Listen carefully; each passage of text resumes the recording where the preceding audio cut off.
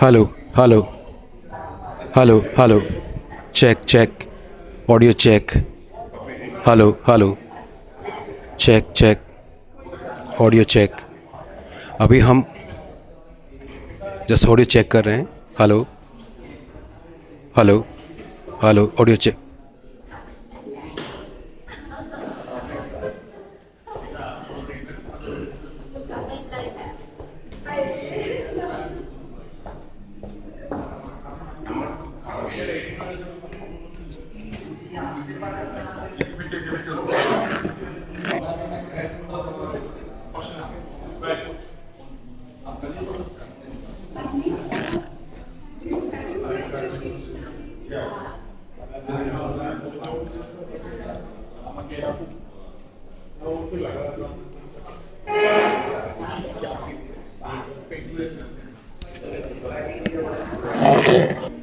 Hello hello.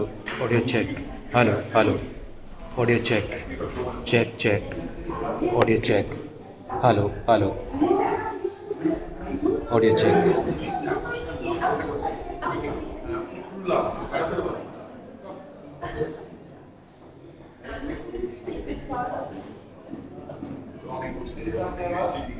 Hello hello hello.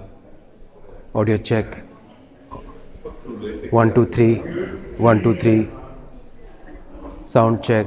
Check check check check.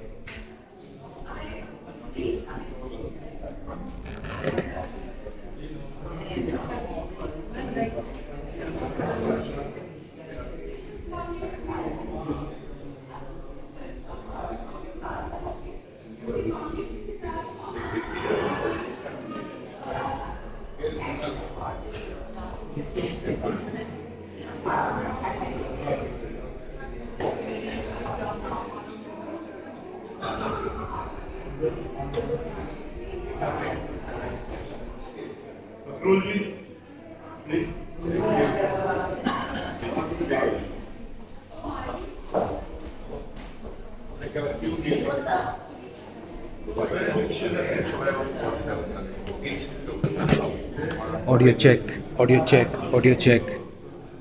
1 2 3 1 2 3 audio check.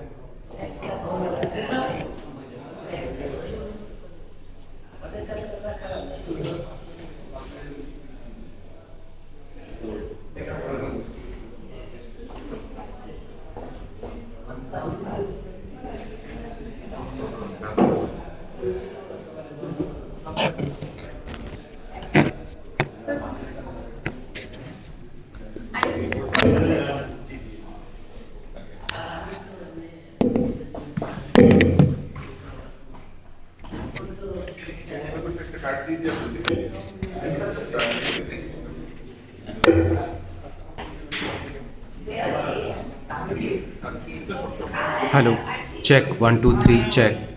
Audio check 1 2 3.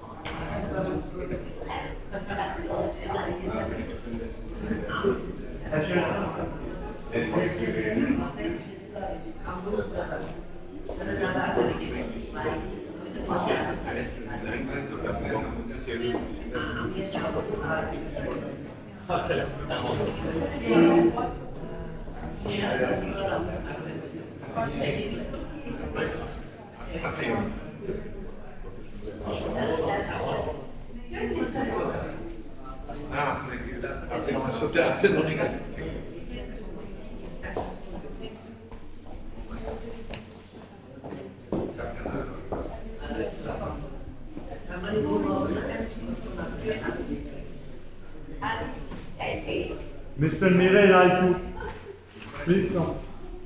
Mr. Dominic, yeah, please come.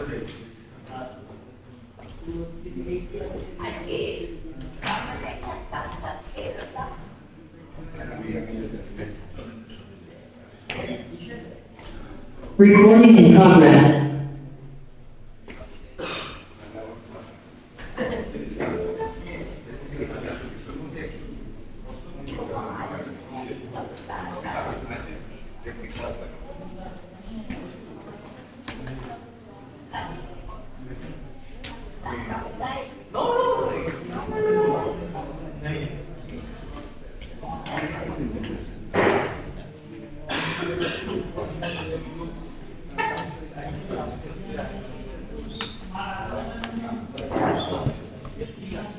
Sir यह mic था okay नहीं mic था यहाँ अच्छा sorry मैंने लगा दिया सर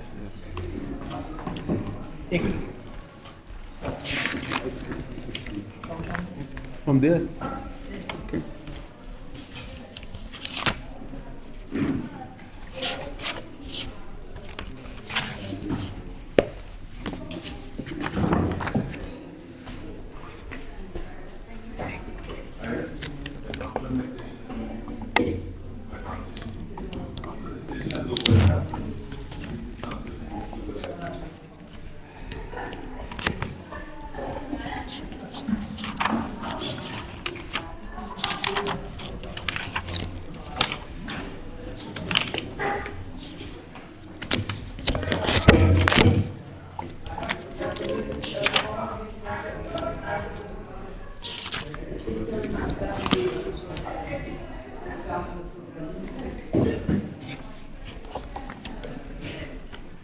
ठीक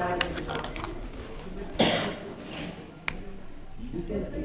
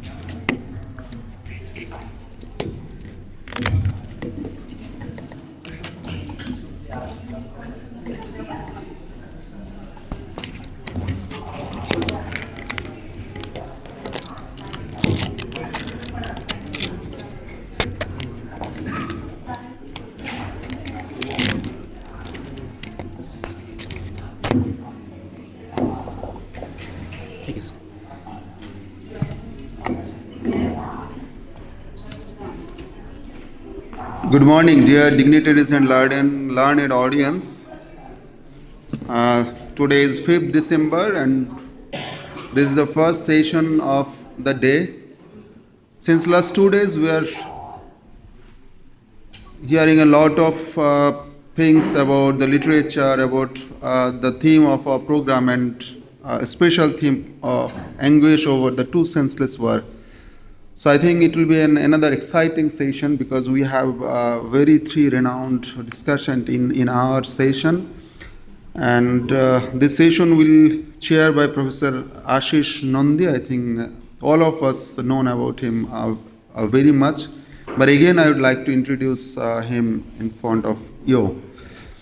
And other two discussion are Neeraj Rajput from India and Dr. K.V. Dominic from India. So I'll introduce both of them later. First, I'd like to start with Professor Ashish Nandi. Professor Ashish Nandi is a cultural and political psychologist, senior theorist and futurist. He has worked for about 50 years on two seemingly irreconcilable poles of social lives, human potentialities and human destructiveness. The oscillations between these two domains frame his work. The emphasis is on the resistance offered by ordinary people to institutionalized machine violence and xenophobic ethno-nationalism. This has brought him close to social movements and non-state political actors grappling with issues of peace, human rights, inter-civilization dialogue, environment, and cultural survival. Professor Nandi has consistently allowed his work to interact with the categories, worldviews, and form of social criticism associated with everyday life.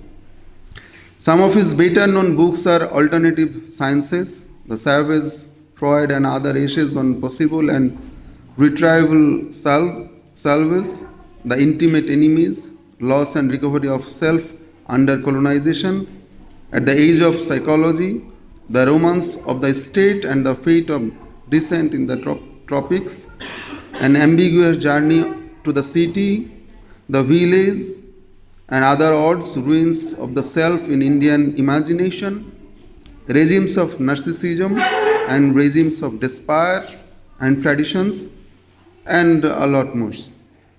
Professor Nandi edited books including Science, Hegemony and Violence, The Multiverse of Democracy, and The Future Knowledge of Culture, a 21st century dictionary. Professor Nandi's most recent work is Breakfast with Evil and Other Risky Ventures. Although all his works have been published by the Oxford University Press, by now his works have been translated into more than 20 languages. At the moment, Professor Nandi has been a Homi Bhabha Fellow and is an honorary senior fellow of the Center for the Study of Developing Scientists, Delhi, a distinguished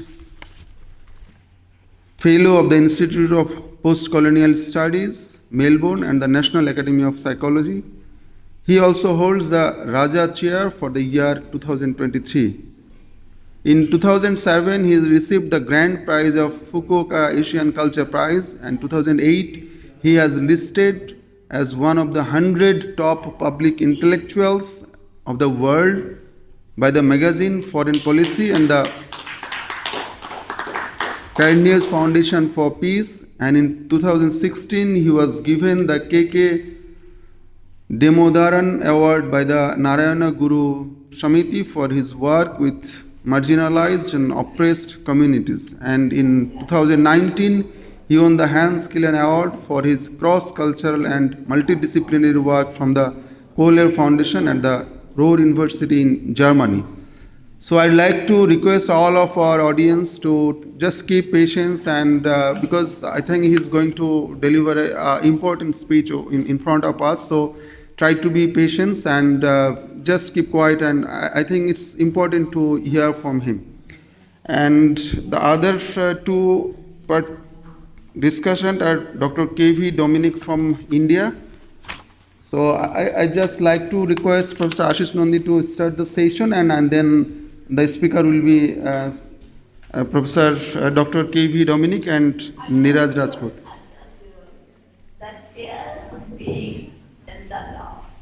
I just want to start. I request to start for a few words, then we'll go with the speaker actually. So you can speak from there, just few words, and then we'll go with the speaker, and at last you will be the speaker of the session. So can I start with your permission? Can I start? With your permission? Okay. Thank you, sir. So now I'd like to request Dr. K.V. Dominic from India, and before that I just introduce you. Give me 2 minutes.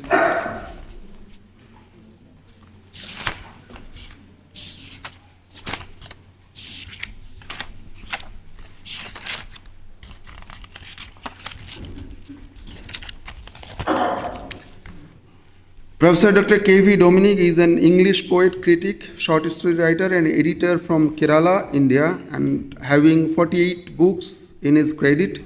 He is the secretary of GeoWeek and chief editor of Writers, Editor, Critics, and International Journal on Multicultural Literature. He is a PhD researcher, have been done on his poetry. So I'd like to request to Dr. K.V. Dominic to deliver his speech. Please. Would like to talk from there? Yeah. Okay, thank you. Thank you very much for the sweet introduction.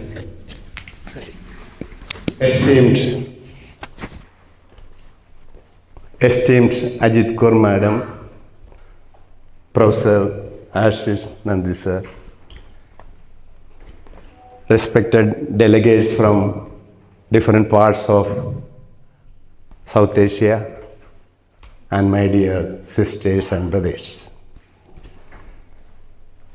Before starting my talk, let me express my deep gratitude to Madam Ajit Kaur for inviting me again and again and again. I think I have been coming here from 2014 with a break once or twice. I have been attending almost all the festivals here and the Sufi festival at Jaipur. So she has been so loving and so compassionate that she has been inviting me again and again. And I feel like coming to my own house and meeting my own mother. So she is such a mother to all of us, of course. So loving indeed. So I am beginning my paper. Already several delegates have talked on these ongoing wars, and I am going to elaborate here what is going on in Russia, Ukraine, and Palestine and Israel. I think other delegates have not talked in detail about it. So here I am to talk in detail about what is going on there, what had already gone there. Thank you. So I may take some 15 minutes or more. Kindly excuse me. Let me begin my paper with a famous quote from the renowned British philosopher and logician Bertrand Russell. War does not determine who is right, only who is left. He also added that it is possible that mankind is on the threshold of a golden age. But if so, it will be necessary first to slay the dragon that guards the door, and this dragon is religion. Very often wars are waged in the name of God. Religion plays a major role in the cause of wars. In the case of Israel-Palestine war, the confrontation between the two religions is very evident. Jews wanted to establish their supremacy, and Hamas wants to spread Islamic presence. Instead of spreading peace and harmony, many religions teach intolerance and inject in the believers the venom of enmity to other religions.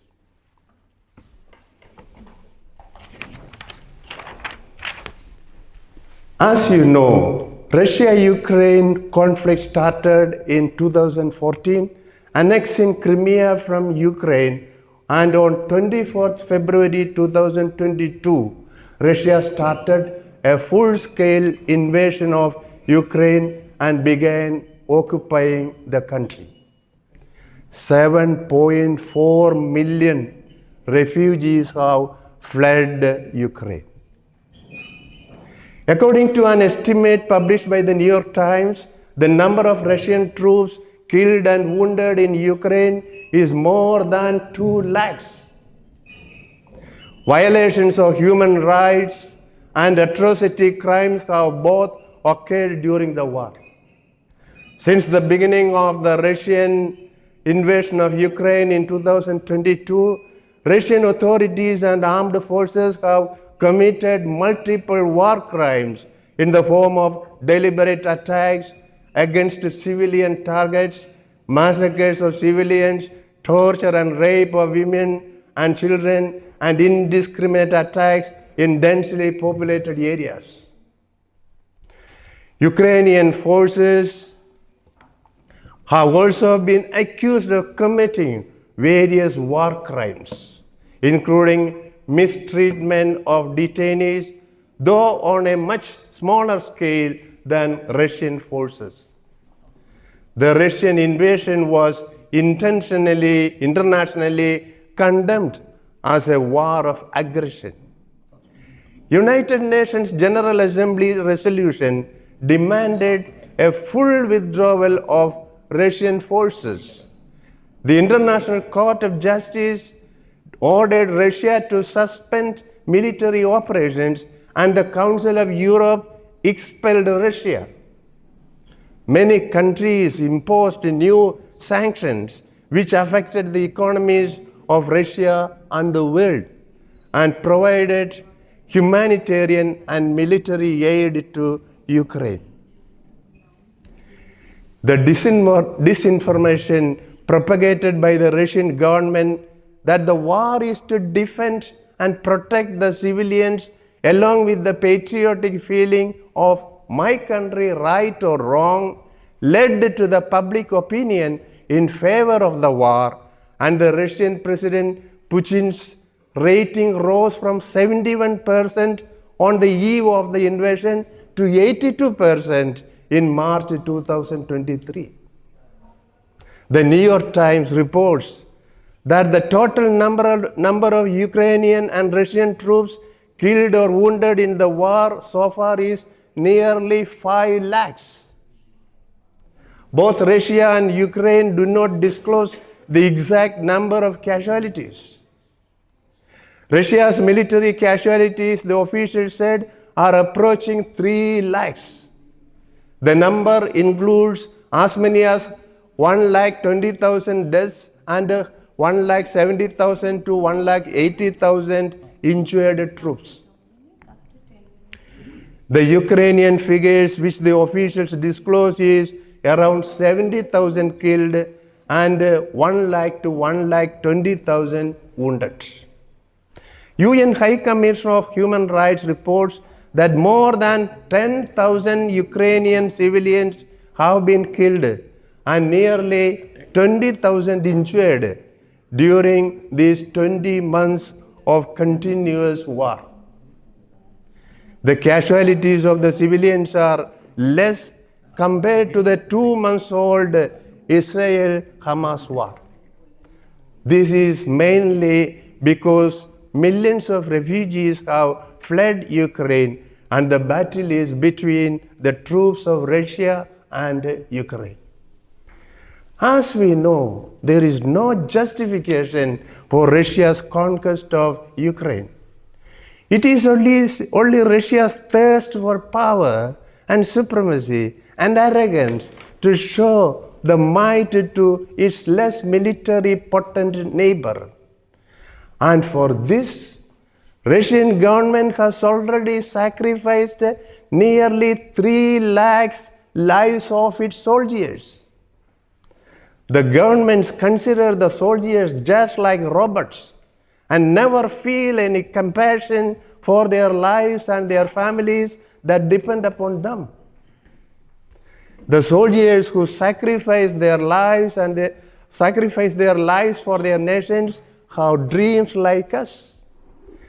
They eagerly long to meet their parents, wives, children, siblings, and kith and kin immediately after the end of the war when they are granted leave. Instead, their mortal remains are brought to their houses flooded with tears and wails. Let us now go through the Israel-Hamas war, which started on 7th October 2023, when Hamas-led Palestine militant groups attacked Israel and killed 1,400 people, consisting of Israelis and foreigners, mostly civilians. Over 240 Israelis and foreign nationals were taken hostage and brought into the Gaza Strip. After clearing Hamas militants, the Israeli military retaliated by conducting an extensive aerial bombardment campaign on Gazan targets and followed up with a large-scale ground invasion of Gaza. As per the latest news, more than 15,500 Palestinians, the majority being women and children, have been killed in the fighting. The number of wounded are over 41,000. There has been widespread killing of civilians, and human rights groups and a panel of United Nations special rapporteurs have accused both Israel and Hamas of war crimes. Fears of a humanitarian crisis were heightened on 11th October after Israel announced that it would cut off food, water, electricity, and fuel supplies to Gaza, on top of the existing blockade by both Egypt and Israel. Israel urged 1.1 million Gazans to evacuate northern Gaza, while Hamas called on residents to stay in their homes. The UN reported that around 1 million Palestinians, nearly half of Gaza's population, have been internally displaced. On the main road, a steady stream of people could be seen fleeing southward, clutching children and bags of belongings, many on foot and some on donkey-drawn carts. Just imagine the pangs and agonies when we are ordered to leave our houses or we will be killed. Our houses are going to be bombed and we can never come back. How unbearable and heartbreaking would be our mental state. More than 1 million Palestinians are facing this harsh reality. A vote at the UN General Assembly on 27th October saw an overwhelming majority of nations calling for an immediate humanitarian ceasefire. The present coalition government of Israel, consisting of 7 parties, is led by the Prime Minister Benjamin Netanyahu. The government has been described as the most right-wing government in Israeli history, as well as Israel's most religious government.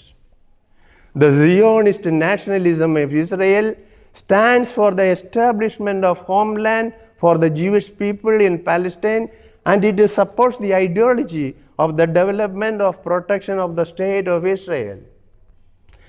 Let us now go back to the root cause of the conflict between Israel and Palestine.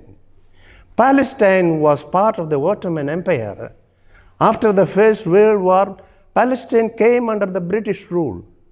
The British Empire allowed the scattered Jews to come back to Palestine. Britain wanted to leave the place after dividing Palestine into Jews and Arab nations and informed its intention to the UN. But the Jews agency that made a parallel rule there ignored the UN plan of division and declared the land as Israel nation in 1948. Then started the Arab-Israel War, and Israel conquered more territories occupied by the Arabs, more than 23% that UN planned to allot. Of the balanced Palestine territory, the West Bank and East Jerusalem came under Jordan's control, and Gaza came under Egypt's control. In the 1967 Six-Day War, these areas also came under Israel's control. Israel was requested by the UN to retreat to their original land, and the West Bank, East Jerusalem, and Gaza territory should be treated as independent Palestine nation. But Israel rejected this demand. They have already occupied East Jerusalem, and they continued insurgency in the West Bank. The current war, which is the fiercest, is the 5th war in the Gaza Strip between Israel and Palestine. It seems that the international community has almost given up the idea of Palestine nation. Even the Arab nations have ignored Palestine people, and they support Israel for economic military gains. The Israel Prime Minister Netanyahu says that Israel will stop war if Hamas releases the 200 plus hostages kept under control by Hamas in Gaza, and Hamas responded that they are willing to stop fight if the 6,000 plus Palestine prisoners are released. It means that the war will continue for a long time. As Netanyahu has stated, the war will continue till all the Hamas militants are killed and Gaza is freed from the Hamas administration.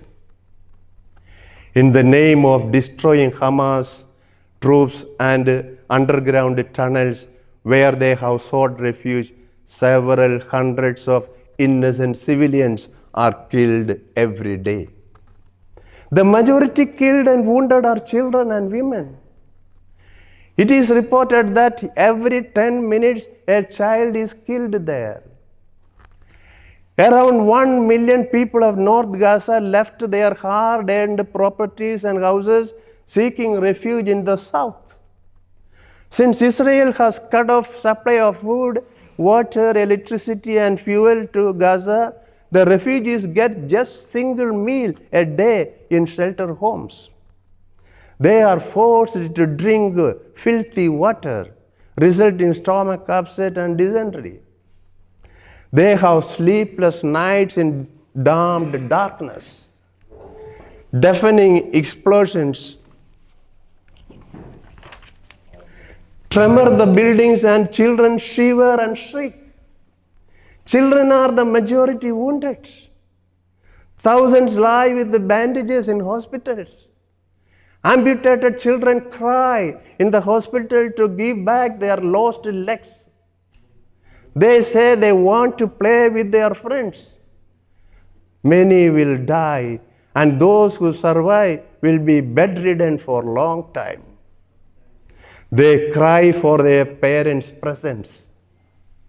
They are destined, and loud shrieks echo the words when they know their parents are killed.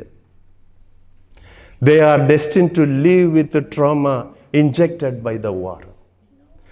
Surgeries are done without anesthesia due to the lack of medicines. Imagine the pain and screams of patients and the mental agonies of the doctors and nurses. Several hospitals have been bombed and destroyed, killing hundreds of patients and others who have sought refuge. At least 500 were killed in an explosion at Al-Ahli Arab Hospital in Gaza City on 18th October.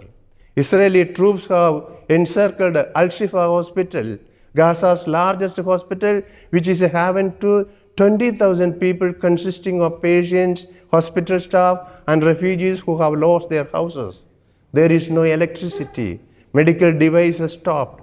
Patients, especially those in intensive care units, started to die. The Israeli troops were shooting at anyone outside and inside the hospital and prevented movement between the buildings in the compound. As per 14th November news report, 179 bodies, many of them decayed, were buried in a single large pit. I have received a note that time is over. So a little more is there. So thank you very much. Thank you. Thank you, sir, for your nice presentation. So I will talk from there. Yeah. Professor Nandi, sir, I think he have to leave for airport, so I'd request him to deliver his speech. Before that, I just want to give you a very small note about him. In 2019, the New York Magazine has reported that Professor Nandi has started a series of interviews after the Babri Masjid, the incidents with the RSS members. And that time, he fortunately or unfortunately interviewed for several hours to current Prime Minister Narendra Modi, and he made some statement about him. I didn't want to read over here now, but I think in the year, it's long back, but he found that man how nationalistic, fundamentalist are, began their work in every country, not in India, but in every country of the world. And I think the biggest problem will be the extreme nationalism in all over the country. So, sir, Professor, I request to Professor Nandi, sir, to deliver your speech. I not give any kind of notes, sir. So please continue until I think whatever you like. But if you want to deliver your speech from there, it will be good, no problem. I prefer that. Yeah, that will be good, sir. Thank you. Old man. Yeah. And after SAARC, if over, then the session will be, chairman will be replaced by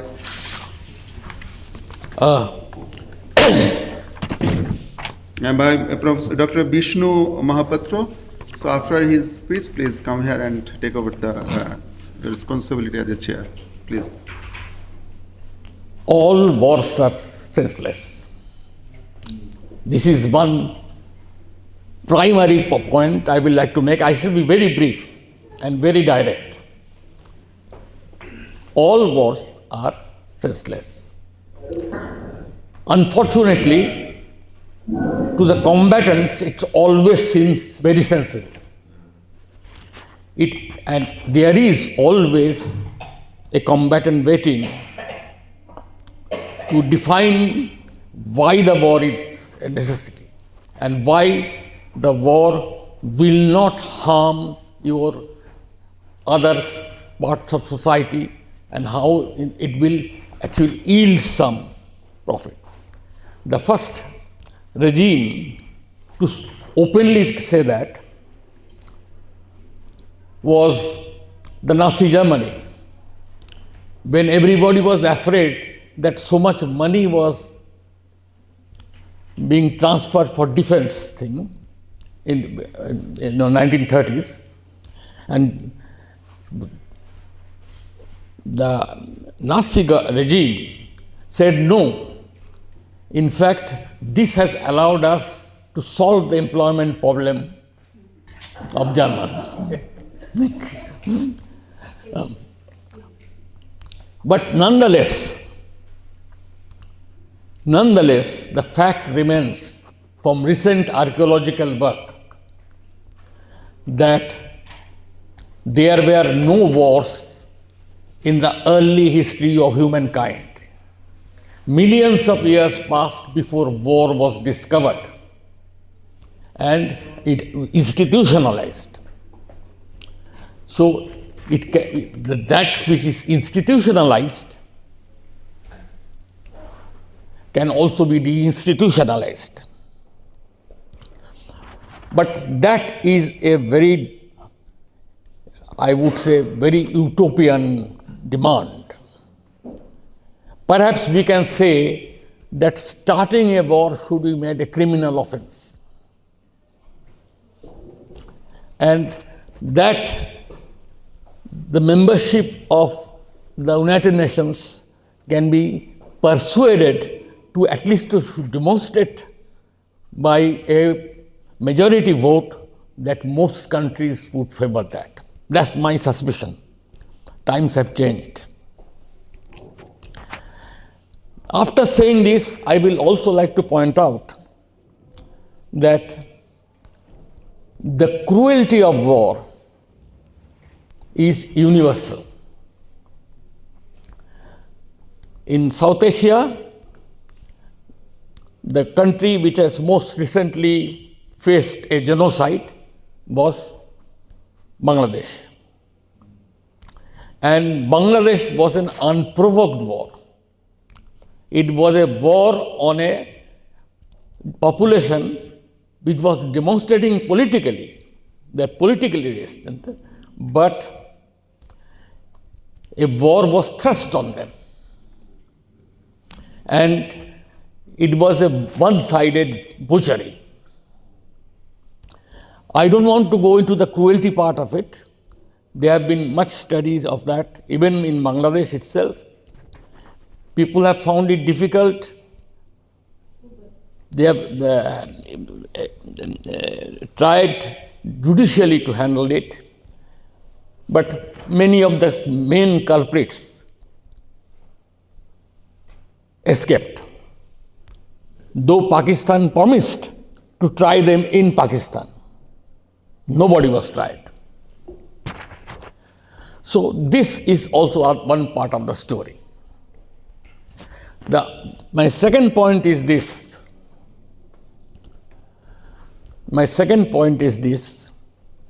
That in our present situation, a universal, or how should I put it, universal consensus on virtually any attempt to prescribe war is not possible. but it could easily be made compulsory for after each war United Nations can establish a commission to investigate how it began. And actually this is done by scholars. Often, I mean, even Bangladesh case, scholars have now gone through the nitty-gritties of both the war and the cruelty and the kind of unnecessary violence.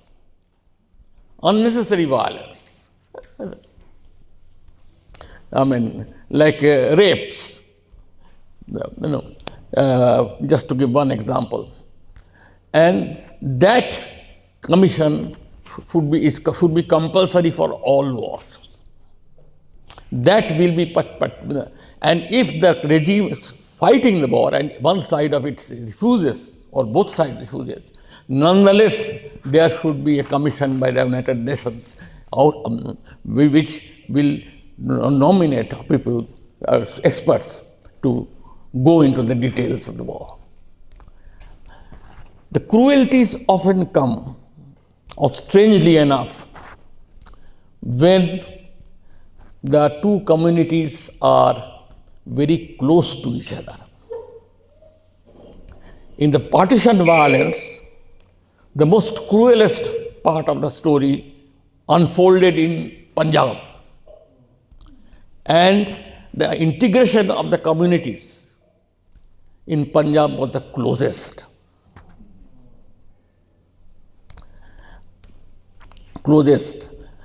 And that closeness also is partly responsible for the cruelty of, say, for example, the genocide in Rwanda.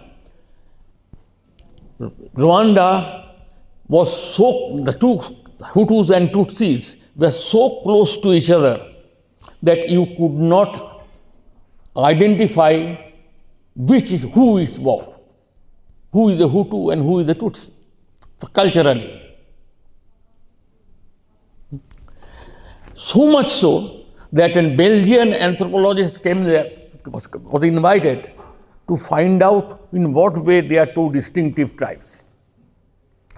After much study, he said, this is not possible, but I would suggest for your sake of governance, I could suggest that if you find a person with more than 5 heads of a cattle, both were agricultural part of communities, then they are Hutus.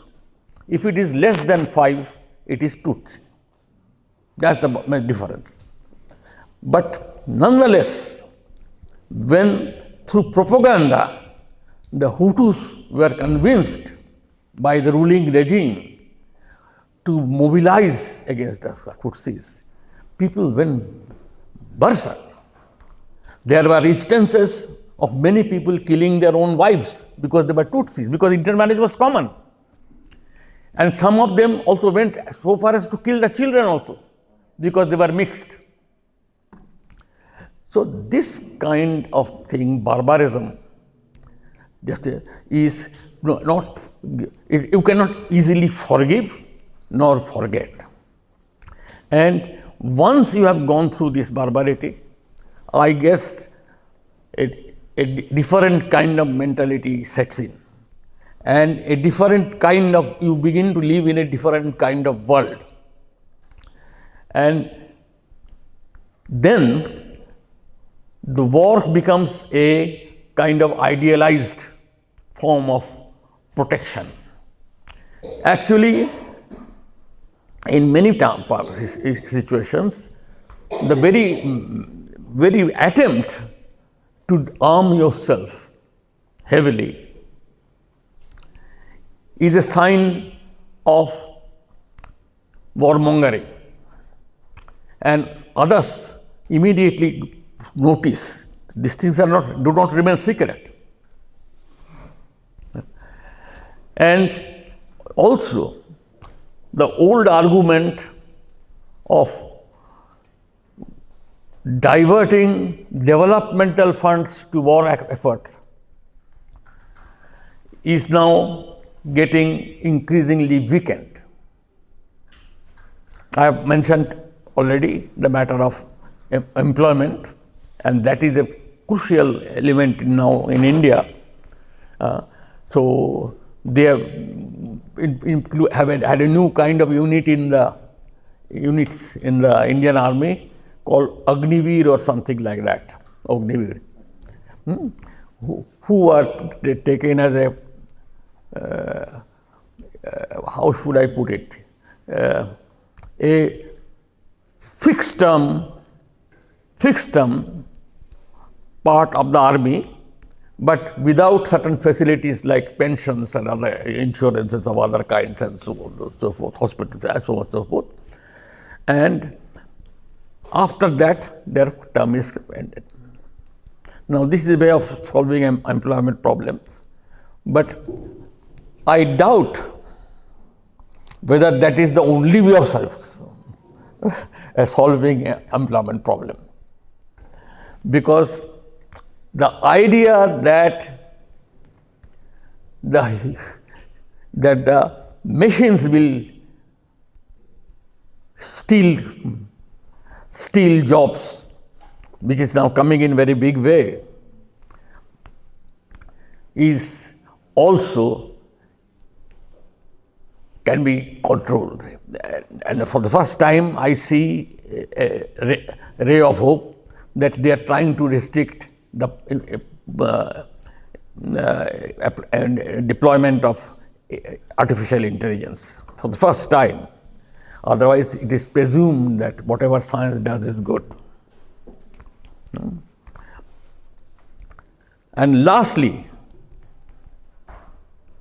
the idea of war has come partly from the ability to innovate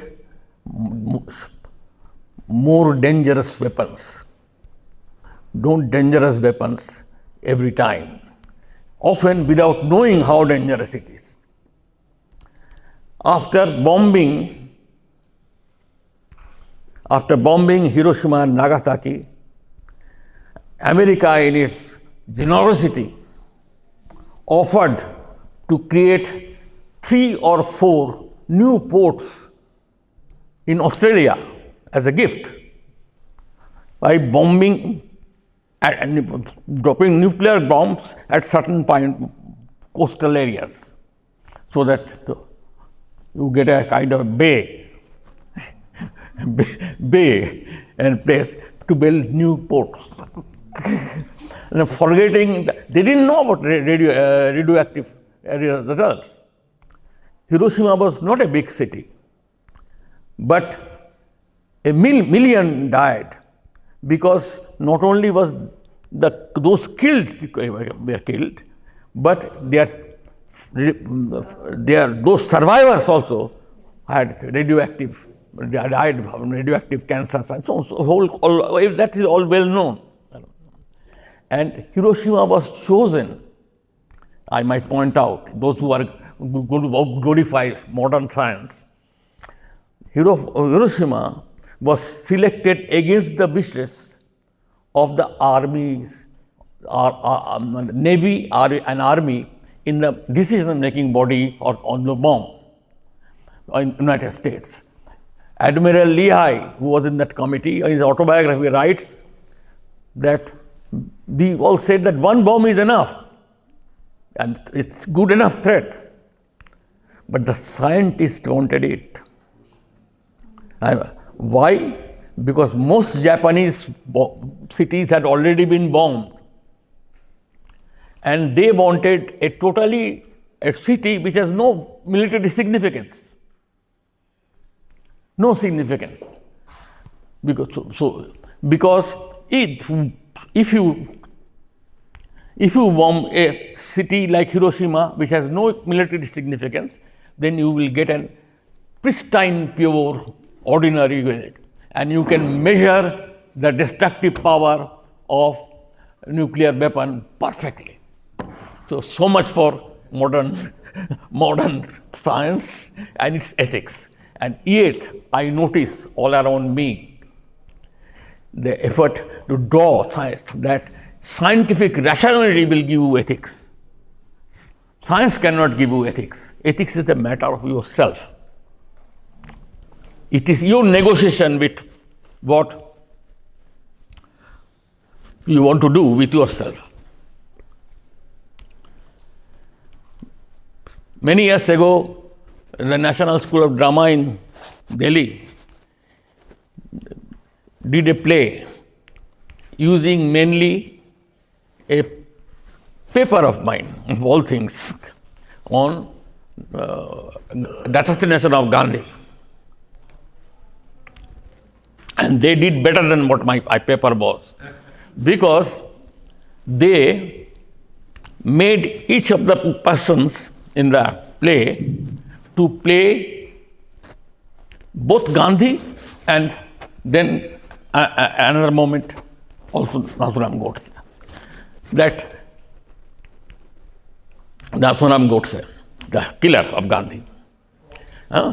So, making it very clear that the choice is yours, which one you will be. You can be both. You can be both. So, choice is also with us. Ethics have to come from us, ourselves. I think that point he made this, very nicely in that play.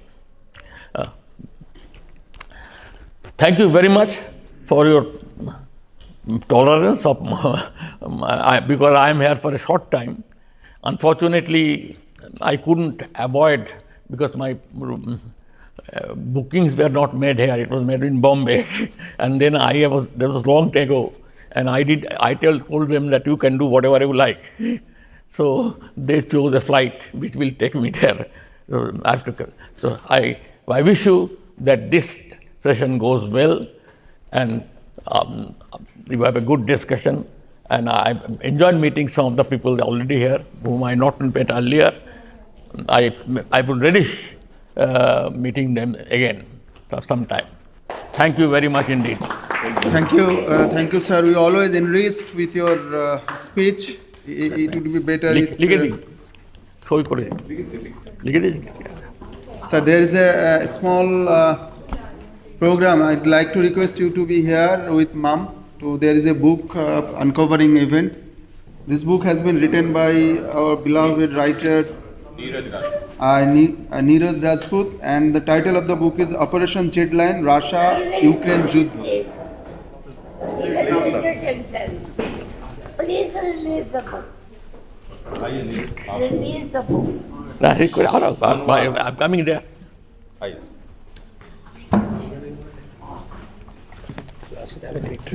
Talk to you. Okay. Such a short speech. Huh? You used to talk for 1 hour. I'm available free for you. I'm still hungry. Here is the book.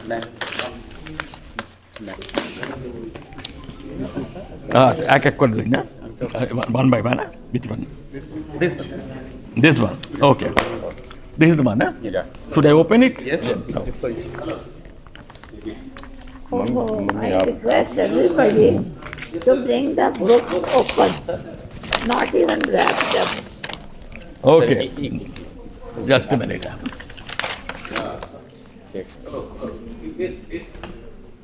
Oh, acha. Yeah.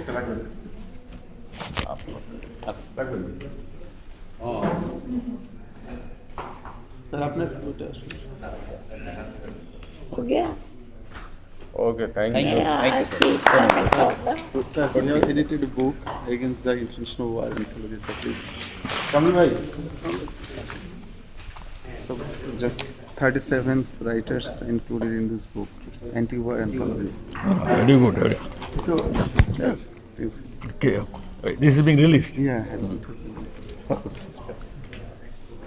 That is a good one. It's variation. That's I will. Where is it published from? From Delhi. No. Oh, very good. Okay. I'll get it somehow. Thank you, sir. Your speech Thank you. was Yeah, really yeah. great, sir. Can I make it? Yeah, definitely. Okay, thank you.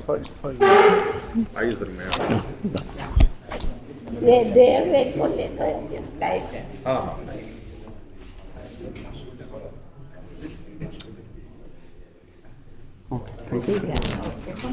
thank you, Ashish. No. You are a darling. Part of my life. আমার বইটা আচ্ছা। আমি Gayatri Majumdar I আচ্ছা। live in Pondicherry Ah, so I আচ্ছা, এটা poetry finished, book. huh? Yes. This is being released Thank you. by Gayatri Majumdar. Has come from Pondicherry all the way. আপনার জন্য এটা এটা আমার হ্যাঁ। আচ্ছা ঠিক আছে thank you I'd like to read my Doha book. This is Doha. He has to take the flight, please. Okay, okay. Jawa Ashish. मैं इनको बहुत हाँ इसको छोड़ो आने की किताब बेचारे आशीष को এই বইটা আপনার জন্য একটা লাস্ট কবিতা বই আপনার জন্য আপনি পড়বেন আচ্ছা আচ্ছা আচ্ছা इसमें আপনি কোথা থেকে আমি ঢাকা থাকি ঢাকা থেকে ढाका से दिमन को sorry Thank you, sir, for being with us.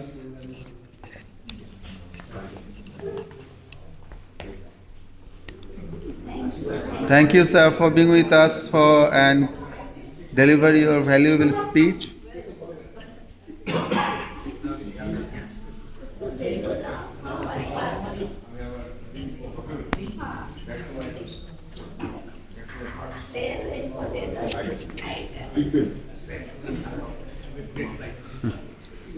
So now our session will continue, and I'd like to request Dr. Vishnu Mahapatra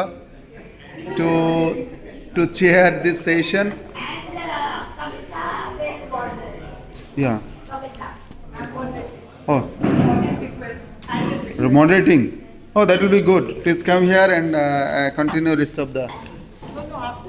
After this. But we have one. poetry session not this Okay. No. We have one speaker. No. come and interrupt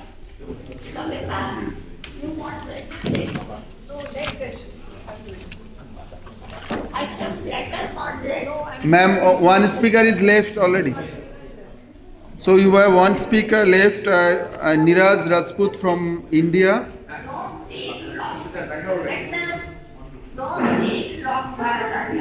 Yeah. Okay. Ma'am. Okay. Understand. So Niraj Rajput is well-known independent defense journalist and war author. He has authored a book in Hindi on Russia-Ukraine war, and that book has been uncovered now by Professor Ashish Nandi and our Ajit Kaur ma'am. So I'd like to request Niraj Rajput to deliver his speech, and your time is 15 minutes, so try to be within your time, please.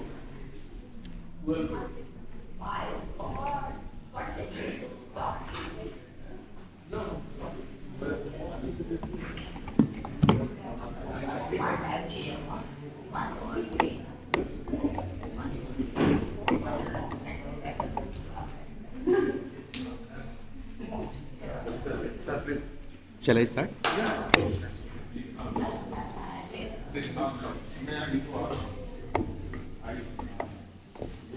Good morning, respected Ajit Kaur ma'am, Mr. Ashish Nandi, who has just left the place, Mr. Dominic, Mr. Dev Prakash Chaudhary, and all other esteemed dignitaries, guests from our neighboring friendly foreign countries.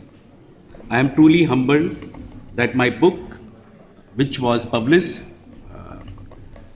in the mid of this year, it had been a bestseller, but formal release was not happened. So when Mr. Dev Prakash Chaudhary requested me and asked me to come here, I made a request that I want my book to be released by Ajit Kaur ma'am, and that's how it happened. Thank you very much, ma'am. Thank you, Mr. Ashish Nandi, who has just left, Mr. Chaudhary, Mr. Dominic, my co-speaker. It is indeed an honor for me to speak before this august audience, as most of the time I sit on the other side and listen to what people on the dais have to say about matter of their expert domain. Because I have been a professional journalist, and as what classical journalism good books says, that as a reporter or as a correspondent, you have to report what has been happening around the world and what the two sides, the people have to say about their own version of a story. But that does mean if a party or an individual or a country, whatever they say, I have to believe them. Should I write or report if they say to me as a journalist, if I am sitting on the other side, it's night time, not a daytime? Should I report that? No, clearly no. Because as a journalist, as an individual, I am duty bound to counter him or that or the country which is saying his, her, or their version. So a journalist should act in his or discretion based on the facts, what he himself has witnessed, and without being biased, prejudiced, or his or her ideology. Even in a democratic setup like India, which we belong to, and we say it's the largest or the biggest democracy in the world, and some people say it's the mother of the democracy. Political leanings, journalists also have their political leanings, but it should be at the back of the mind, not in heart or head. This I say so because every 5 years, as a journalist, as a countryman, I also have to cast my vote. And at that time, that political leaning can come to my mind. But as soon as I drop my ballot paper in the box, it goes out from my head and heart. And that it again came to my back of the mind, not in the heart and mind. Though topic of this year, Foswal, this is for the first time I have been here, I have been invited. It's an honor. Is anguish over the two senseless war. One, the Israel-Hamas war, and the another is Russia-Ukraine war. But I had been dwelling on what a journalist, or for that matter, a defense journalist or a war correspondent should be, and how he or she should have war dispatches when reporting war, as I have reported war. Because out of the two senseless war, the one Russia-Ukraine war, I had been to the war zone. For 1 month, I was in the Russia-Ukraine war zone. I had closely watched that war. The narrative, whether good or bad, though wars can never be good, as Mr. Nandi has pointed out. Howsoever we may justify them, is shaped largely by the media or the war correspondents. During the Boer War of the South Africa, as we know, we had seen two journalists, defense journalists, who had covered that war in the late 19th century. One, of course, everybody knows, Mahatma Gandhi, who had covered that war. He was a defense journalist. He was a war correspondent at that time. And he used to write for Times of India, Times of Mumbai at that time it was called. But there was another defense journalist, war correspondent, who used to cover that war. And very few people know that, who was that person. He later became an international statesman and even received, if I'm not wrong, he received a Nobel Peace Prize also. Can anybody here can tell me who was that renowned war correspondent? Without much guessing, I can say he was Winston Churchill. Both Mahatma Gandhi and Winston Churchill both had reported the Boer War. But we see a marked difference in war dispatches of both these war correspondents. While Mahatma Gandhi used to write on, because he was a medical assistant, he used to write on how the soldiers were healed, how many soldiers were wounded. But Winston Churchill used to send his dispatches on what were the tactics of the war, how the war was fought by the British, by his country, what kind of weapons were used by the two sides. In modern times, The armies worldwide and the government see media as force multiplier and a tool to set the narrative. With the advent of the social media, it has become little easy. Every country has its own cyber warriors who, sometimes in the garb of journalism, set the agenda for these wars. But while social media can amplify the agenda of the government or the armies, it is given credence or credibility by the mainstream media. Gone are the days of the Falkland War of the early 80s between UK and Argentina, when BBC had refused to call UK's forces as our own forces. The rise of nationalism, or we can say the aggressive nationalism, can divide even the journalistic fraternity. With every information emerging from the battlefield, the information is used or misused as weapon by the armies and the governments. We can say one information in myriad form because facts, or as we say, truth, has layers and layers over it. So, what Al Jazeera may be reporting the same attack on the Al Shifa hospital of Gaza may be different from when you watch CNN or BBC or read the Jerusalem Post or the Times of Israel. In the same way, while BBC and New York Times had my co-speaker, Mr. Dominic, had very vividly described about the facts and figures of the Russia-Ukraine war. New York Times will report about the cruelty of Russia, the Russian President Putin, how he had waged war against Ukraine. He has invaded. It will be reported by Sputnik News and the RT, the Russia Today, as not more than special military operations against the Ukrainian armed forces and not against the people of Ukraine at large. They say they are targeting the military bases, the cantonments, the places from where Ukraine had their ammunition dump, not the civilian places, the residential places. Even when civilians are killed, as we have said, in any missile attack, the media of the attacking party or the government, for that matter, will say that place, that residential building, A or B, housed military personnel. And the weapons were fired from that place. So we have launched the rockets and missiles and thus destroyed the weapon after the weapon locating radar has pointed out and detected the rocket or the missile. While again, Al Jazeera and Khalij Times or any other Gulf media will paint the grim situation in Gaza after the attack of the Israeli Defense Forces, the other side, the Israel, will always come and show the brutality of the 7th October attack, the biggest terrorist attack the world has seen, even bigger than 26/11 or 9/11. In such context of the information warfare, besides the boots on the ground, the real anguish over the war sometimes take a backstage.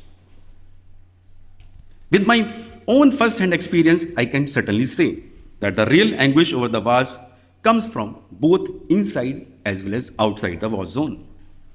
The people who are actually affected by wars are too sad, dejected, demoralized. We can see fear in their eyes, the real anguish. I still remember people in the war zone of Mariupol, Donetsk, Luhansk, or the whole region which is called Donbass, which we read in the newspapers or watch on the news channels or the social media. This was earlier part of Ukraine, but post-February 2022, it is now part of Russia.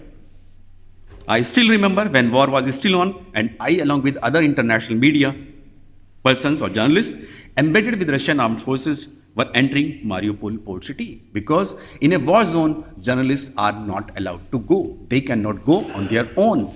They have to be embedded by this side or the other side, as I have pointed out in my book, how those armies try to build their narrative based on journalists. And when I tried to enter the war zone of Russia-Ukraine war, I was not allowed. I wanted to go independently. As I entered Mariupol and I had visited many places there, I did not see a single building in Mariupol, which was the biggest port city of Ukraine at that time in 2022. Not even a single building, be it residential, commercial, theatre, mall, which was not destroyed or damaged, that is fully intact.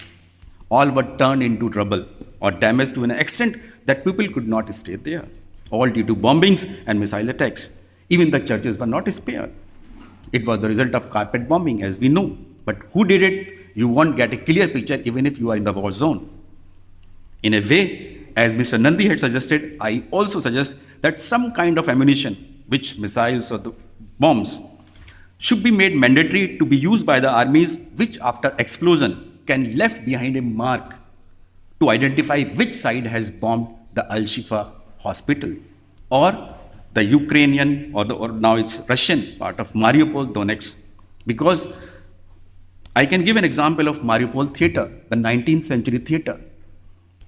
When you see it from outside, it's just like the European buildings, the Gothic buildings, the big beams they have, the pillars. These pillars are very narrow, but that had so many big beams and the big walls, the Mariupol theater. In the early weeks of war, it was the biggest target, and 300 to 400 people were killed at one place in that theater. As we had read in the newspapers and watched on the TV that Russian forces had bombed it, aerial attack, and 300 to 400 people were killed in that attack. But when I visited that Mariupol theater, along with the Russian forces, because it was captured by Russia at that time, and the militia also, the local militia, now they have merged after referendum to the Russia. Otherwise, at the time when I had went there, it was made a separate nation by Putin. So what they said this theater was used by Ukrainian armed forces as their ammunition depot.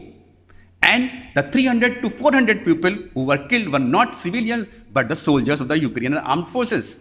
And they refused that we have bombed this place. They say it was an ammunition depot. One bomb had exploded here and the whole ammunition depot went burst. So that's how the narrative is built. So you cannot easily identify, even if you are in the war zone, that who had really caused the destruction. And we just believe on the newspapers and TV, whatever one side is saying, what Zelensky is saying, what Putin is saying, what New York Times is saying, and what other CNN or BBC has said. I can give an example that how journalists report these wars. The day I have to go this place, Mariupol, the Zelensky, the Ukrainian president, had announced and was reported by international media that Russia had used these, not missiles, no, chemical bombing of this place, Mariupol, and we had seen in Syria that Russia is using chemical bombs in attacking Mariupol. So because in that war zone you don't have much connectivity as we have here.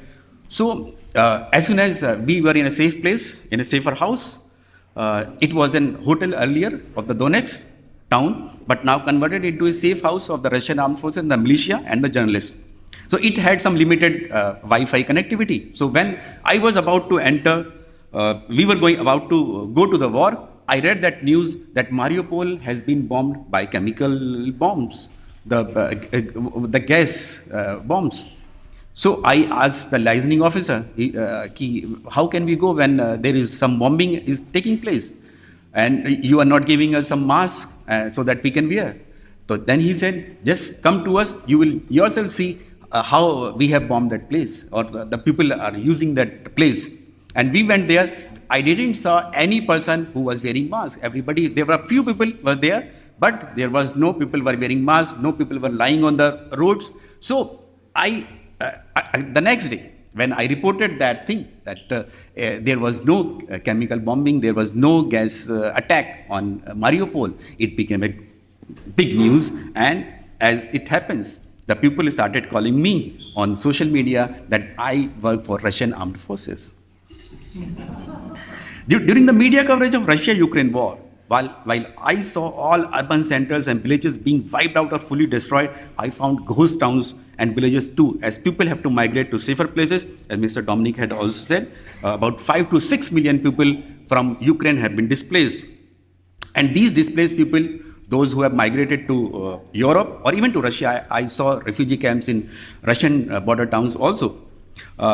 They were mainly women, children, and older people, because in Ukraine, the male population from 18 to 16 cannot leave their country because they want soldiers. And those 18 to 60 people are recruited in the army to fight against Russia. And the same thing happens in Russia also. They have compulsory military service where you have to work 2 or 3 years in the army. The conscripts, they call it, which, okay.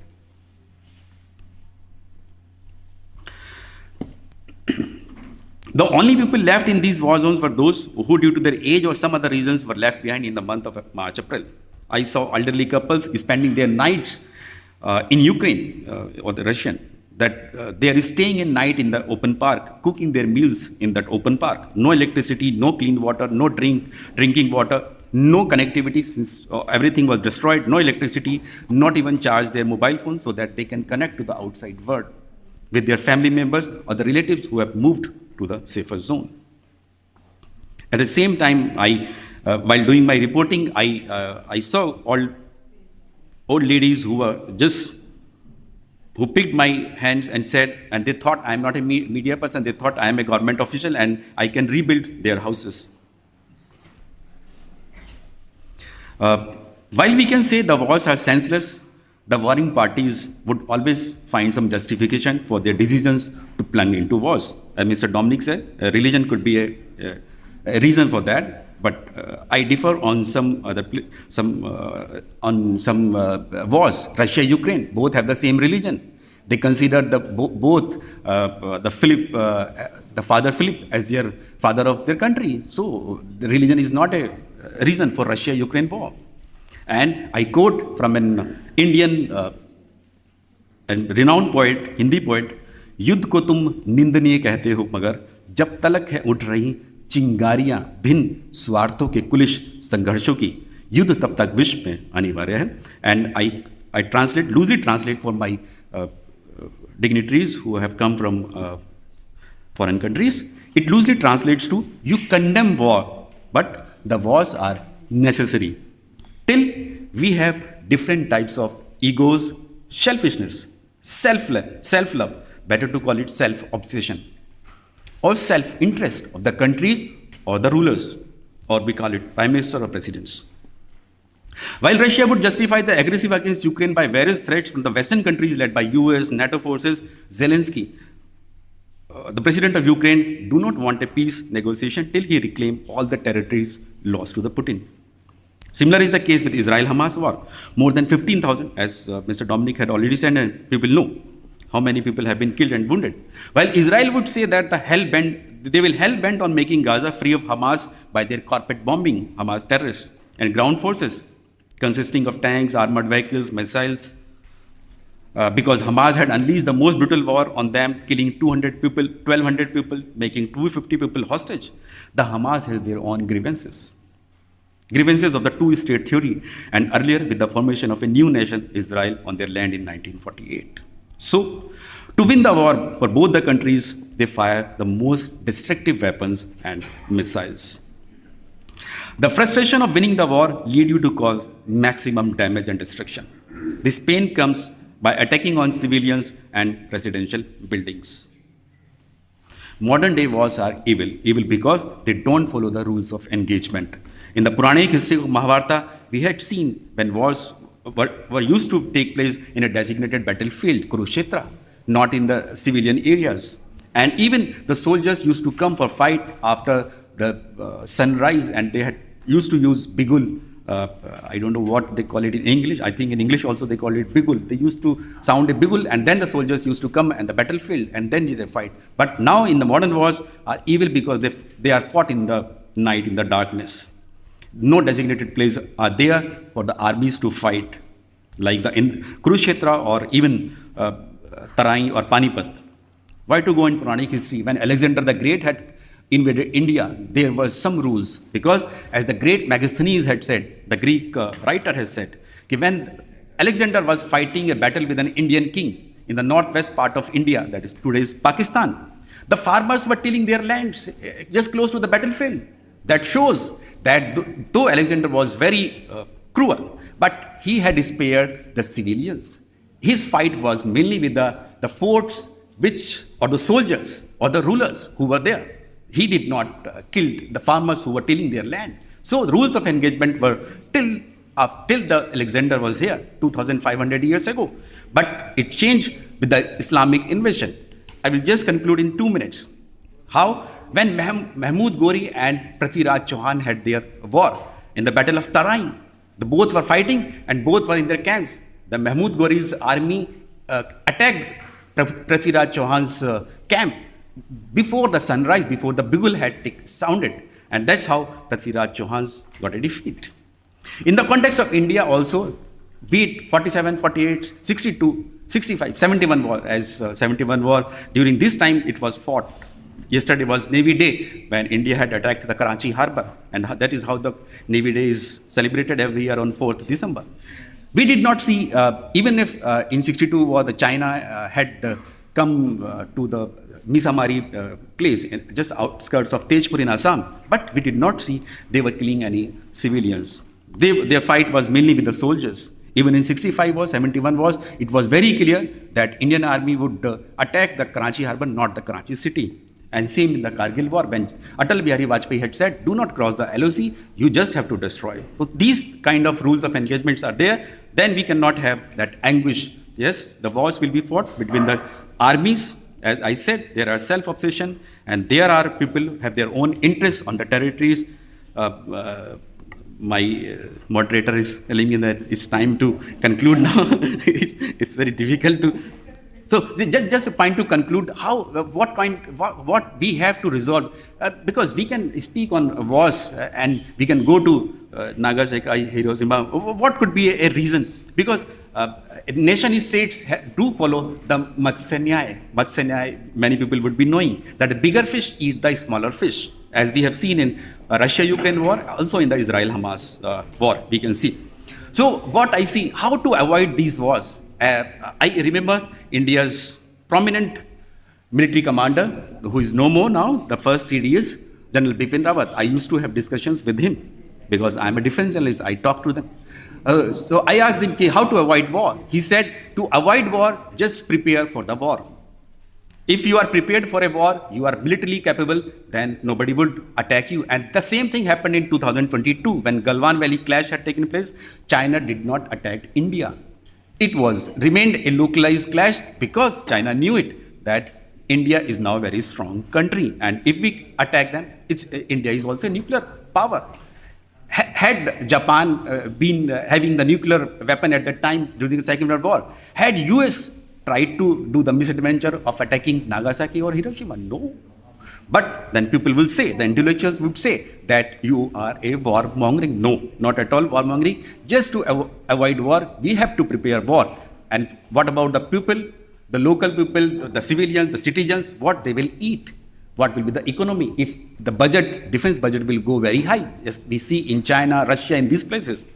But as an Indian, I can say that we are a land of those people who can eat the chapatis of grass, the great Maharana Pratap. And with this word, I conclude my address. Thanks once again for giving me an honor to speak before the august audience. My best wishes for Foswal and the Academy of Fine Arts and Literature. Thank you very much. Thank you, Sario, for nice presentation. It was cover all the aspect of war and its the loss on human and on the society. So again, I'd like to request Dr. Vishnu Mahapatra to conclude this session with few words.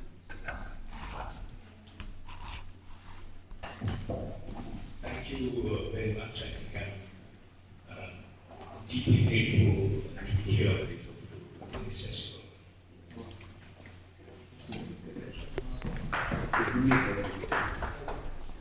And I'm quite grateful to Professor Nandi, who spoke and left a very deep impression on all of us. I'm also grateful to our speakers, Dr. Dominic and Mr. Rajput, who spoke really very well. I just wanted to take 2 minutes, 3 minutes to say that when I looked at the program, I was thinking of the connection between Bhakti, Sufi on the one hand, and the anguish over the war. I want to just say 2 points about that and end. You know, much of the time when you think about Bhakti and Sufi, there is always a celebration of ordinariness and ordinary lives in the narratives of Bhakti and Sufi. It is the ordinary lives which are actually celebrated in these writings. And war is the greatest disruptor of ordinary life. In some sense, there is a connection between celebrating Sufi and Bhakti and the huge undermining of the ordinary life through war and violence. That's the one point I wanted to make. Second point I wanted to make, in our time, Ashishda said, war has become universal. War has also become abstract. If you look at, let me just say 2 minutes, if you go to big cities today, in Europe and elsewhere, there is this cenotaph which celebrates the cenotaph is all about unknown soldiers. You know, everybody speaks about unknown soldiers. And this has created an abstract way of thinking about war, where so many people die, no names, they all disappeared from the earth. And today actually has come, but much of the time war is about concrete. On the one hand, war is about numbers. These many people died, but the people who suffer, they're actually concrete people. It's not surprising that in Mahabharata, Yudhishthira was asked, what is the meaning of greatest victory? He said, defeat. He said, defeat. What is the meaning of the greatest victory? He says, defeat. There are 3 things in Mahabharata which I thought was extremely interesting. One is there is a special parb which has been dedicated to the impact of war, the consequence of war. There's 3 parba, which actually the women are howling and crying.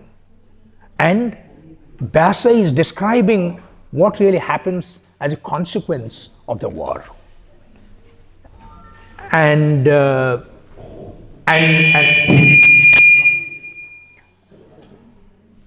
is also before the war, if you look at Vyasa, actually gives a lot of possibilities of how to stop this war. If you look at Mahabharata, actually hemmed by greatest efforts on the one hand, which has failed, so the war comes, and the consequence of the war. So in some sense today, I think it is important to remember that who is actually interested in stopping the war. As Ashishda was saying, our political economy, our nationalism, our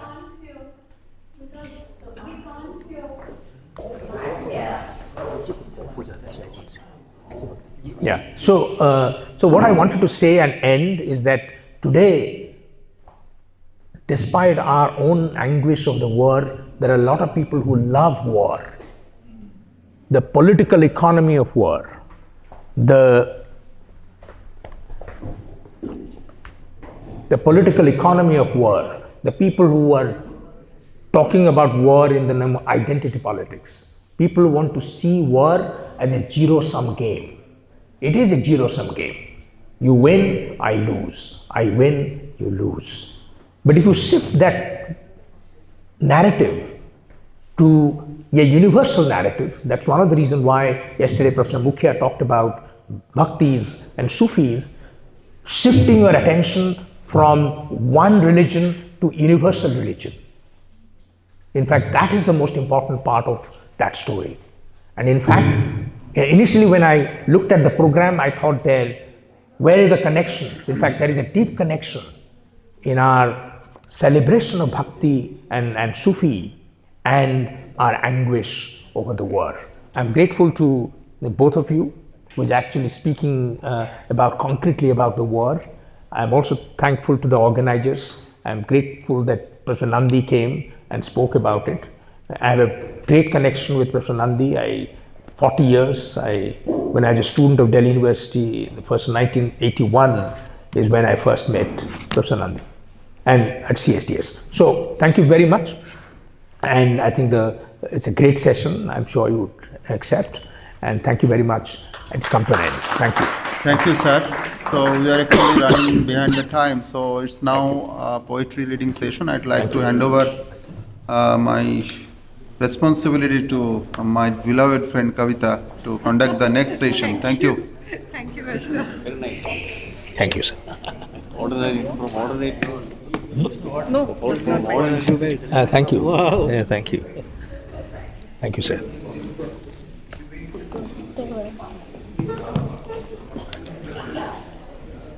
I don't know who she is. I don't know her. Very good morning to all of you.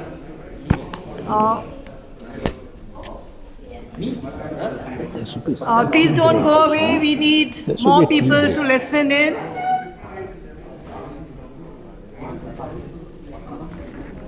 We are on to our 11th session, which is poetry reading. We have reputed poets from Nepal, Sri Lanka, Bhutan and India. I'm going to read poetry. Mr. Bidhan Acharya, please come to is the chairperson for this session. May I request the following poets to please come and take their places.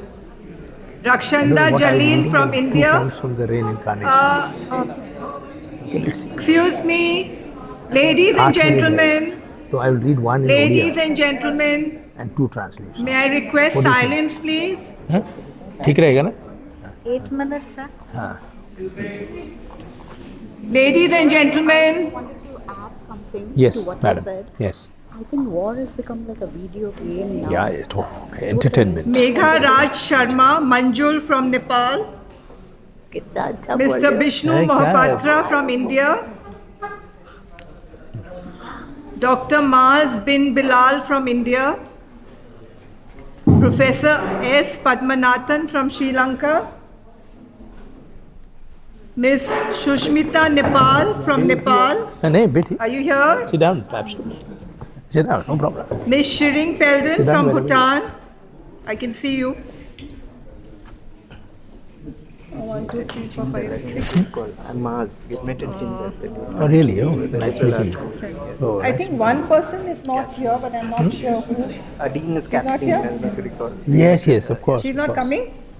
Sudarshan invited me, so I went. Yes, yes. Are you still at Jindal? I'm still at Ginger. What do you teach? I teach literature. Oh, literature. Oh, really? So, I'll just give a brief introduction of Bidhan Acharya. Yes, yes. But he's a literature person. He is a former faculty at Tribhuvan University, Nepal, and is now serving as a visiting professor of research methods and data analysis. He started writing in the early 1970s and participated in the poetry revolution on the streets in 1980 for the restoration of multi-party democracy in Nepal.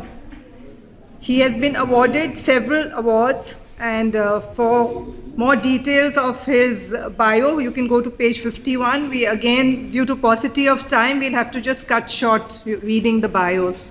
Sorry about that. Thank you. Would you like to come here? Good morning. Namaste to all of you.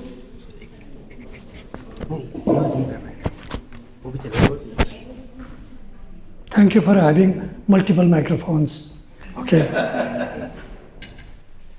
I would like to welcome all of you in this beautiful session of poetry recitation by the senior most poets of this region.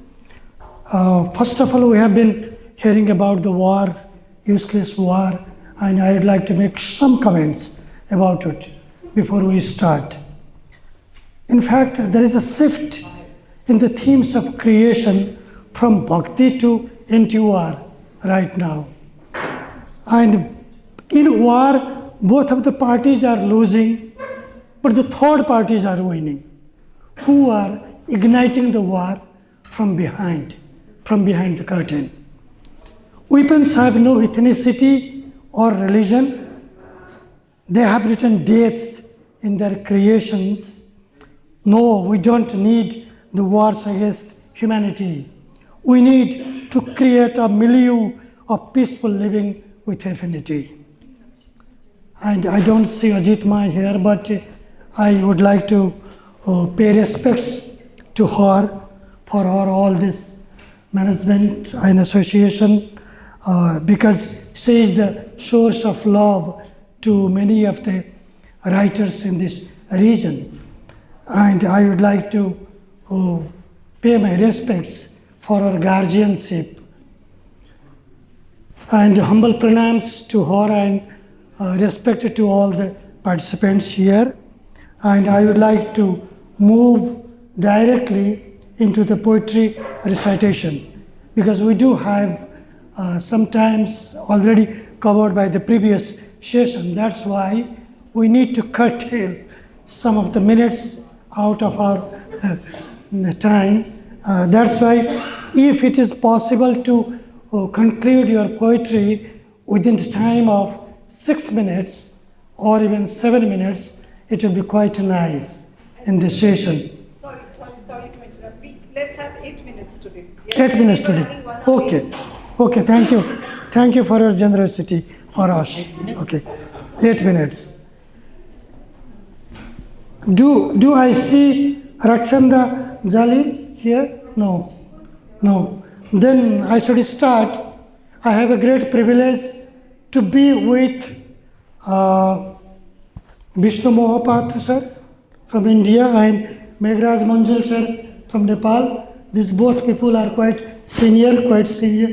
And here is our professor from Sri Lanka also, Padmanabhan. Now I would like to start with Meghraj Sharma Manjul from Nepal. Please, Manjul Dai.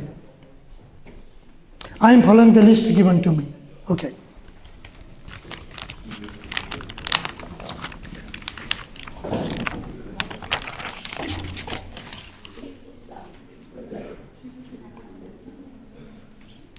Manjul's citation is given in the page, on the page 52 of this delegate's introductory book. Please follow page 52. Please. Namaste everybody. I am invited in this festival and I am awarded in this festival. So nice to feel. Thank you very much for Ajit ji and her friends who are helping her and her sweet daughter. I am really happy now and I will go back my home being very happy. Once I was in a remote place and I wrote this poem, Village Solitude. I am here, I will be here, I won't go to the city, I have no part there.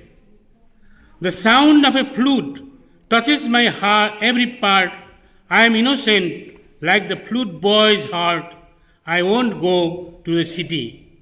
A dog has barked or a stream has flowed, the wind touches or has not touched the trees. I am in the foam of every ripples on the waters, I am in every leaf on all the branches. I have no part in the noise of a city crowd. Cocks crow or don't, someone whistles or don't.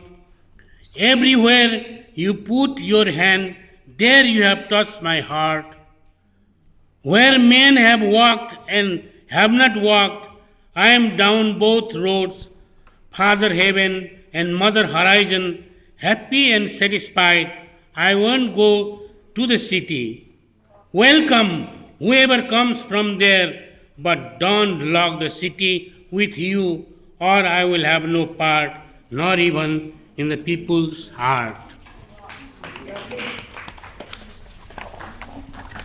When I saw a school in that village, then I wrote this poem, School. On the road to the new school site, more sheep than people walk. Sheep like people, people like sheep, innocent, hopeless, ignorant, lovable. On the road to the new school site, more sheep than people walk. There is a old school building, but the door is closed. The school's door opens, but the classrooms are empty. Blackboards, desks, and chairs like sheep. And when the headmaster leaves for town, they are sheep without a shepherd. Even when the new school is finished, probably there will still be more sheep than people here. These two poems were translated by Maya Watson from Nepali. And my third poem is Snow, and it has been translated by my dear poet Mallika Sakya. Snow. For snow, weeping is coarse. It melts as soon as it weeps. It runs out as soon as it melts. Who then will care its snow? It becomes water, dries and runs out. For snow, it is good to chill. It is also good to smile a flash. It remains snow. It is not good to freeze, however. For snow, it becomes ice, a different being. Neither it remains like a flower, good looking, nor it becomes like a fur, soft. I said to my friend, I am the snow and will remain snow. Thank you. Thank you, Manjul Dai. What a beautiful blending of environment, the byproduct of development, and the human behavior. I really appreciate. Now, I am requesting Dr. Vishnu Mohapatra of India, whose citation is printed here on the page 15. Please follow it and please recite your poems. 8 minutes.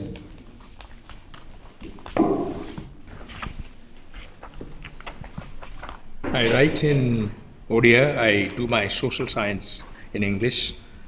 The first poem that I want to read, I read in translation. Can you hear me?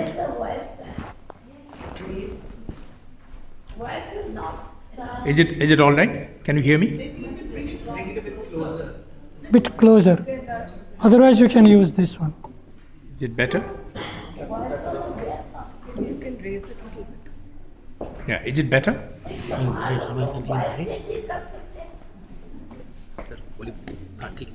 Better? Yeah. Right, okay. So, I read the first poem in translation, then I read it in Odia. Then one more poem I read in English, translation, that's it. The first poem is called Blame. You have to recite with me this line when I say, for this we can blame the rain. For this we can blame the rain. For this we can blame the rain. Okay? Right. This is actually from a volume that I wrote, my 5th volume of poetry called Barsavatar, Rain Incarnations. It's about 40 poems on rain. This is from that collection, which is the last collection. Blame. Tonight, the moon's youth is squandered.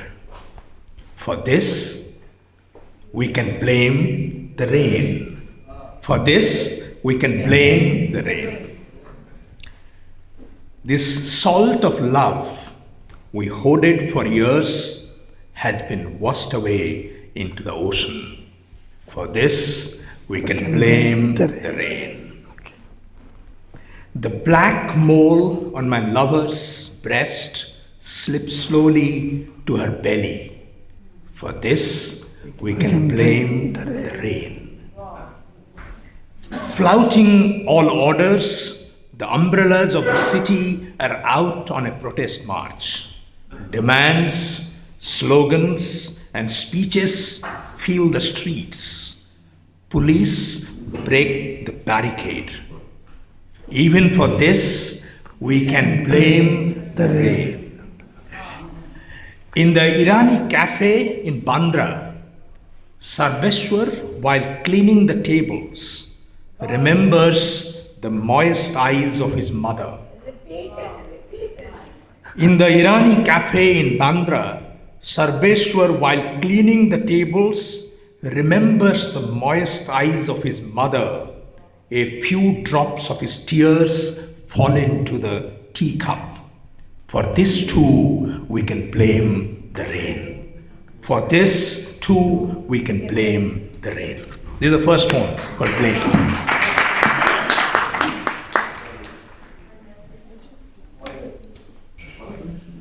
You just kept it that we should only read in English. Okay? Yeah. Well, fine. Okay. So she tells me that I only read it in English, so I'll read the next poem.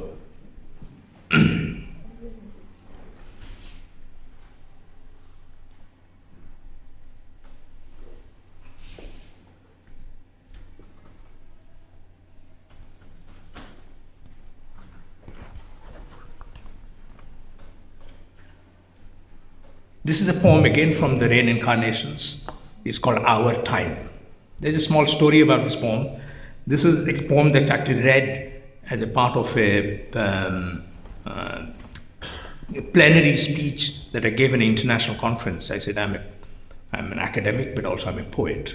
And I want to sometimes give my plenary as a poem. So this is called Our Time. First came the night, then arrived the rain. First came the night, then arrived the rain, rain, night, night, rain. Together, touching, entangled, overlapping. The swelling waves of the sea rise, spill onto the sky. The painted eyes of a fish stare down at us from above.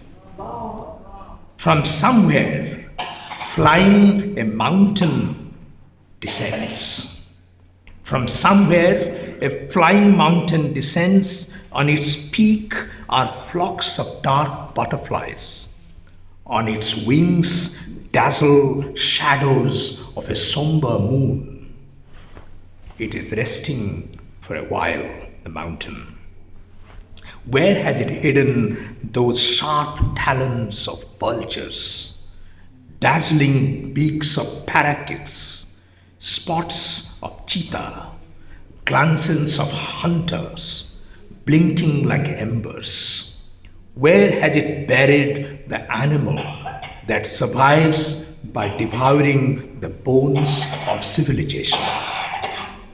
How will I look at the waste of rain today, the tongue of night? How will I look at the thin waste of rain today, tongue of the night, heart of language, the blood of unknown continents, our ancestors lost in unrecognizable deserts? My eyes are filled with sand. Night, rain, night rain, night rain, rain night. Distinct, separate, clear laughter, some doubt, some compromise. Now victory, abundance. Now nothing, only defeat. Our time. Thank you. Sorry. One more, okay. Just last one, okay. This is a. To read the one in Oriya. Yeah, no, I think I'll read the last one, which is a very old poem of mine, which is called "The Natural Death of a Bird." Have you ever seen the natural death of a bird? Have you?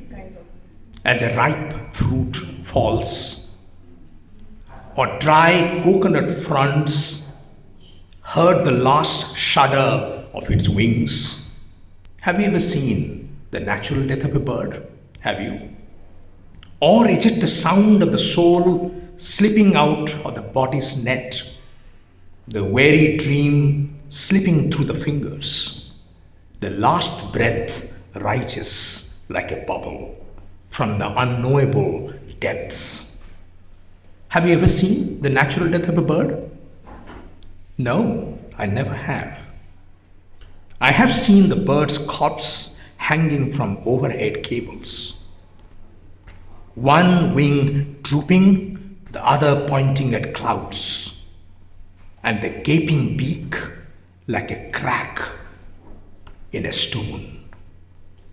I have seen in the city's drains feathers, a bird's head, the remains of winged life, crumpled sheets of paper scrawled with the text of our arrogant lives. Black marks glitter like the black arrows of a hunter, the twisted footfalls of humanity. Have you ever seen the natural death of a bird? No, I never have. Thank you. Thank you. What a beautiful presentation that encompasses the environment, the human nature, and human activities, and really uprising. And we cannot blame you for keeping us silent for a few minutes. Thank you. And now I would like to request Dr. Maz bin Bilal from India. His citation is printed on page 28 for your kind information.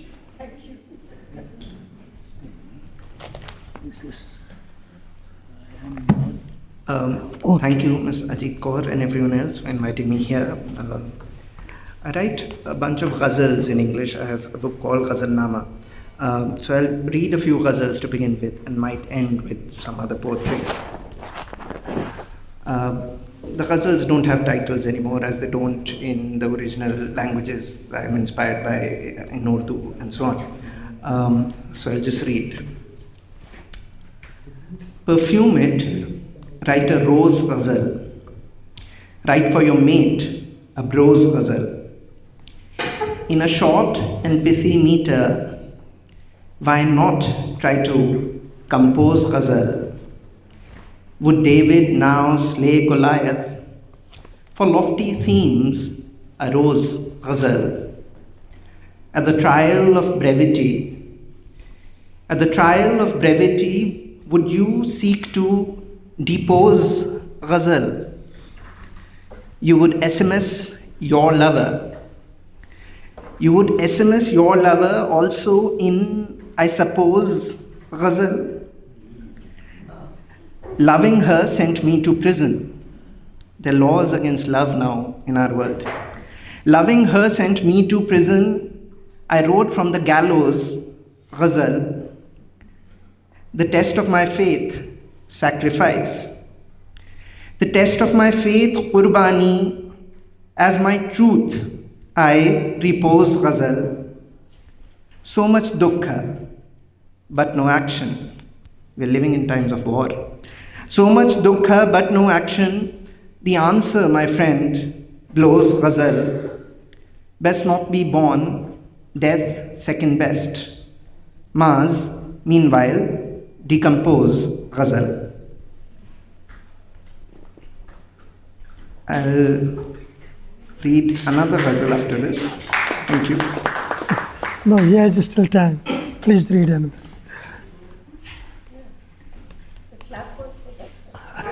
Clap for that ghazal. This is a poem I wrote after an incident in 2014. There were 4 children from the same family. Muhammad Ramiz Bakr, 11, Ahad Atif Bakr and Zakaria Ahad Bakr, both 10, and Ismail Mahmoud Bakr, 9, playing football on a beach in Gaza. And this got recorded on video. And there was nothing else on that beach. There was just these 4 children playing football. And they were bombed by missiles from airplanes. So this is, and then there was a celebratory video by some Israeli youth chanting, "No children are left there, ole ole." There's a ghazal I wrote in response to that video. Although I now don't give names to ghazals anymore, but I had called this one a ghazal for Gaza back then. 4 young footballers playing on the beach when men went hunting, praying on the beach. They built castles high up into the skies. Children of Gaza cling on the beach. In the grimy games, every grain of sand, all plagues of Egypt slain on the beach. Football cenotaphs in place of bodies, their fathers now displaying on the beach. Pulp skulls, rubble and spatter, graffiti. Pulp skulls, rubble and spatter, graffiti, shrapnel confetti spraying on the beach. We dine protests in New York's, London's. Just stop, please, no more flaying on the beach. Poetry is perverse, take Maz's ghazal. No children left there, vain on the beach. Shukriya. One more ghazal. How can one ever begin at the end? Death is regeneration at the end. Wise lives piety, prays 5 times a day. Wise is a scholarly figure of clergy in Islam. Wise lives piety, prays 5 times a day. He knows not the joys of sin at the end. How do I sin? I am no Catholic. I will have no confession at the end. I am Muslim, but don't bow at the mosque. Will he give me salvation at the end? Try, but you cannot kill me. I am Hindu. I have reincarnation at the end. Please bury me next to the synagogue. Shukriya. Shukriya. Try, but you cannot kill me. I am Hindu. I have reincarnation at the end. Please bury me next to the synagogue. I too faced crucifixion at the end. The pharaohs built palatial pyramids. They'd go in style. They'd reckon at the end. Don't burn, don't bury, sink me in the sea. Don't burn, don't bury, sink me in the sea. Mars, no commemoration at the end. Thank you. Do I have some more time? The last one. Okay. But a small one. Just one ghazal, then I'll end with this. This is on a lighter note. Be convivial, pleasantly greet in letters. I would prefer if we meet in letters. There is surfaced of the screen and e-text. Eschew email, let's retreat in letters. They will be perfumed, elegant, with sleights of hand. I'll handwrite in ink my heartbeat in letters. Should I write another for when the postman comes? ये गालिब का मशहूर है शेर, कासिद के आते आते ख़त एक और लिख रखूँ, मैं जानता हूँ जो वो लिखेंगे जवाब में. Should I write another for when the postman comes, since I know of your thoughts, your conceit in letters? Would you let go of your fears and put pen to paper? Just trust my love and be indiscreet in letters. I will plant a forest, don't worry about trees. I will plant a forest, don't worry about trees. We are the minority who are replete in letters. The world is full of paper. Still, please write to me. The world is full of paper. Still, please write to me. How else your desk, Mars, would be complete in letters. Thank you. Thank you for representing your one age group and the contemporary themes. Thank you, Bilal. Now I would like to request Dr. S. Padmanathan? Yes. Padmanathan from Sri Lanka. And his citation is printed on the page 57 for your kind information. Yeah. He's a very senior person. Revered Ajit Ji, fellow poets, writers from the SAARC countries, it's really an honor which I have been which has been bestowed on me since 2014 or 15. I have had the privilege of participating in the SAARC festival, Foswal in particular, and I look back with great satisfaction and pride. Today, I have some poems to read to you, originally written in Tamil and translated by me into English. In search of roots. Since my childhood, a wistfulness has been haunting me. Unfortunate I was, I had no grandparents. I mean, they were dead and gone before I was born. Kunji, my aunt, was a diminutive woman, the shortest among the 5 sisters.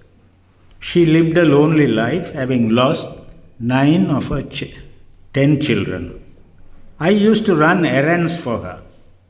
On one such visit, I saw her pecking slowly at a plate of rice. How do you manage to nibble so slowly, Kunchi? I was like this even when I was a little girl. Everyone would have gone to bed. I would be eating my dinner. Appu would sit puffing a cigar. Take your own time, Dottie, I am here. Slowly, very slowly, emerged from the hazy past the figure of my grandfather, whom I had not even seen, even in a photograph. Bare-bodied and sturdy, wearing a loincloth, hair tied in a tuft, smoking an aromatic cigar, waiting for his diminutive daughter to finish her dinner. From the negative given by Kunchi, my mind makes a photo print of my grandfather, to see whom I was longing all my life. The second poem is a much anthologized poem, Apple and the Vellary. I would like to give you a preliminary explanatory note. The apple, you know. Vellary is a fruit which your botanical glossary will say it is cucumber. It is not. Cucumber is for the salad. Vellary is a fruit belonging to the same family. So I don't know, somewhere in some Indian state, a fellow poet gave me an equivalent of that. Vellary is in Tamil. In Sinhalese, that's my national language, they call it Sini Kekiri. That is what Dayal Sanayaka, my friend, said. So that is for your information. Tirunelveli Fair, morning 7, on the sidewalk 2 hawkers. One has apples in boxes, neatly arranged, spoilt. The other has vellaries in palmyra leaves piled on gunny bags. An apple surveys the new environment through her sponge eyes.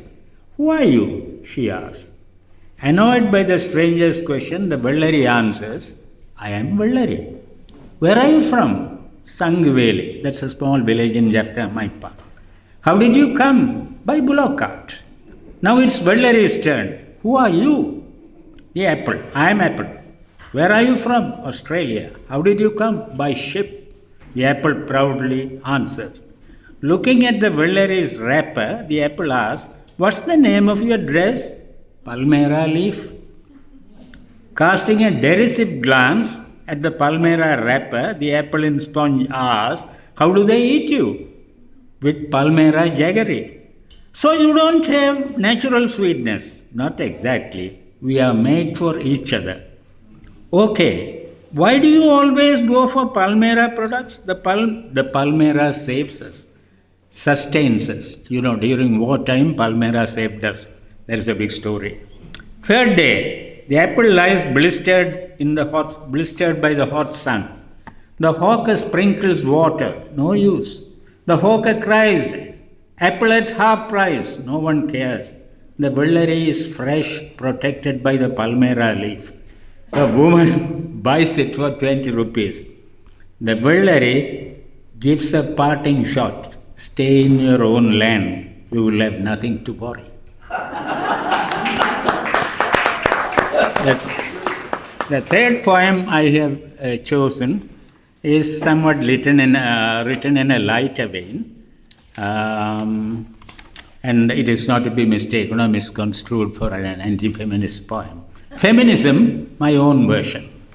Listen to me, will you? Don't pamper her. My wife was referring to the black female cat I was feeding. She's allergic to female pets. She's allergic to female pets, dogs, cats. I can't be carrying their litter, she protested. As a woman, how can you be so unfeeling towards your own species? But she was adamant. Why should I withdraw? I continue to pet the black cat. It seems to understand human nature. It avoids my wife. Mark my words, you will pay for this. That's my wife's.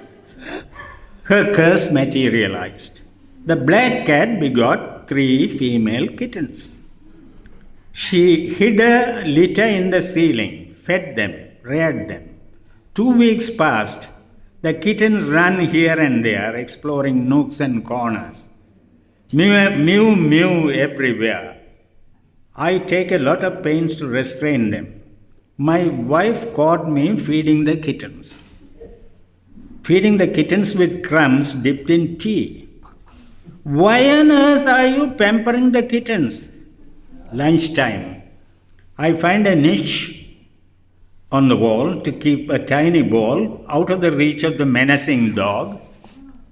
Seeing the elaborate preparations, my wife is seething with rage. You will never banish these devils? Now you are talking sense.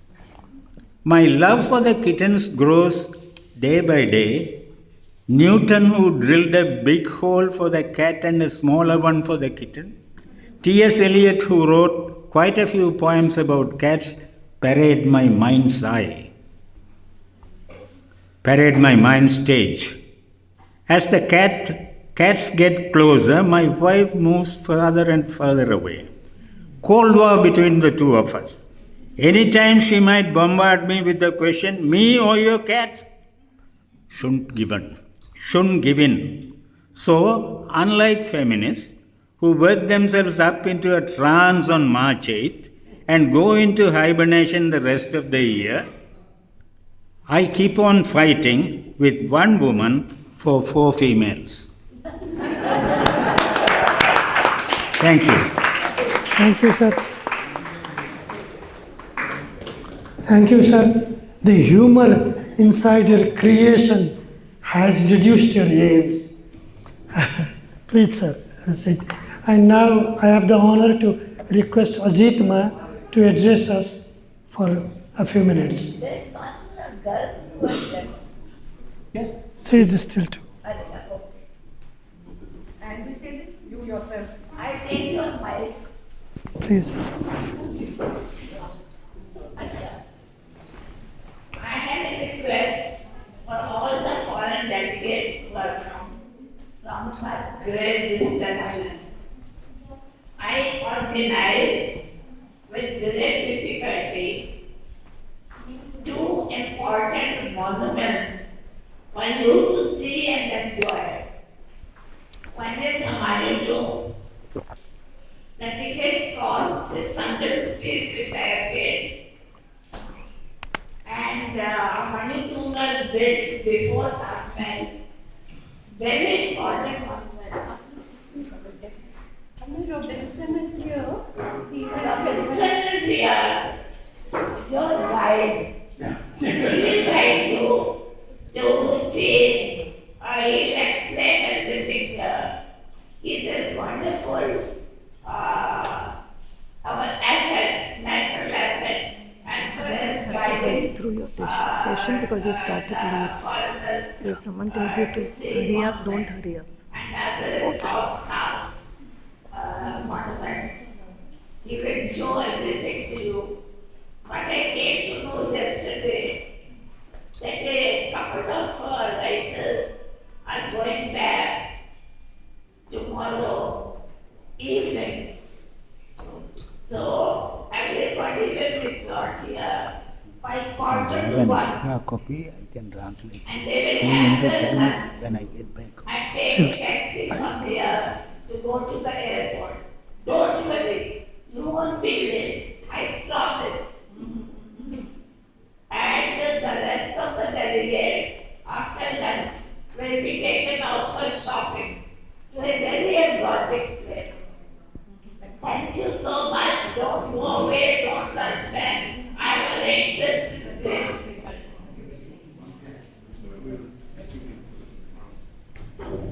For all the people who are coming, just come a bit early in the morning tomorrow so that we can be on the bus after.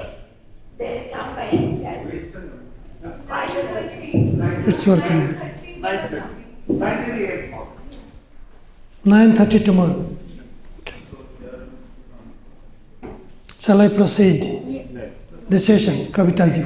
Shall I proceed for? Okay. Ajit addressed us mentioning the importance of tomorrow's visit, and she is about 90, and we have the privilege of descending from 90 to 20s. The youngest participant of the session, she is Chiring Pelden. Chiring Pelden, okay. Please recite her poem.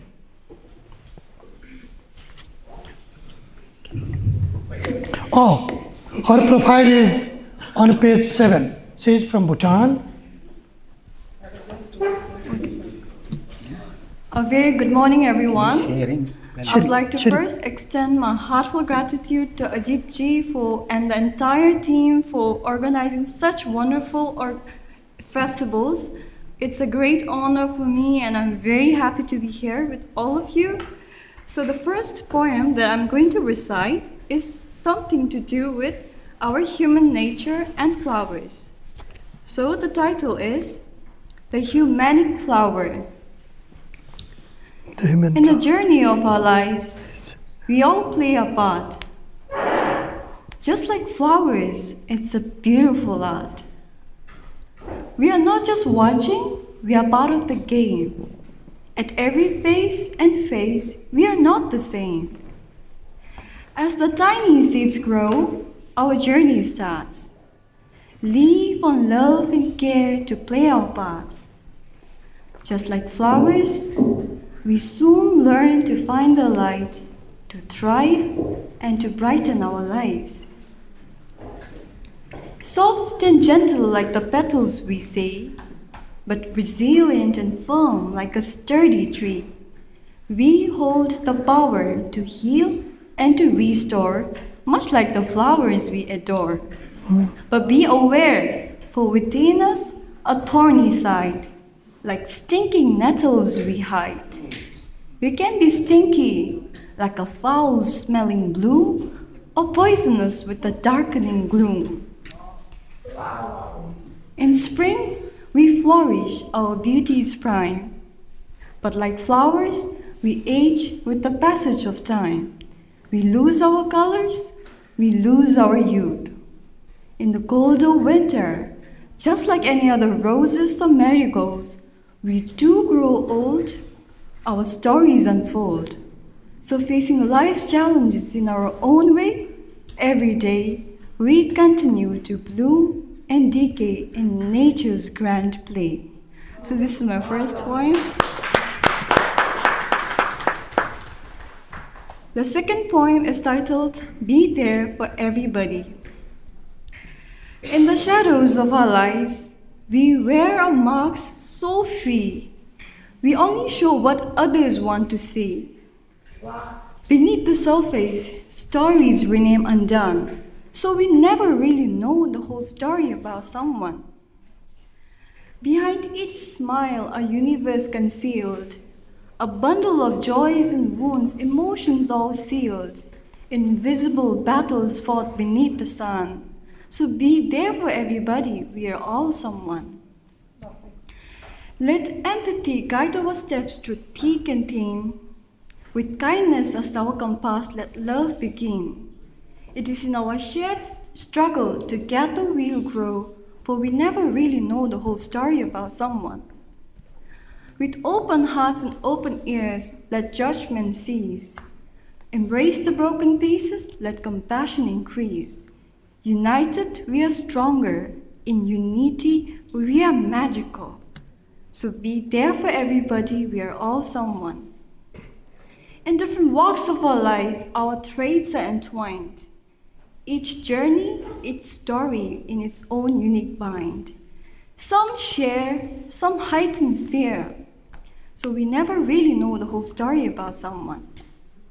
So let's all unite in this grand symphony of life shining so bright. For when we stand together, battles can be won, stories can be told, and eventually happiness will unfold. This is my second poem. My third poem is titled In Harmony with Trees.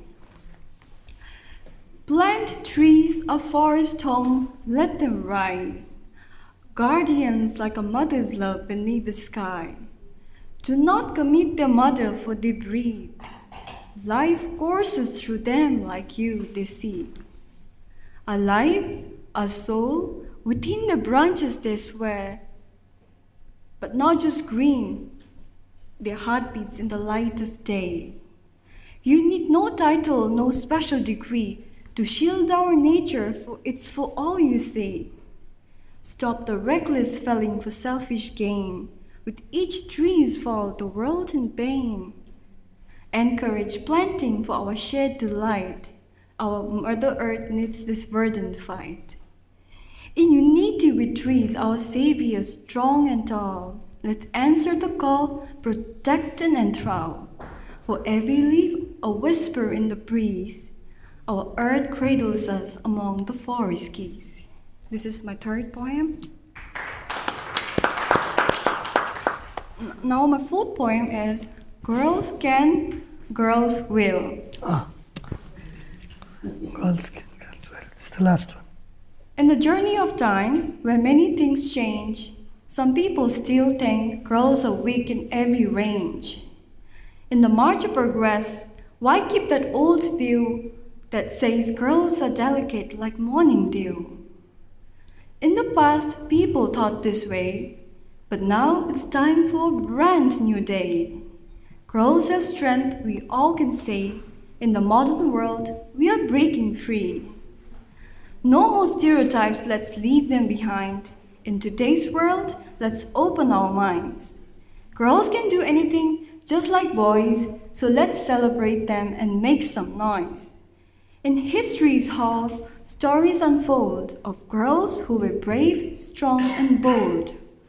Empowerment is here, it's starting to shine. Girls breaking barriers, it's so divine. Why hold them back with ideas that are wrong when girls are powerful, smart, and strong? The morning is here, a new day's begun. Girls rising like stars, one by one.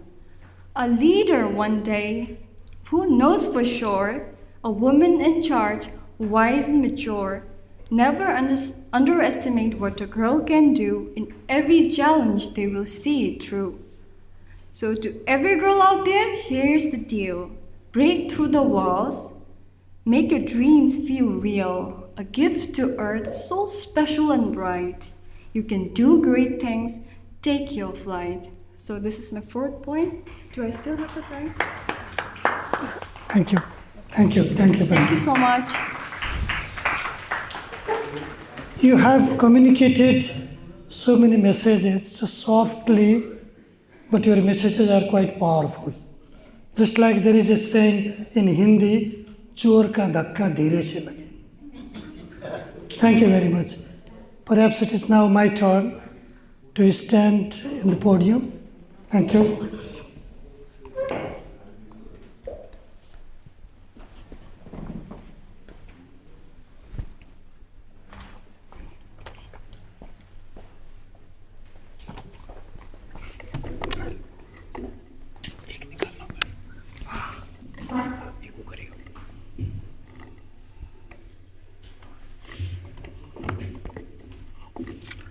I would like to express On behalf of all the participants, very good morning and humble pranams to Ajit Ma. And also I would like to pay our appreciations to Arpana ji and all the participants. We have been here for a long time, for a long sessions. Long time not means from yesterday or today. I am not saying this. For long times, that means that goes far beyond to the age of Ajit Ma and maybe to some years coming in the future. There will be a kind of continuation of such literary assemblies in the future too. Without wasting time, I would like to recite my 2 poems from the book that was released yesterday, the Himalayan Euphony. First poem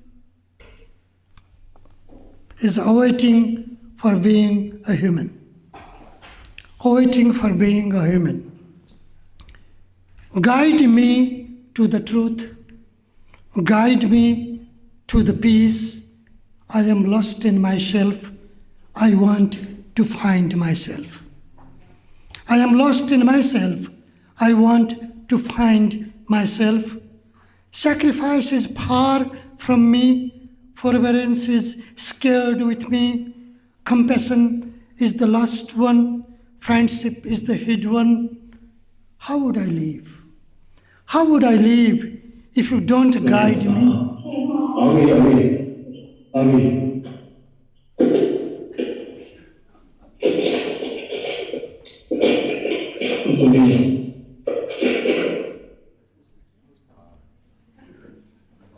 This is another war.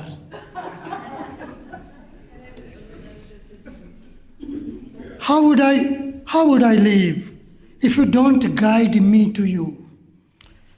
If you don't lease me to your love, you drag me to the knowledge. Oh Master, just guide me towards the light. Oh Master, just guide me towards the light. I am living in darkness where I need to touch myself to know that I do exist. To know that I do exist. I am the death in breath. I am the death in breath. Take me towards the life of lives. Take me towards the life of lives. I am in a big illusion. I consider myself a monarch. I am the ego. Remove it from me and make me a slave of knowledge. And make me a slave of knowledge. I am ready to leave the regime of a king of ignorance to be transformed into a slave of wisdom. To be transformed into a slave of wisdom. Ashatoma Sadgamaya, let me go to the truth from the lie. Tamasoma Jyotirgamaya, let me go to the light from darkness. Mrityarma Amritam Gamaya, let me go to immortality from mortality. I pray to you, Om Shanti, Bismillah Rahman Rahim. O God, Vaheguru, Buddham Saranam Gacchami, Om Namo Arihantanam. I chose you for my salvation. I chose you for my salvation. Your job is to purify me and make me a human. And make me a human. I am waiting to be a human. I am waiting to be a human.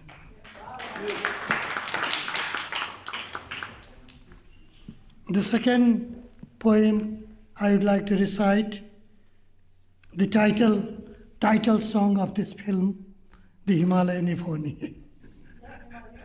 Himalayan Euphony. It is not cacophony, but it's symphony. I am in love with you, O Himalayas. I am in love with you every morning when you have your head red with new natal beams. Red with new natal beams, I breathe with your coldness. A fresh cold wave from you meets me and makes my day a day. and makes my day a day. I am in love with you. You lie down from my left to right. Uprising peaks in you stimulate me. I see you are watered from within you. I see you are watered from within you, and I feel you invite me to play with it. I am in love with you. Birds sing morning songs of your glory. Birds sing morning songs of your glory. Sun has the best destination at your face. Clouds always reach to. I am in love with you. Birds sing morning songs of your glory. Sun has the best destination at your face. Clouds always reach to touch your peaks. Oh Himalayas, I am jealous. Had I been the clouds, alas. Had I been the clouds, alas. I am in love with you. I am in love with your water. You generate it and I drink. You generate it and I drink to give lives to many. You discharge. Rivers have always made me a lunatic. Rivers have always made me a lunatic. I feel you through the rivers. I feel you through the rivers. I am in love with you, waiting for the day you embrace me. I am staring at you for years. I am staring at you for years, waiting for the day you invite me. I don't want to step into you, my love. I don't want to step into you, my love. I'm enjoying your beauty from afar, and I'm enjoying your beauty from afar. Thank you very much. Ajit Ma, thank you again. Thank you for your love and guardianship. Thank you.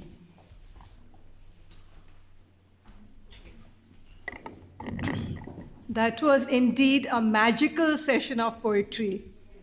Maybe have a loud round of applause, please. Beautiful session, beautifully chaired. Thank you. And I marvel at the way Ajit ji sits and listens so attentively to every reader, and that is really an inspiration for all of us. Thank you, Ajit ji. Vanita? Can I have a group photo with Ma? Later. Let's go. Have otherwise. We are running late.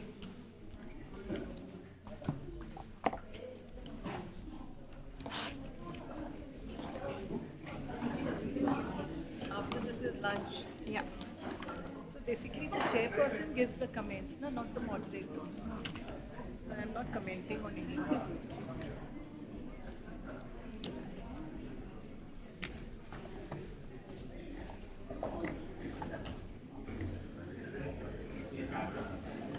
Hello everybody.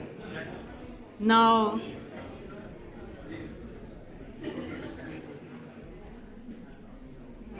this is the 12th session of Foswal Literature Festival, and we are discussing since day before yesterday anguish over the two senseless wars. Now this session will be chaired by Prabhu Chawla ji, and our other speakers. Hanji? I will introduce him slowly. And our other speakers of this session are Dr. Sujata Prasad, Dr. Rinzen, and Manzarul Islam. I will request them to come on the dais, and let me introduce Prabhu Chawla ji. Prabhu Chawla, Editorial Director, New Indian Express, known for his sharp political analysis and investigative reports. Prabhu is one of the India's credible journalists. During his 45 years stint as journalist, His reports and talks have influenced the Indian political narrative. He has hosted a top-rated weekly talk show, Seedhi Baat, on Aaj Tak, Tikhi Baat on IBN 7, and Sachi Baat, Tikhi Baat, Seedhi Baat, Sachi Baat. So his talk shows and columns provide both exclusive insights and authentic analysis of important national and international developments. I welcome Prabhuji, and with the permission of the chair, now I will invite Professor Manzarul Islam from Bangladesh. If you say, I would like to read about him. It's on.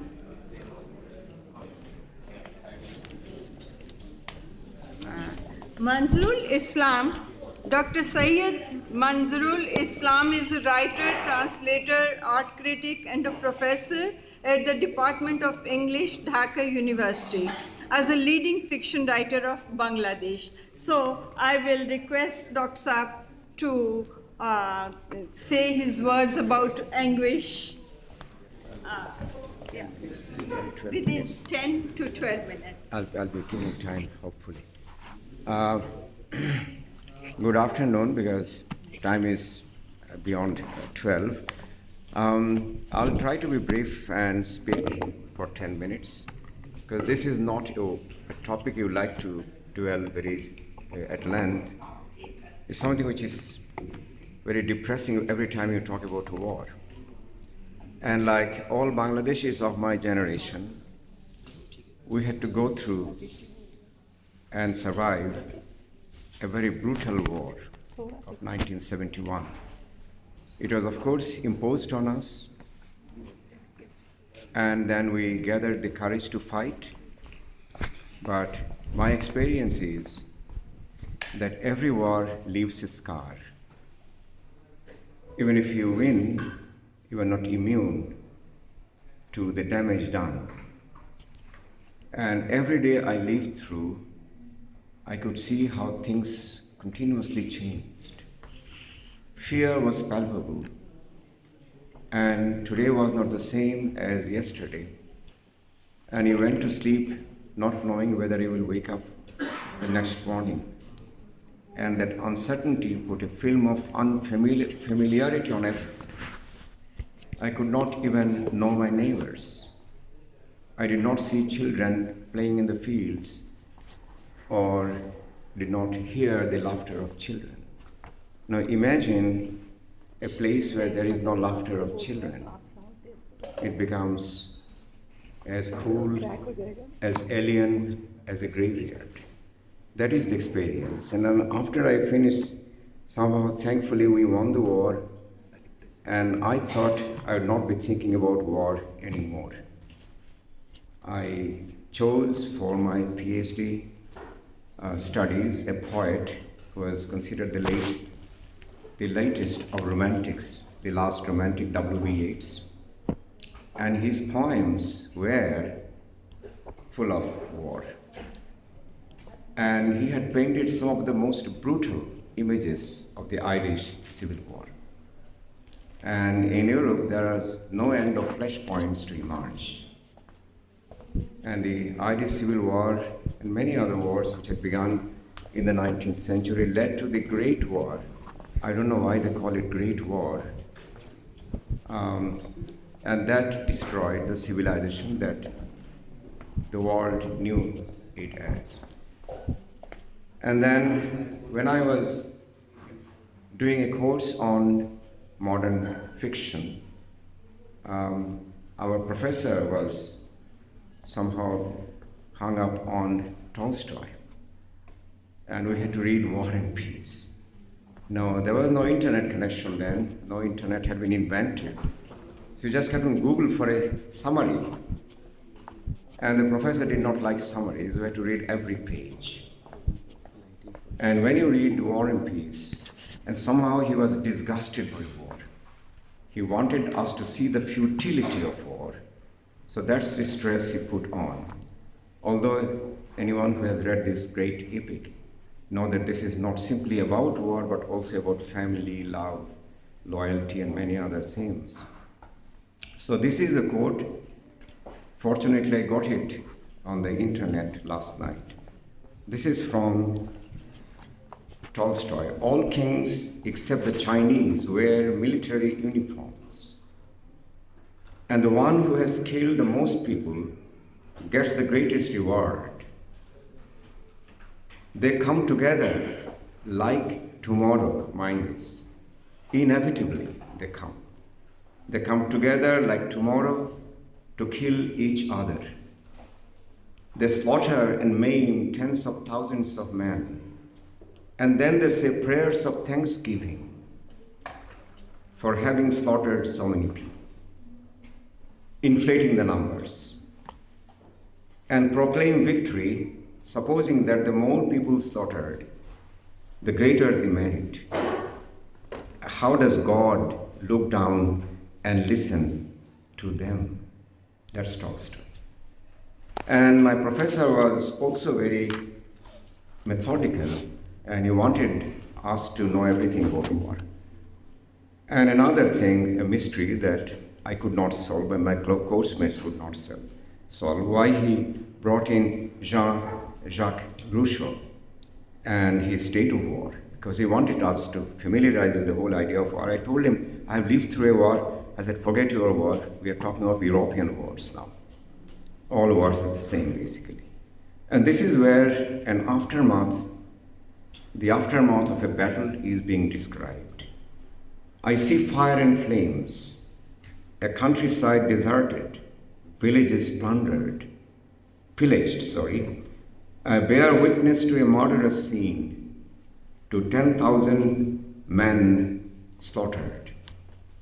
The dead piled together, the dying trampled, everywhere the sight of death and agony. This could be Kiev or Gaza, except the fact that it's not 10,000 men, children and women also slaughtered. And in Gaza, for example, many people can never be found because they are under the debris. They are sleeping, and maybe someday, when the dead rise, they will be rising again, I don't know. And that's the state of war. And I believe, as I look at the world today, that mankind has not really evolved into what Harari so hopefully says, Homo Deus. We have remained at the state of Homo habilis. Remember those species of extinct human beings who fashioned these stone weapons. They are the first weapon manufacturers. And that knowledge did their undoing. They could not survive because their technology did not evolve. We are now an improved version of Homo habilis because we know to invent the deadliest weapons of mass destruction. Even drones that innocently fly. I saw one child flying a drone the other day in Dhaka, and I was wondering if that drone contained a bomb to sink a hole through the world, through the earth. It's possible. So maybe we are still not done with war, and there might come a time when the human species will get extinct, killing each other. 1971 told me one thing, that after this army left, they would be turning against themselves because the killer instinct does not go to sleep. It finds an enemy. And that army is supposed to be a very great fighting machine when they fight their own people. You can always kill your innocent people, and that's what is happening now. That's what you have to pay for. When once you kill somebody in anger, be ready to get killed yourself. And then in 1984, I decided to visit the villages and meet women who had lost their children. And that's a traumatic experience by itself, but I decided to because mothers' narratives are always the most trustworthy narratives. And they told us about their children being taken away from them. After 21 interviews, my courage left me. I just couldn't muster enough courage to face the 22nd mother. Earlier I was fatigued by war, now I was traumatized by revisiting war at the gap of 14 years. So the trauma never leaves. It becomes part of your living. It becomes a shadow that you cannot be free from.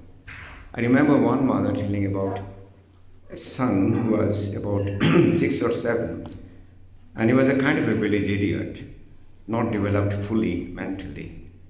And he had a goat which he liked like a friend, and the goat and the boy were inseparable.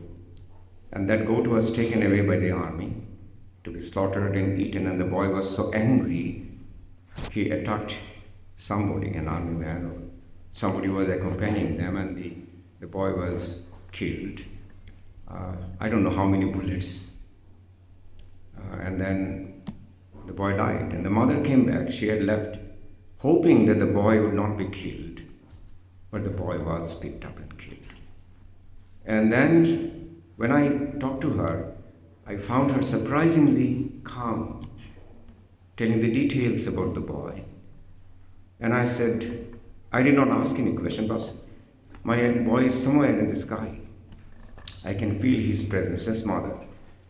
And then the last is kind of a punchline. She says, the only time I feel very sorry for myself is when I cannot protect him from the cold. When the cold season comes, my son was somebody who did not like the cold weather. So that's the mothers. And I couldn't really finish the story at the time. I took another 10, 15 years. I set aside the stories, and then I started writing. I've come to the 6th story. I don't think I'll ever have the courage to finish the 21 stories. Thank you very much.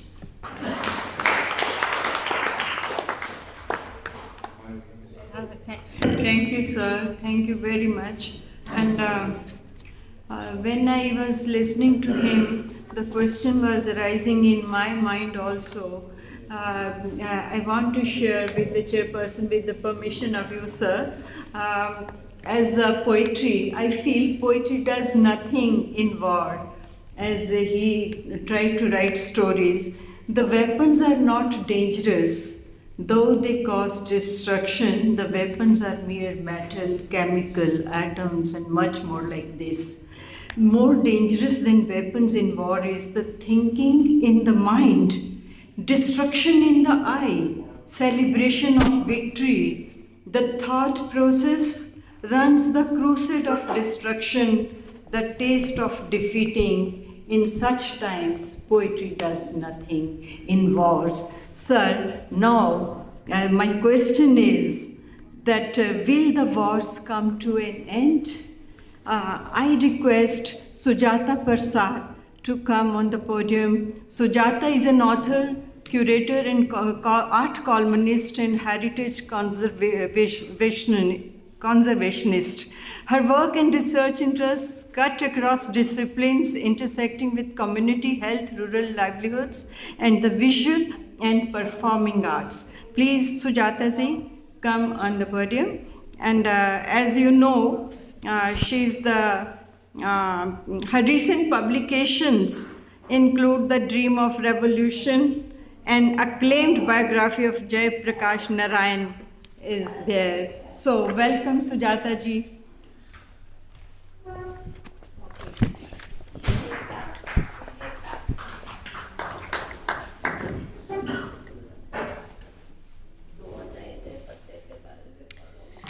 One of the most eminent political theorists of the 20th century, Hannah Arendt, said that even in the darkest of times, we have the right to expect some illumination.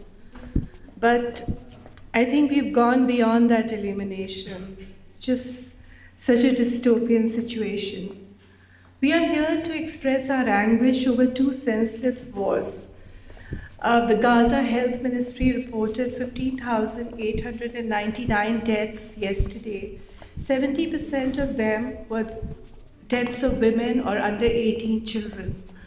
The genocide of civilians trapped for years in Gaza in exile in the Gaza Strip, their wholesale slaughter makes a word like anguish seem really inadequate and small. What is saddening beyond words is that US, UK, Europe, and indeed most of us are wholly complicit in the horrific assault. Ukraine too is beginning to fear that international enthusiasm for its cause is cooling and dwindling.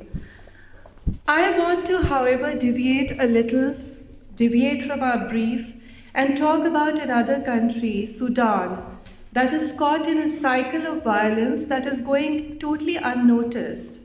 More than 10,000 people have been killed in the last few weeks alone, and 5.6 million displaced. How did this happen? The country's descent from the promise of freedom to the brink of genocide has come at dizzying speed. The revolution that led to the ousting of Omar Bashir, a fairly dreaded dictator, in April 2019 was followed by a coup that removed civilian leaders and has eventually resulted in the present outbreak of war between the Sudanese army and the paramilitary forces. There is a potential of repeat of what happened in Darfur in the 2000s. The humanitarian crisis is already unimaginable in areas of North Darfur. All this is happening with minimal interest or attention from the rest of the world that is consumed by the two wars and the broader geopolitical rivalries. What happens in places like Somalia, Ethiopia, Burkina Faso, Congo, Yemen, Syria clearly does not receive the kind of global attention that it deserves. In Syria, fortunately, there's a stalemate, however uncomfortable. This, after years of brutal and complex war, fueled by sectarian, political, and international factors that killed thousands and thousands of people and created millions of refugees. Do you remember the image of the 3-year-old Syrian boy washed ashore on a coast in a beach in Turkey? More than 10,000 people, I think 10 to 15,000 people have drowned in the Mediterranean alone. Closer home, genocide is happening in Myanmar, where Rohingyas are being persecuted by the military junta and are fighting to reclaim their essential human identity. What is surprising is that we all remember the Holocaust as the supreme modern example of genocidal evil. Yet even this has not dispelled a more general amnesia about even the immediate past, even as the number of people displaced from wars and other factors are set to cross 100 million. Genocide prosecutions also make extremely slow progress. This July, a court in Paris, and I'm sure this information would have gone unnoticed, jailed for life a Rwandan military officer for his role in the slaughter of 800,000 people, mostly minority ethnic Tutsis in 1994. Should this have taken 30 years? Why are we so complicit in our silence, in our indifference? Getting back to my favorite political theorist, Hannah Arendt, one of the more, she used the term banality of evil in the context of the 1961 trial of Adolf Eichmann. You would recall he was one of the main organizers of the Holocaust. Arendt found him to be an ordinary, extremely bland bureaucrat, not a pervert or a sadist, but terrifyingly normal. And this is the frightening thing. He performed evil deeds with complete thoughtlessness and disengagement from the consequences of his evil acts, reminding one almost of the protagonist in Camus' Stranger, who randomly killed a man and felt no remorse. For Arun, the consequences of non-thinking were genocidal. It pointed to a failure in thinking. Have we failed? Are we failing? As a result of which crimes against humanity in the shape of wars are becoming increasingly thinkable. I would like to end. I know this has not been a very long presentation. I think I was allowed 10 minutes and I'm probably taking less. But I find it so difficult to speak on this issue. And I would like to, in Ukraine, there's a lot of poetry emerging during the war in Ukraine. It's called Poetry in Uniform. And I would like to end by reciting a very small poem written by a soldier, an absolutely anonymous soldier in Ukraine, with no claims to being a poet, that is now viral and has been translated into multiple languages. In the heartwarming poem, the soldier asks his daughter, whom he has not seen for months, probably a year, not to write to him about the war, but retreat into the life they once shared. Don't write about the war to me. Just answer, is there a garden near you? Do snails crawl on the grass? Do you hear the cicadas sing? Do cherry trees have flowers where you are? If someone brings a flower you like, don't tell them about the scary missile strike, my dear. Instead, talk about the life we once had. Thank you.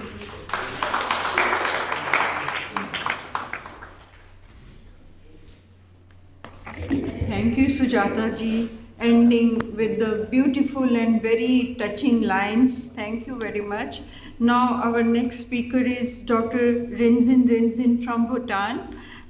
He's a Bhutanese author, poet, scholar, and public servant who worked as a member of parliament, lecturer, agriculturalist, and management consultant in writer during the last 3 decades. Welcome, Rinzin. Yeah. And you can read from page number 6 the more details of big data. Thank you for the platform. I'm not an expert on war, and I'll use a strong word. I hate war, so I don't like listening to war. I don't like even watching about wars on TV. Therefore, in my flat in Thimphu, I don't have TV in my room. With this, therefore, I won't pretend to be an expert, so I'll just speak my heart out. I come from a very small and exceptionally peaceful country, and we call our country the land of peaceful dragon. That's Bhutan. And ever since I was a child, I was taught to pray not for myself or my family, but for the welfare of the sentient beings, because I'm a Buddhist. And I'm a Buddhist not by choice, by default. I was born a Buddhist. Therefore, how can I bear to hear about wars being fought among ourselves, among mankind? It is said that in the 20th century alone, some 200 million people were killed in war, and many millions have already been killed in this century. How sad is that? How senseless is that? Now, these 2 senseless wars again. Doesn't mankind already have more than enough problems in our hands? Climate change, for instance, natural disasters, pandemic, etc., etc., etc. Therefore, why fight among ourselves? Why? This is what I can't understand. Thus, in desperation, I wrote this poem last December, and I had it published in an international journal in Mexico. I might have recited this poem somewhere, but the title of the poem is Madness Beyond All Reasons. When man's greed knows no bounds, his ignorance of true humanity abounds.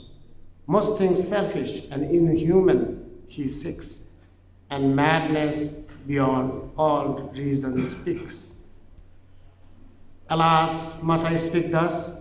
I might just disappear for it as such. Yet I cannot let the devil the humanity slay, for human madness is at its worst play. War to unite nation states, economic sanctions to bring peace, environmental destruction for short-term gains, atrocity in democracy's guise, alas, hypocrisy of the selfish powerful, supported by the greedy rich, promoted by the insane psychopath, breed disasters untold for the world. The rich and the powerful rule and play, the poor and the meek have no say. Equality and justice are in slumber deep. Oh, shouldn't mankind at humanity take a peek? But who hears a poor poet's dismay? Who listens to a poor poet's plea? The poem was published, but the war goes on. The senseless wars just continue, only with much more intensified vigor, fiercer, more cruel. And horrendous news of these senseless wars continue to be circulated worldwide. Media playing its dirty role, as always. Sorry, media people. Killing me every second of my lovely life. On 21st November 2023, the UN Human Rights Monitoring Mission in Ukraine reported that at least 10,000 civilians, including more than 560 children, have been killed and over 18,500 have been injured since Russia launched its full-scale armed attack against Ukraine on 24 February 2022. As of 7 a.m. on 1st December 2023, more than 15,000 Palestinians have been killed in Gaza since October 7. In Israel, the official death toll stood at about 1,200, and in both the countries, the death tolls are counting. Therefore, I cannot understand why these two names sound the same to me. Volodymyr Zelensky and Vladimir Putin. The names themselves are so bloody. So I cannot understand why these leaders are being so senseless, so inhuman. And I don't understand why Yahya Sinwar and Benjamin Netanyahu are doing this to their own people, to our people, to humanity. Martin Luther King had once stated, "Wars are poor chisels for carving out peaceful tomorrows." I totally agree with him. Wars are wrong by any degree. But then again, sometimes war has to be fought. But if wars are to be fought, fight like the Bhutanese. We have had our shares of wars, not because we wanted wars, but because the power-thirsty and barbaric Mongols of those days, not of today, and the Tibetans kept on invading Bhutan. So we had no choice but to fight back. And the last war we had to fight was a small battle, was on 15th and 16th of December 2023. That battle we fought after 140 years, that was 1864-65 when British India attacked Bhutan. And we had to go to the Daur Wars. Now, we never wanted that battle as well of 2003. Our own king, the fourth king, visited the militants who had forcefully occupied certain locations in southern Bhutan and pleaded them to leave our country. But because they were more in numbers, they had better weapons, they thought Bhutanese army cannot harm them, therefore they continued to stay. Nevertheless, our king, who is but like a Buddha, himself led the Bhutanese army to the battle and within 24 hours flushed them out of Bhutan for good. And on December 17th, after 2 days, he announced to the Bhutanese that we are free of the insurgents, the unwanted guests in our country. They have been flushed out. and we lost only about 3 soldiers. So if wars had to be fought for self-defense, fight like our king. Don't fight wars by sitting behind the, in luxurious offices like Putin does. Go to the battle yourself if you really want to do it. If you must fight like the Putinists, fight for peace, and don't prolong the wars. Give 1-2 boxes and then back out. After all, we are one. We are human species. We are mankind. Now, I would like to sum up with a request to the world. Please choose compassionate and peaceful, loving leaders. Because governance is like a computer. You put in rubbish, you get rubbish. Russians have Putin, a rubbish leader. Now the world gets rubbish. For example, I'm sure Putin will not be very happy with me. So I'll end my talk here. Thank you so much for giving me the platform. Thank you.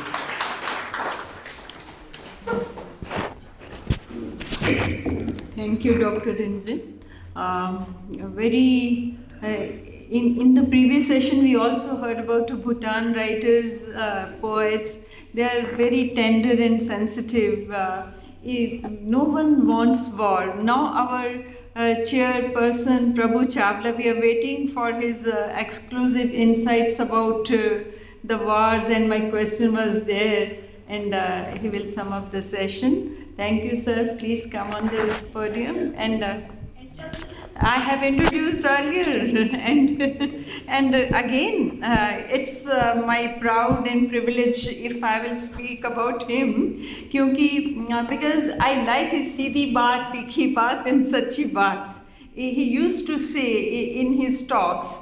And as all of you know, he's an editorial director, New Indian Express, known for his sharp and political analysis. So I would love to, everybody will love to listen to hear you. Please come on the podium and say a few words, sir.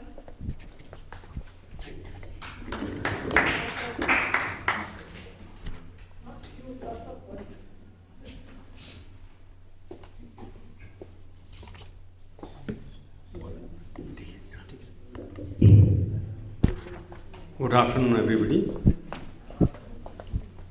I'm really grateful to Ajit Kaurji for inviting me and thinking about me as an intellectual, which I am not.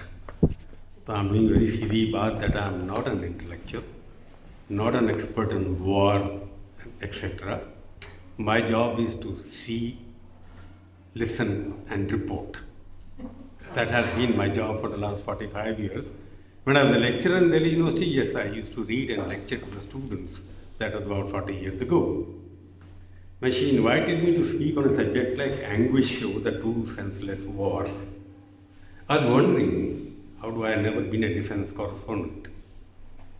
But I have been a victim of war. War in the sense, not the direct war, the war of partition.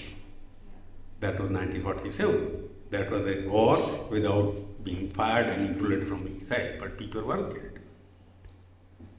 So I suffered the agony of being partitioned, the war where two factions were involved on political, or not on political basis, but on religion basis. When you're talking about anguish of war, I heard the three honorable speakers here. He gave the experience from Bangladesh and Bangladesh partition and what happened after that. And Prasad also spoke about the genocide which has caused various places. And from Bhutan, he has also spoken about militancy and whatnot. Each one of them have given examples of what happens. Because war in dictionary term is something else. There is new grammar of war. Each war has a poetry, each bullet conveys a poetry. When you fire a bullet at somebody, there is ah comes out of it, the cry, which can be converted into a music, into a song, into a grammar, into a poetry. So you are authors, you can convert everything that has happened in a war into a prose. We journalists only report, which we call purple prose, but all of you intellectuals here can convert it into a poetry, which is much more powerful way of communicating with the masses. I'm not that.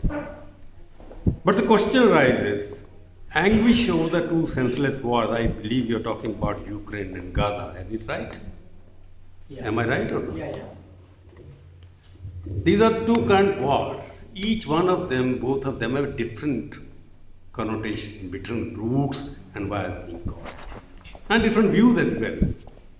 I'm a journalist, so I am not an ideologically committed in either way. I'm just looking at what is happening on the ground. Why Gaza started? Gaza is not a new war. It has been happening for 45 years, 50 years, 75 years rather. It is a war for identities. Jews think that they need a state, and the other party think they have no right to live in the world. So there is a conflict in the idea which the war is being fought for the identity of a religion or a culture. That's one kind of war. There are 52 different kinds of conflicts which are taking place right now all over the world. Some are based on warlords, you call them. Some are based on religion basis. Some are based for ideological basis, like Ukraine war, which Ukraine was once a part of Soviet Union Republic. It has gone away. And Putin, as somebody pointed out, he wants to put in more territories which Russia lost 50 years, 20 years ago. If you go into the wars, conflicts, which I call, they are happening for various reasons all over the world. Some are geographical, some are ethnic, but like Myanmar, there are something happening there. Also, people are being thrown out of the place for different reasons, because they can't fit with the culture or they think they are not wanted. But unfortunately, most of the wars are caused by a particular religious belief. This is what the West believes, it is what the democratic people believe, liberals think separately, that why suddenly in West Asia, the center of wars and conflict is West Asia or the African country, which are dominated by a particular religion. I'm not getting into that. Most of the wars are happening in places where there is no democracy at all. Because warlords are trying to capture each other, therefore this is happening. The war when you're talking about Ukraine war is Russian domination versus the West, because they want to capture strategic positions. But ultimately, where do you come for? Anguish, when you talk about anybody talking about anguish? Almost 500,000 people have been killed in the last 18 months in various wars. Who's caring about them? Look at the TVs every day. Look at the Indian TVs covering Gaza. And look at the Al Jazeera kind of a TV which is covering Gaza. You find two different pictures. Which one I believe? Gaza is a war where innocent people, children are being killed every day in this picture. But what about the children which are kidnapped on 7th October from the other side? To whom do I believe? What happened that as a journalist I am wondering why people are taking sides. Blood has only one color, that is red. Have I heard a blood which has a different color? Humanity, every human being has only 2 eyes, 2 ears and 2 whatever you call it.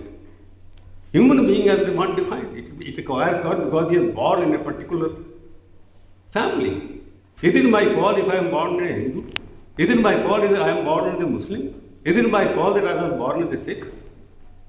But once I am born, I become an identity that I am a Sikh, I am a Jew, I am a Muslim, I am a what?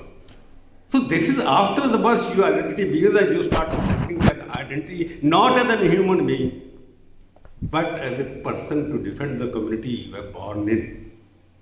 That is the problem which arises. And to continue with that kind of identity crisis, people are firing at each other. They are killing each other that I have to protect my people. Like the people in Hamas, they think that nobody else has the right to live in the world. Anybody who doesn't believe as a kafir and he has to be thrown out. Other side believes I will kill every Hamas person because he doesn't want us. Why? Can't we live together? You do what you want to do, they will do what they want to do. Keep your religion in your house, within your 4 boundaries of your life. Outside, you are all friends, you are one human being. But nobody talking. Everybody talking about, no, I want to be powerful, I want to be this. Question arises there. Somebody asked a question, war will come to an end. Somebody raised a question just now. We have been looking at the war, ancient, you start with Mahabharata and whatever, the war has never ended. War is the only business which continues. War is not is a business, it is nothing else. So once you say war will end, I don't think war will end, because war is the one source of expanding your territory, that's one. Expanding your business, that's it. Two, you have a defense industry which is almost turnover is $800 billion a year. Look at what American Senate does. Every week they pass a resolution, I will give $400 million extra to Israel to fight the war. They have given almost $1 trillion of aid to various people. They are fighting wars all over the country. And who are getting this money in turn? The defense manufacturers who are making almost $500 billion of profit every year. So when you say war will end, how will it end? War is the only permanent industry in the world which is growing at 8% per year. So then dialogue has no meaning at all. Sorry? Dialogue between... I'm coming to that. That is the next point. Dialogue for the sake of giving more aid to the fighting people. They meet together, Blinken goes, our Joe Biden goes, he meets everybody there and goes back to the Senate, I want $400 million more for Israel. They release 10 people, 20 people, and they start bombing again. The bombs are coming from where? Even the rebels, even the militants, even the terrorists, they got weapons made in America or Russia or whatever. So you want to keep them alive. Have anybody spoken, why don't you close the defense industry? As long as the arms manufacturers are there, more and more arms are being manufactured. India is the second largest importer of weapons in the world. Why are we doing that? Question is, when I am talking about war, you see agony of war, anguish of war.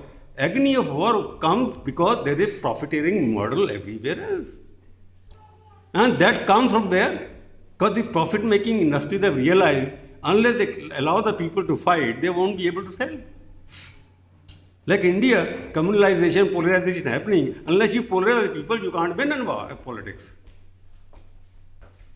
So when you're talking about how you prevent the war, war will never end anywhere. You don't assume about the war. What can we do? I was reading something very interesting from the person who was the President of the United States of America, where most of the money is made. There is Franklin Roosevelt. He said, I have seen war. I have seen war on land and sea. I have seen blood running from the wounded. I have seen the dead in the mud. I have seen cities destroyed. I have seen children starving. I have seen agony of mothers and wives. I hate war. What did he do? What did the American president do to stop it? If you hate war, America is responsible for the war all over the world. And American companies are feeding that. This is a hypocrisy we are all talk about it. That is an area, like Modi ji said one and another, it's not an area of war, it's an area of peace, a century of peace. So I would request all the intellectuals to now come together that how to minimize the war. Allow the war to calm down, because you can't go to Africa. Most of the conflicts are happening in Africa. But our emphasis is only on Ukraine and Gaza. Gaza will never stop, because religion-led war, wherever it happens, it never stops. It started from ancient 5,000 to 1,000 years. You can't stop. That will continue. But the question is the anguish you can accept. But anguish, how to remove the war from your mindset? Because war is not only exchange of fire. War is, as somebody put it, inflicting a permanent damage in the mind of a person. So when political leaders, everybody talks about war, I have never come out, you have so many meetings happening all over the world, you have 20 nations sitting every day, have been able to stop any war. Vietnam happened for 12 years, 13 years. Afghanistan happened. Wherever America, everybody in America is involved. And unfortunately, America or American establishment, I won't call the American establishment, decide the narrative of war. Their intellectuals decide the narrative of war. Nobody criticizes. Have you seen any article written anywhere? I'm the only person speaking, I have not read, I have reading it. But these are figures, I have got it. But nobody has written that defense industry is responsible for escalating wars everywhere. Let them stop supplying. That I will not supply my weapons to be killed in Hamas. Hamas will not get the arms manufactured by us. Israel will not get the arms manufactured to kill each other. No. Nobody has written it. The problem is that we are thinking about the war. It is good to talk about the war. But are we doing anything to prevent anybody? Dharna, I have not seen a demonstration against defense manufacturers in US or India or anywhere else. Why are you producing so much? It's a technology. Now drones. Drone was supposed to be for development purposes. Now drone it is being used to kill people. When technology is developed, not to benefit the people, to provide better facility, lifestyle or whatnot, but to kill them with ease without killing your own people. It is war manufacturing things are more to kill with ease, without loss to that. So all of us will think how to stop weaponization, how to stop the weapon industry. Because weapon industry is, my feeling is, one of the cause is weapons are available freely to everybody. Because this war on ethnic religions will continue, it has never been stopped. But you can reduce the anguish of the people, agony of the people by minimizing the death which is caused. Children, poor fellows, are victims of that. What is their fault? You create scarcity of weapons. Only then you can stop the anguish. That's the one thing I do. I was trying to say somebody, war is not just an exchange of fire. War is an instrument of setting everybody's life on fire. Wars are fought to maim humanity. Wars are won or lost to create a symbol of powerful identity. That is what the poetry somebody wrote. That war is fought to create an identity that I am macho, I am the winner. They are not fought for looking after somebody's interest. I would end my speech by saying thank you very much.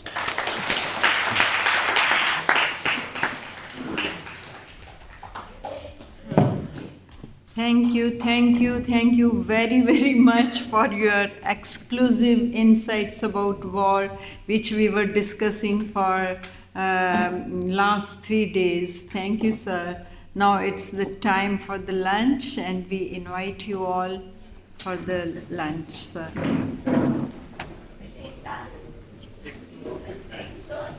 There is a request to all the delegates. Please make sure that when you drink water, don't leave them in the hall. Please put them in the dustbin.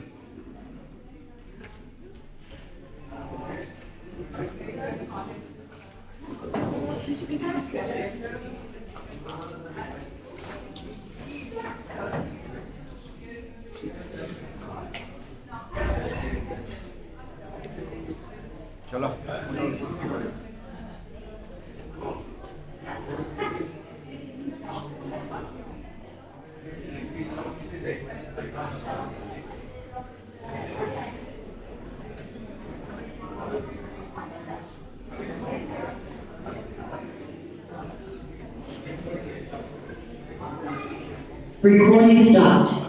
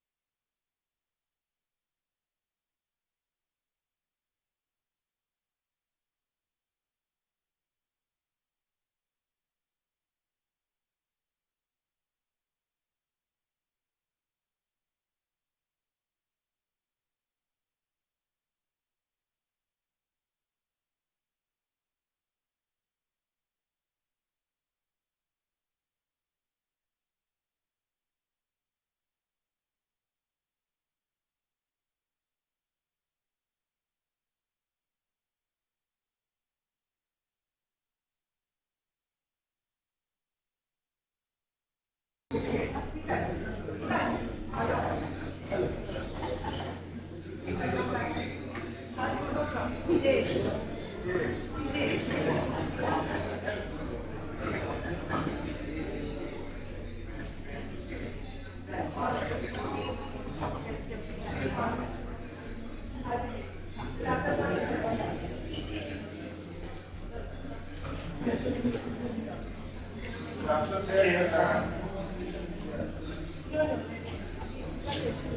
one of them is just deboarded a flight and he's on his way. Yeah, you can join. Exactly. Unless he joins in the later session. No, he has. His friend was saying he won't be for 4 o'clock. Who said? Who are you talking about? No, but who is he? Kanishka Recording in Gupta. progress.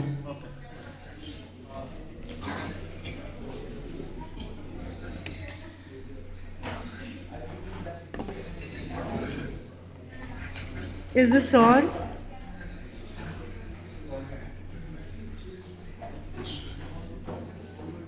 Should we start the next session?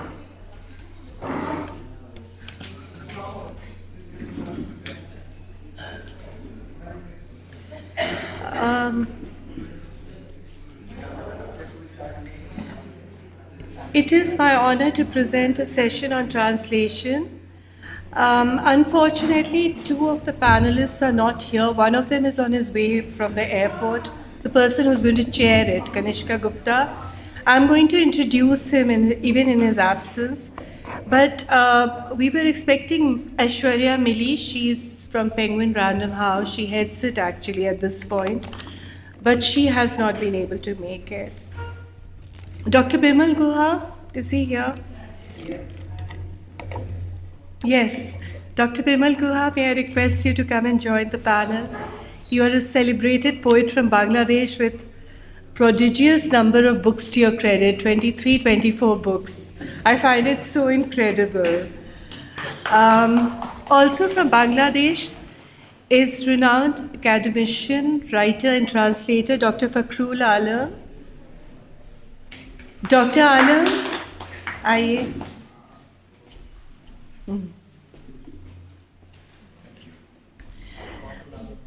Dr. Alam, may I request you to chair the session, please? Okay. A renowned translator. We have on the panel a celebrated writer, Praveen Kumar, who teaches in Delhi University. He is the author of 2 acclaimed story collections, and the 2nd edition of his debut novel, Amar Deswa, was launched a few days ago.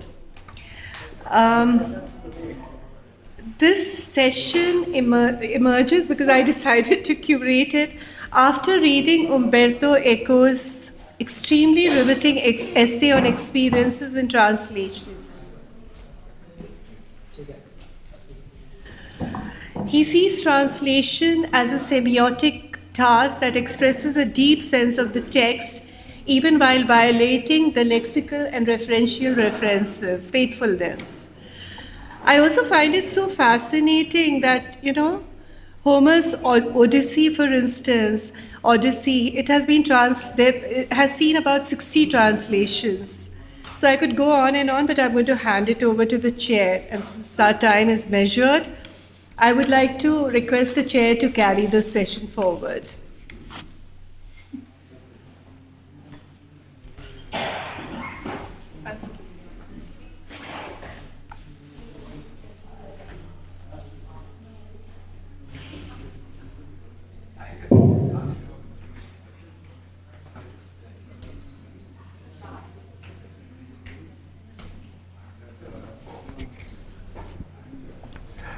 Good afternoon.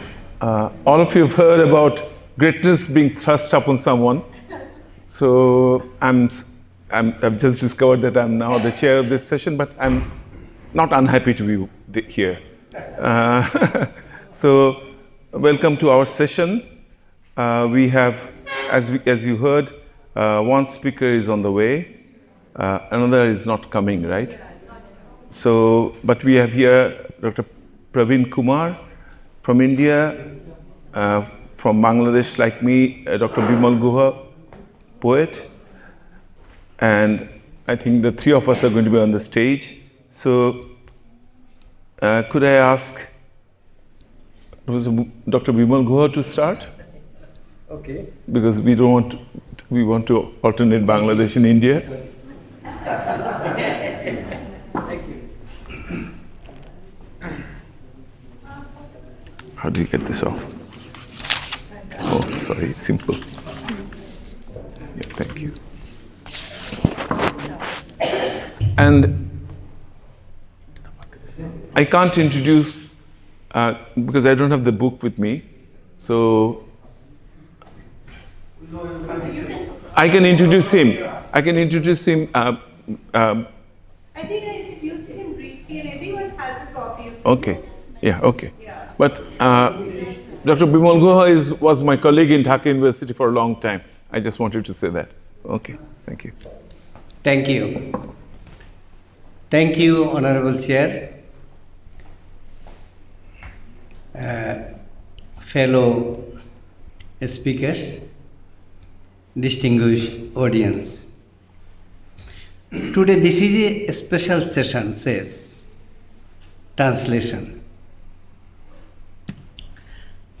We know in the world there might have been more than 5,000 languages, active languages. But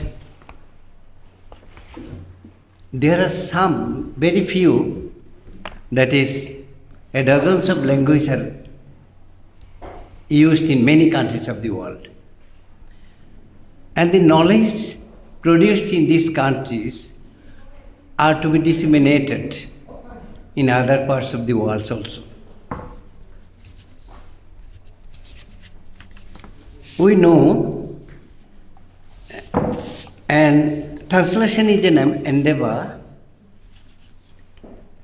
I like to say a very important task, not only for the literature, but also for other field of knowledge, to other communities, for advance of the society.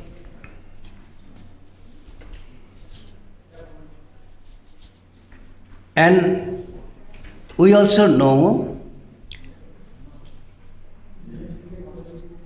it inherently demands, that translation demands an assurance that the text of one language are produced in the target language faithfully and conceptually acceptable way.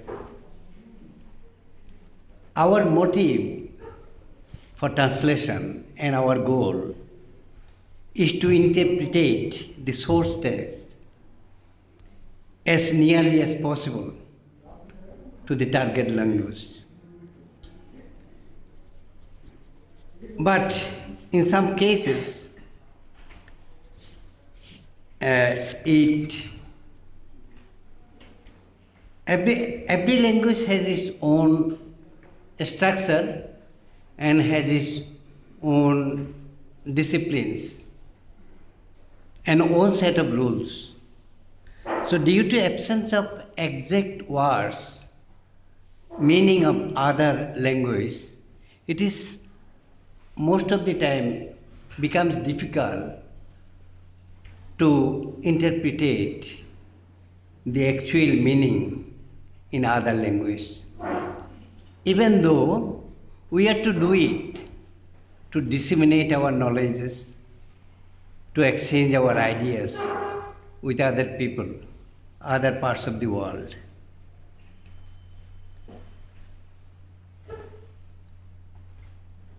For translation, especially for poetry, it is a bit, we say, difficult, because for poetry, we must feel the sense of the poetry, the connotational meaning of the poetry, because we understand poetry as we feel, like the artwork, like the natural flowers blossom in their garden.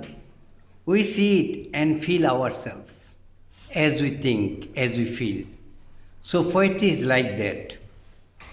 And also paintings are here, available here. these are also, there is some inner meanings we have to understand by ourselves. It will differ person to person. It will differ from artist view and to perceiver's view. For prose, it is a bit easier, I should say, a bit, because it translates in most cases word by word, sentence by sentence. Even though I should say, translation is not the thing to interpret it word by word or sentence by sentence. It is translation of senses, translation of ideas. So, the person to transform the ideas from the source language to transform to other language, then he used to recreate the original flow of literature or other area of knowledge. We can say science, technology, and we can say our culture, literature, everything what we consider for our education, for our advancement of the society, for everything. So we need translation. And the actual thing, the complex thing is that every language has its own set of rules, I said before, and uses of words. Due to absence of exact words in the target language, lexical divergence occurs in many times. It is usual. In some cases, thematic divergence also occurs. In case of machine translation, nowadays, we do from Google, it is another complex phenomenon. It is important to identify and categorize the divergence and solve this so that the system can generate accurate outputs. But we see in many cases it is difficult and the translations is not worthy, is not workable in many cases we find. So, whatever we say, translation is a very important thing, important job for us. What to say, to exchange views, to exchange knowledge. In Bangladesh, in our language Bangla, translation work is very few, in very small in amount. But it is vibrant and important. And in India, like in India, a country of many languages, so of course they need translation work in every aspect of their lives. Though their one language is main language, but in other parts of in other states there are other languages. And we know language differs from every 100 miles. It differs slowly in every 100 miles. So, in our hill tracks, I have seen during 71 war, when we are crossing the our hill tracks area to cross the border, then I have seen every 5 miles there is a locality, they speak in other language. And even then, their religion is also I have seen then, was different in every 5 miles. So religion, culture, society, it depends on personal choice and personal goodwill. In one place I have seen, they think the dog is the blessings of God. I asked them why. They say the dog is only their main food. So they say dog is the source of their food, main source of their food, so it is blessings of God. In other parts, they say the water is the source of main source of living, human living. So water is the blessings of God. And the language in that cases, every 5 miles there is a locality, there is a different language and different religion. So they consider their leader as the representative of God. And we contacted with them in symbolic languages by hands. They cannot speak Bangla, and a little bit, they understand a little bit English word, I don't know how. They understand a little bit English words, but no Bangla. They speak in their own languages. So when these parts will develop one day, the translation works will be very essential, will be very fruitful for these parts in a day. So in other parts, the undeveloped areas like hill tracts, in other parts of the world, so when they will come to light, they will be educated in days, our knowledge can be transmitted to them by translation. So I consider translation is a very essential and vibrant part for literature and other area of languages. I stop here now. Thank you all for patience hearing to my first speech.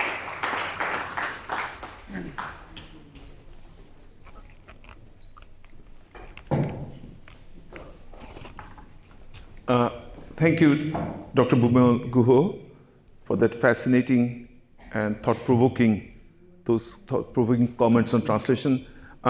You'll find Dr. Bimal Guha's entry on page 2, and now I'll read from page 35 to introduce Dr. Praveen Kumar. Having his higher educational past attached to Hindu College, University of Delhi, Dr. Kumar by trend is counted as one of the serious researchers in the field of history, philosophy, and literature. His articles have been subject of both controversy and praise. Appreciating his writing excellence, he has been awarded the Dr. Vijay Mohan Singh Sriti Yuva Katha Puriskar and Amar Ujala Foundation's Pratham Shabda Samman Thap for his very first story collection. I'm not going to read that because I think I'm going to mispronounce that title.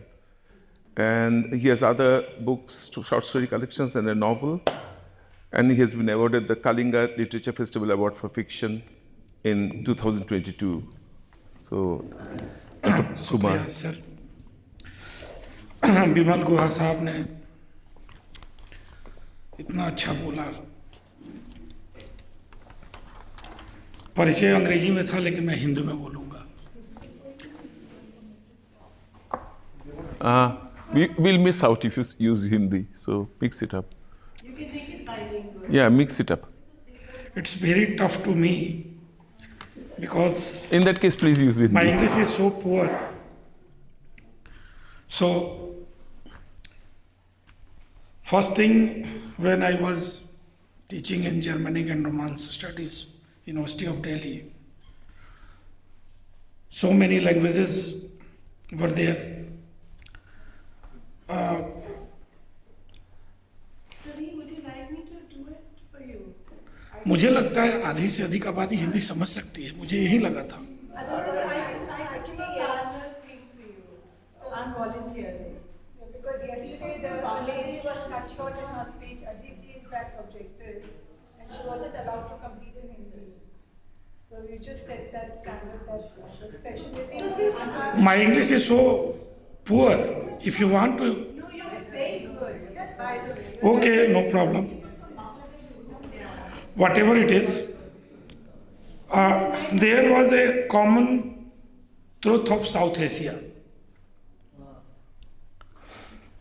And then common truth was destroyed by Britishers. They came with one language, one religion and one nation. And that was so disastrous for us. And then the South Asia, which is the name of South Asia, I think it was discovered by Britishers, not by us. The real problem is the common truth divided in many nations. And Hindutva take the advantages. They made a very specific monolith to convey our countrymen that this is the real India and the rest of South Asia is not very useful as for us, or whatever you want to say. Translation breaks that monolith, and that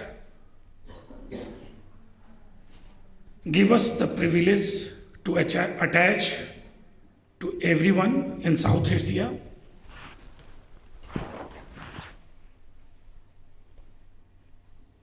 The narratives which is driven by some kind of parties and some fundamentalist group. The answer for them is the translation. When the truth comes from so many languages, so many nations from South Asia, it will help us to destroy the mental setup of communalism. To fight with communalism, we have to go through translations, more truth, that's it. I think this is enough for me. I can speak. Speak another 5 minutes in Hindi. No. If you want to decorum banana चाहते. If it works, although you're speaking so well, you can speak in Hindi and I'll translate alongside. मुझे लगता है मैंने कह दिया है ma'am, और इससे ज़्यादा कहने के लिए तीन चीज़ें हैं जिसे हम संस्कृति कहते हैं. आप ट्रांसलेट कर दीजिएगा. संस्कृति के कुछ मूल तत्व होते हैं, और उन मूल तत्वों को जब हम नहीं समझते हैं तो झगड़े होते हैं. जय डॉग वाली बात आपने कही, बहुत सारी चीज़ें विद इन इंडिया है, और जब वो सच हमारे सामने नहीं आता है तो सांप्रदायिक शक्तियां उसका प्रयोग करती हैं, जनता को बरगलाती हैं. उस सच से निपटने का, उस बरगलाने से निपटने का एकमात्र आधार हमारे पास अगर वास्तव में कुछ है उस हिंदुत्व के नैरेटिव्स को काटने का, वो है ट्रांसलेशन. शुक्रिया.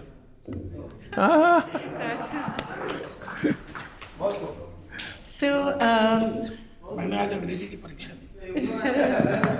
Sorry. Could everyone get the essence of it? But he was talking about the current post-truth world. I'm using the liberty of a translator. I'm going by the essence of what he said, and I'm going to interpret it in my own way. So, both lexically and otherwise. But what he's essentially said that in today's post-truth world, It's very important to, translations assume a lot of importance. It's only when you translate and you get to know the cultural context from within which the words emanated, that's when you realize and when you come to terms with the entire cosmos of truth. For instance, he gave the example of our esteemed speaker. He talked about dogs who are in some culture, they're very coveted because they're eaten and they're a great delicacy. But, if torn out of that context, if you talk about this in abstraction, it can take a very strange kind of gory kind of meaning.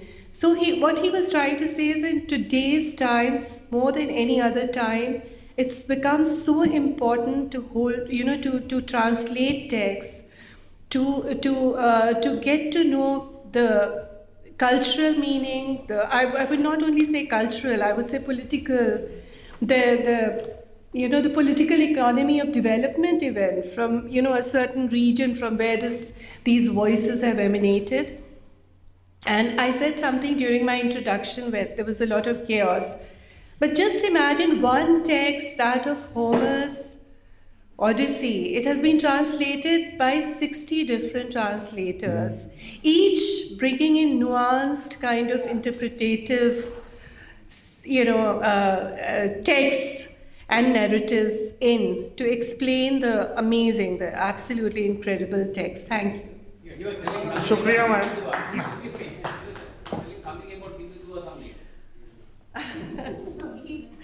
So he was talking about how these things can become very monolithic, and this pervading discourse and the hegemony that the discourse of Hindutva is exercising. It can only be countered by a lot of mini discourses or parallel discourses that comes from the space of translation.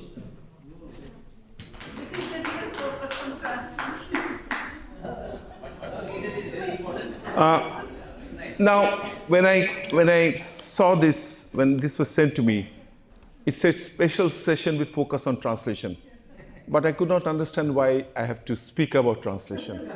I would rather read my translations.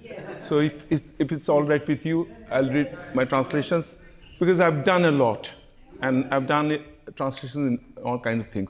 But I'll make a few points as I go along. First of all, to me, translation is possession. I translate because I want to. Nobody forces me to.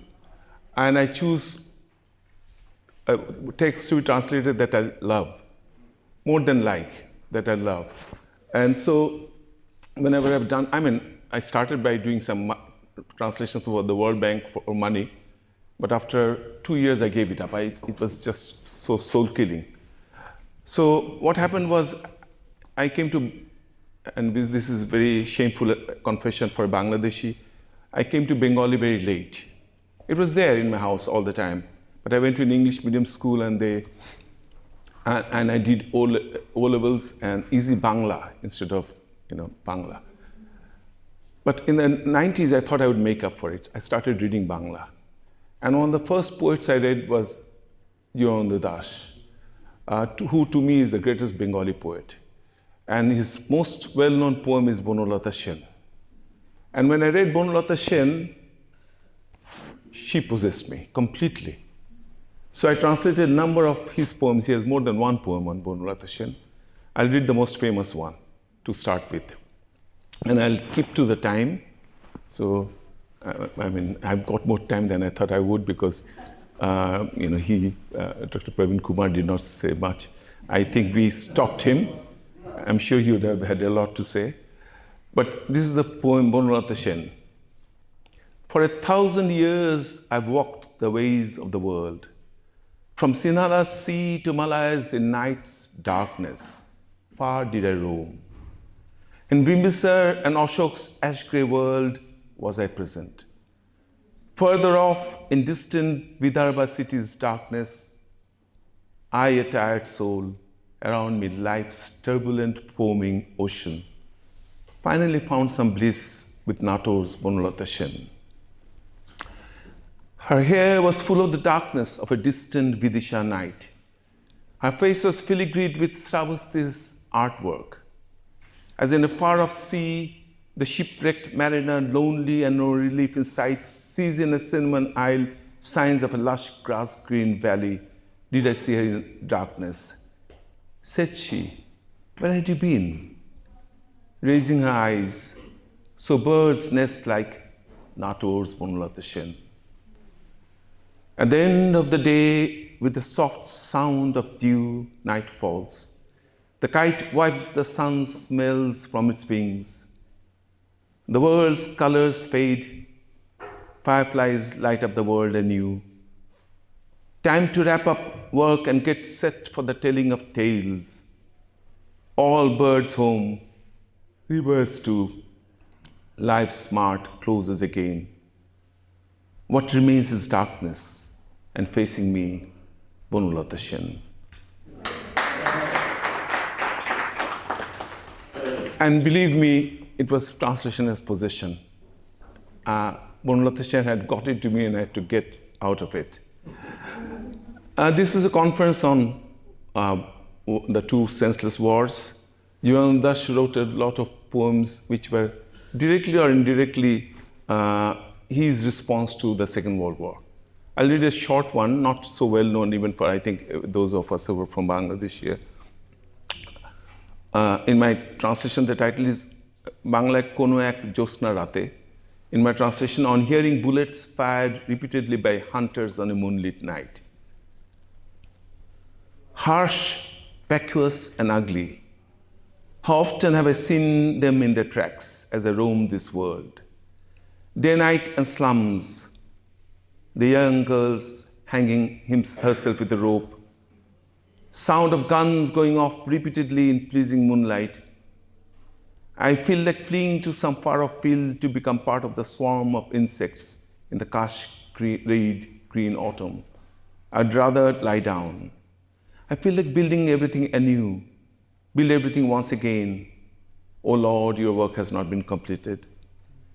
People doze on, only green beetles, kingfishers, cormorants, magpie robins, and sparrows are alive in this beautiful world. Surely everything will be fully alive one day. Oh Lord, your work has not been completed.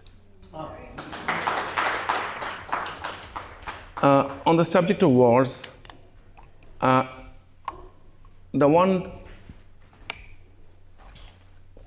work which I did not know very well when I started translating it, but I started translating it because somebody told me, how could you not translate the greatest epic from Bangladesh ever? And so I started translating. And the book is in Bangla, Bishat Sindhu, by Mir Mosharraf Hussain. It was written in the late 1880s in installments. So it was written over a period of 5 years. And it has to do with the Karbala war, when Hassan Hussein, they're martyred. So it's, all I can say to you is that it's 500 pages plus. It broke my back because I work in the computer, I don't write, I've stopped handwriting things in the 80s. But it was something that really got me again. So here are two paragraphs, and I'll stop at this point if we run out of time.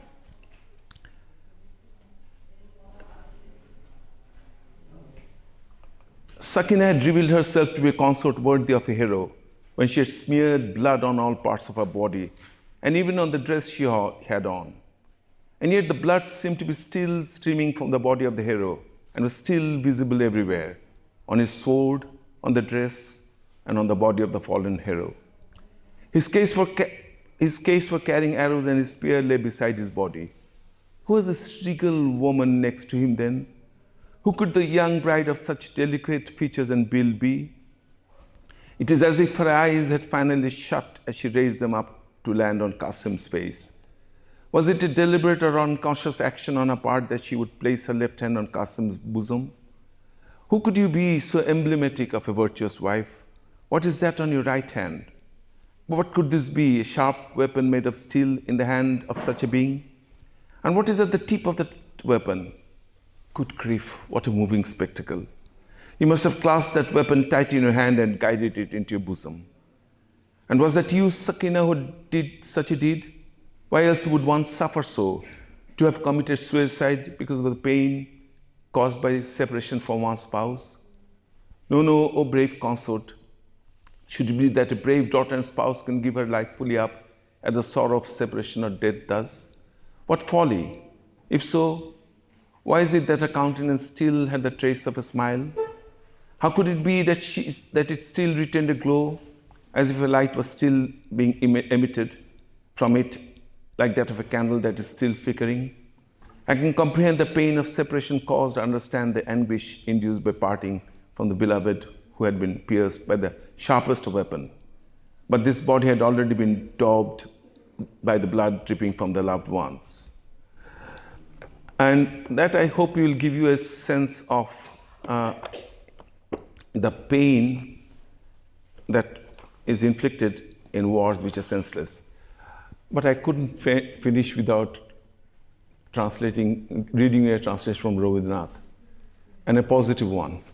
This is, I think a lot of you will know this in Bangla or Hindi. I'm sure they have translations. Aji hote shoto borsho pore. 100 years from now. 100 years from now, who could you be reading my poem curiously? 100 years from now. How can I transmit to you who are so far away a bit of the joy I feel this day, at this new spring dawn, the beauty of flowers this day, songbirds that keep chirping away, of the crimson glow of the setting sun? How can I lave them all with my love and hope you will make them your own 100 years from now?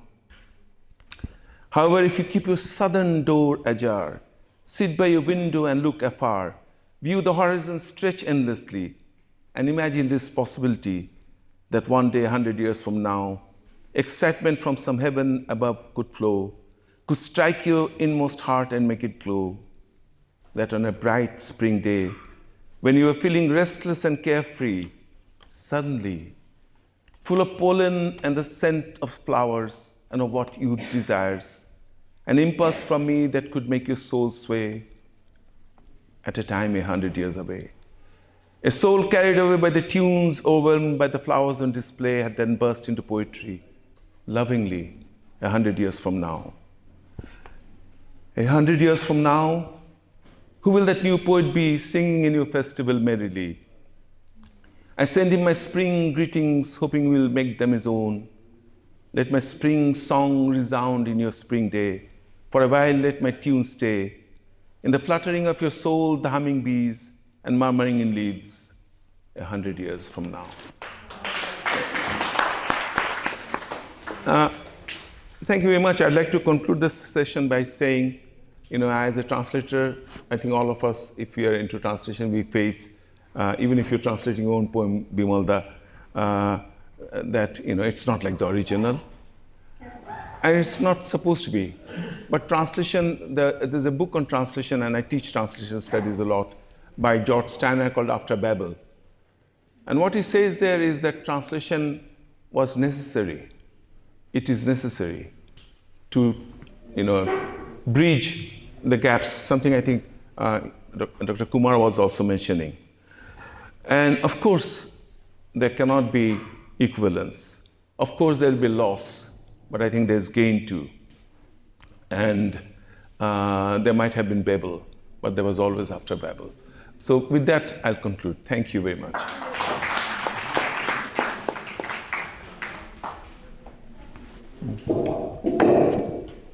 We have time.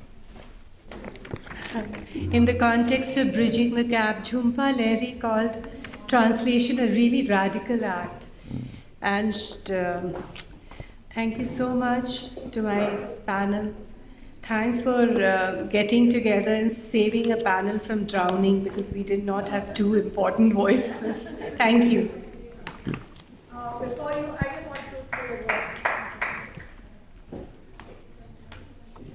I'm sorry that you were not, we didn't allow you to read in Hindi, but Ajit ji was sitting here yesterday and day before yesterday, and she made it very clear that everyone can only read in English in these sessions, and we have a special session tomorrow where all the Hindi, Punjabi and Urdu poets will be reading, and anyone wanting to read in Hindi was supposed to be doing it tomorrow. So I don't know, I know it's not your fault that this happened, but no, I'm not feeling very good about it because I had to stop one Nepali girl from reading her poems in Nepali.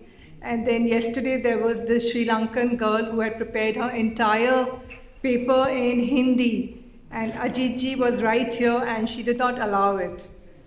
So, I think we just have to be fair, that's it. I'm very sorry about that. I'm sorry too.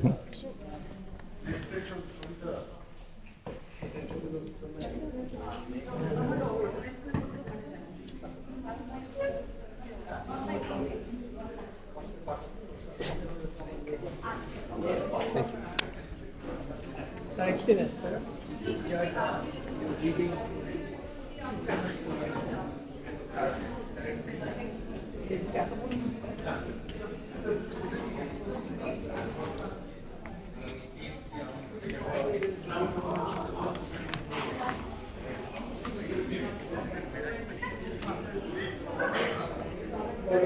That's it.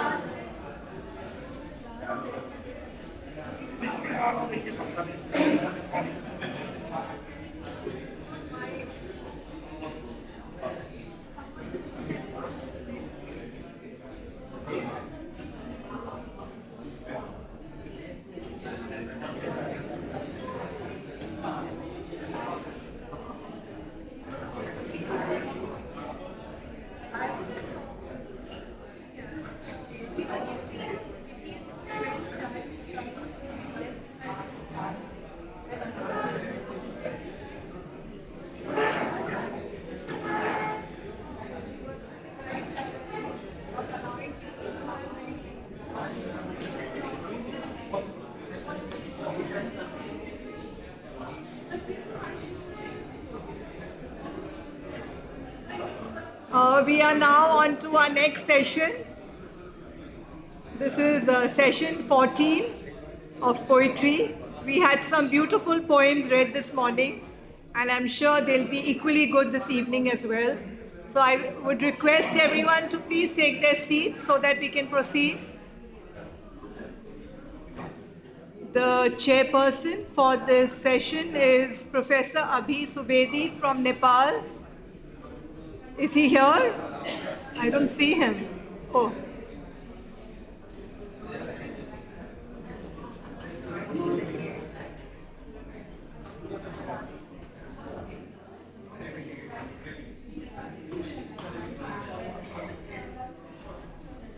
Please don't go away. We want people to be listening in.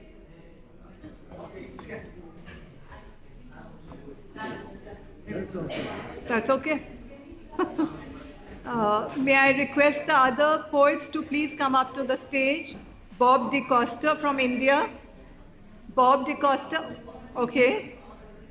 Mukunda Prayas from Nepal. Mukunda Prayas, you're coming? Please, yes.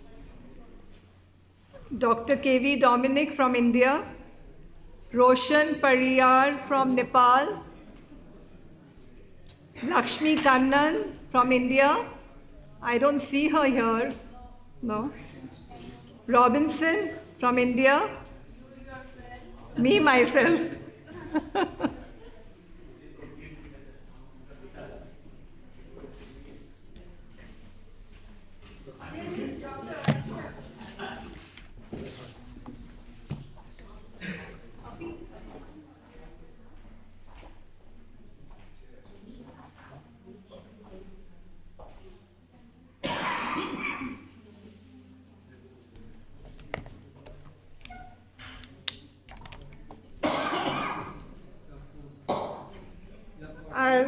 give you a brief introduction of Dr. Abhi Subedi.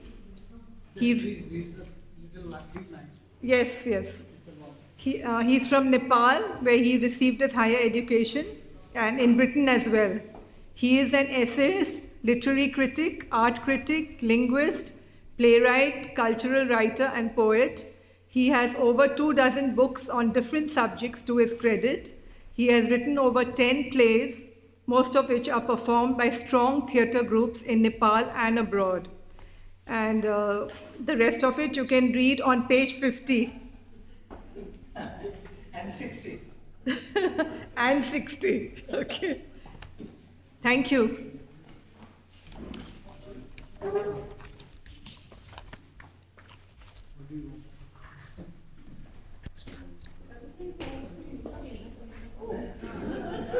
Welcome to. Here comes the. Yes. Okay. Let's start this session.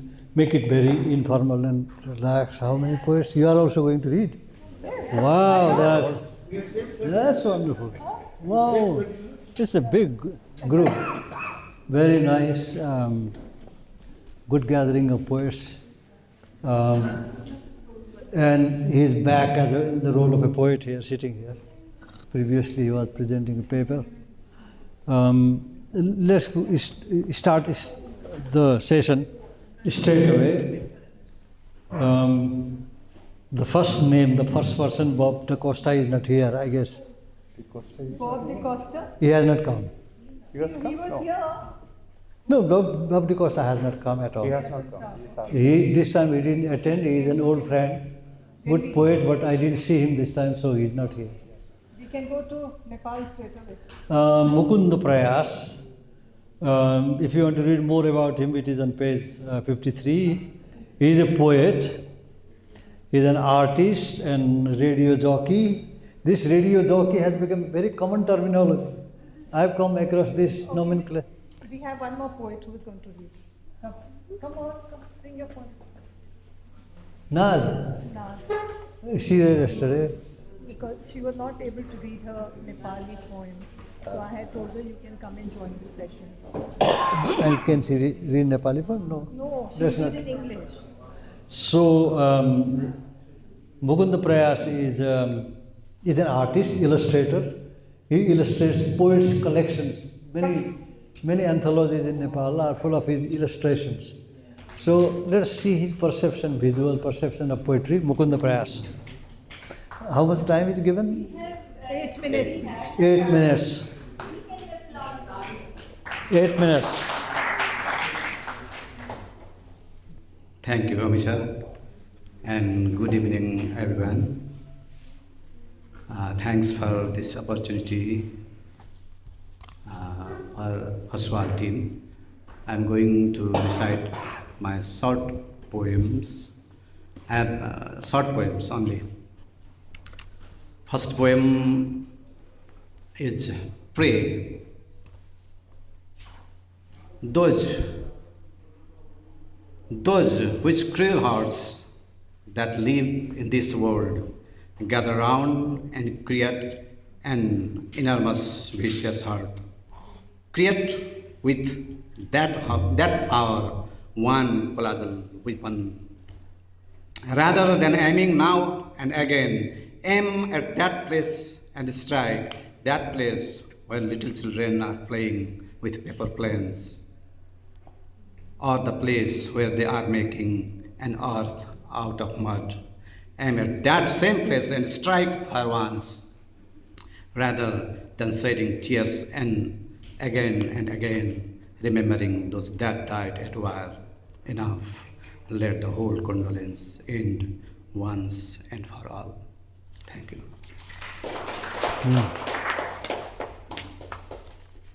Second poem is Flowers Question. Flowers Question.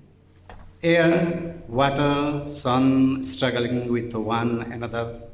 Air, water, sun struggling with one and another.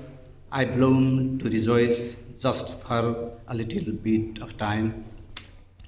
When I still have a half of my life To live, they pluck me off. They throw me nearby the lifeless figure. They throw me nearby the lifeless figure. They named God. Those same people, why do they pray for their own longevity? Thank you. And next one. Outside the temple. Outside the temple, were begging the disabled, the old, the people having no hand, the people having no food, the blind, the sibling refused by parents, and the parents refused by sibling, full of ritual plate, carrying the flower, refusing to feed the sacred rice, cheaply bought. The contaminated pure water to offer, and the proud soul appeared on a crowd of people to worship God, staring at what I don't know, entered the iron door and worshipped the stone idols. Withdrawing out through some coins a little rice or something else like it, somewhere farther I was heard, thinking that they will do so. I took them to the elderly care center last year. Thank you. Oh, he completed very quick. Then next, I'd like to invite Dr. K.V. Dominic. Oh, Dr. Which one is? Oh, this is Dr. K.V. Dominic. His introduction is on page 22, if you want to know more about him. He has written altogether 48 books. That's a massive number, my God. And he is a literary critic, short story writer, and judging on the basis of the paper that you presented, you must be a very, very, very keen observer of political developments as well. So, please go ahead and present your poems in 8 minutes. Thank you very much, Professor Ji. Thank you, Ji. My first poem is titled Nostalgia for Childhood. Science? Childhood. Oh, childhood. Nostalgia for childhood. I long to go back to my childhood, run hither and thither on the vast, grassy playground of nature. I could toddle with the hen and chicks and babble to them in their own language. I could play football with the dogs and puppies and eat and sleep with cats and kittens. I could give handful of grass to cows and calves and stroke them when they smiled at me. Birds of various types cheered me with melodious tweets, and I greeted them with similar tweets and tweets that delighted them. Hundreds of butterflies and dragonflies flew over my head, inviting me to fly with them. And how I chased them in joy, longing to catch them. How much I bathed in joy, both in rain and sunlight. Alas, gone are those golden days of my life. Only innocent childhood savors nature's happiness. Children find all beings their equals and companions. They feel excited when drenched and sweated. Compared to my childhood happiness, my children could enjoy only 10%, and my grandson is denied total happiness. His enjoyment is chained to TV and toys. Haven't we made extinct innumerable species of birds, butterflies, and dragonflies? How many houses rear cattle, dogs, cats, and fowls? Instead, we grow mosquitoes who hunt us everywhere. Haven't we destroyed nature and environment and made uncongenial for our children to survive? That's the end of the first prayer.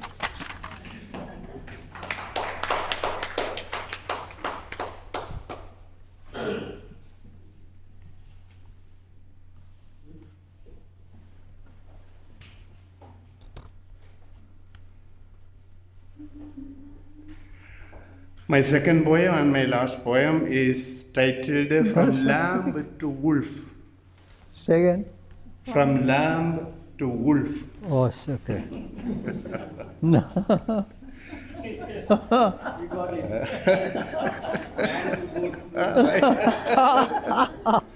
Okay. Or the other way. How happy and jolly was the house when he was born. Waves of merriment flowed to roofs and echoed. Birds and animals welcomed him with hilarious twitters, bleats, and moos. Stars and planets showered him all blessings. He was as charming as the rising sun.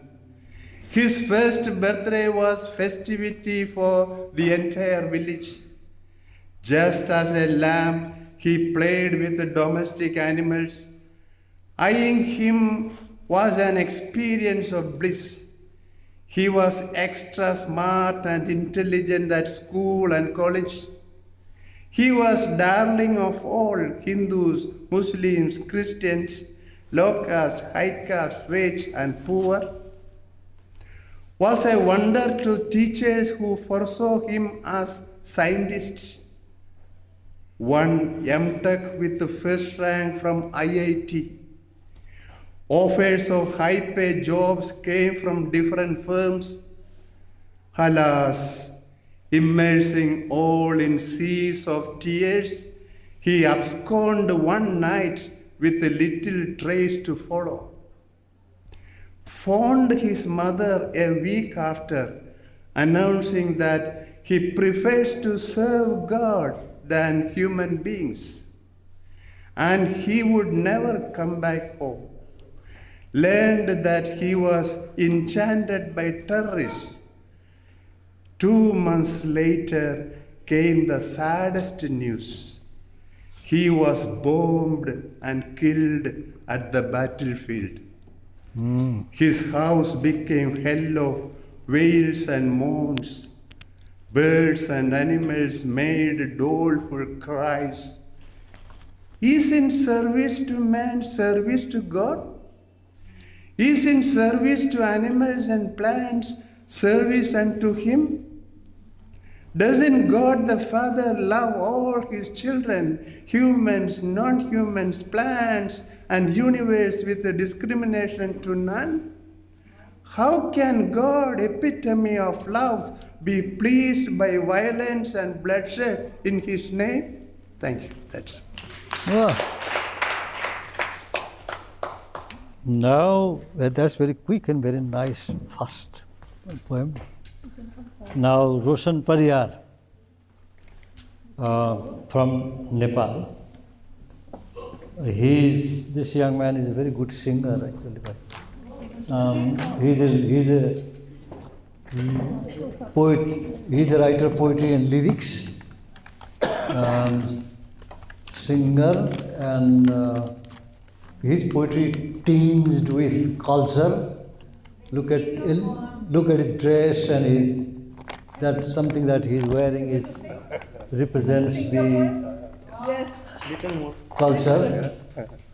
And Roshan Pariyar, take your time. Namaste. A beautiful good afternoon, everyone. Thank you, esteemed chairperson of this poetry recitation session and the distinguished poets. First of all, I would like to extend my heartfelt reverence to one and all present here. First and foremost, I am profoundly grateful to the respected poet Suman Pokhrel, whose generosity has paved the way for my presence here. Similarly, I extend my deep gratitude to the admirable person, Madam Ajit Kaur, and the whole organizing family for their warm hospitality. Okay. That's okay. The English translation of my poem is the courtesy of the esteemed poet Shyamal Adhikari. This poem is symbolic poem written against inequality and discrimination. Now, I would like to unfold the verses of my poem, Queen and the Paper Wheel.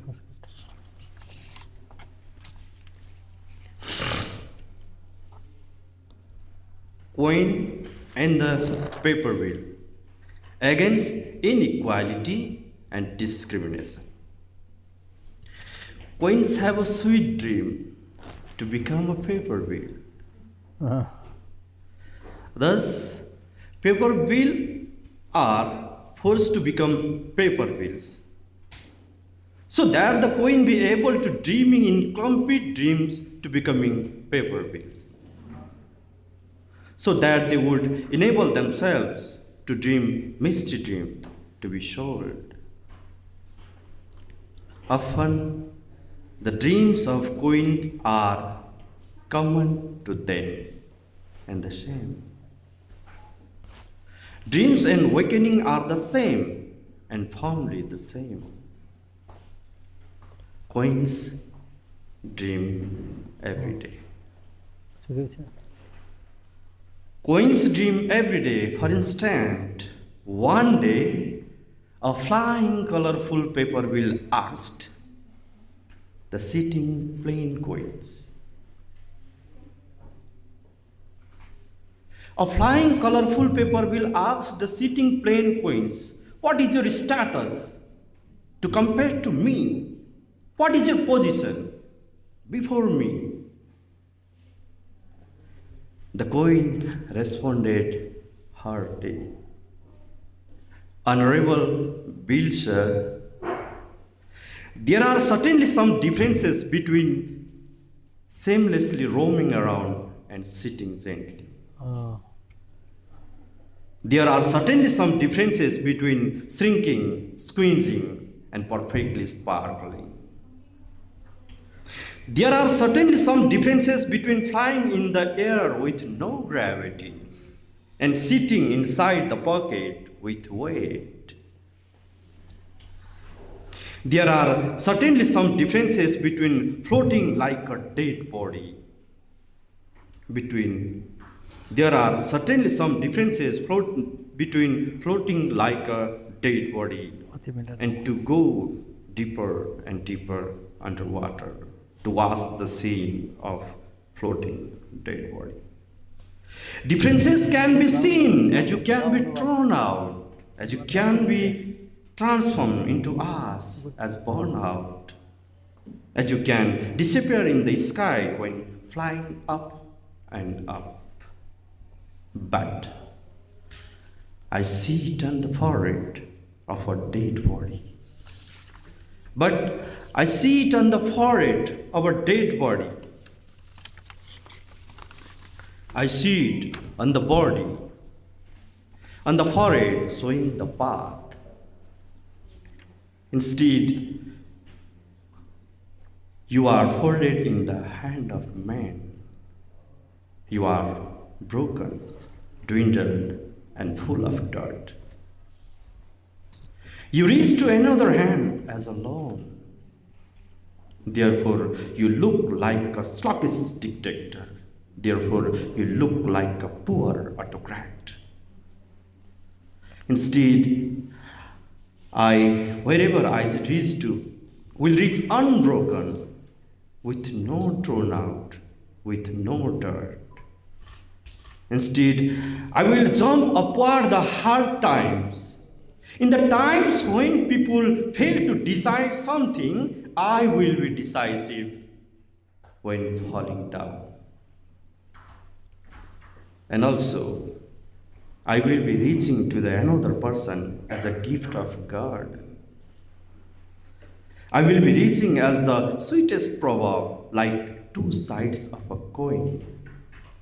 Thus, I will be seen as cultural rights since the primitive era.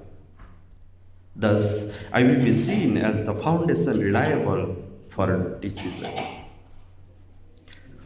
Often, I live in the temples, and gods are my relatives. Often, I live in the temples, the gods are my relatives.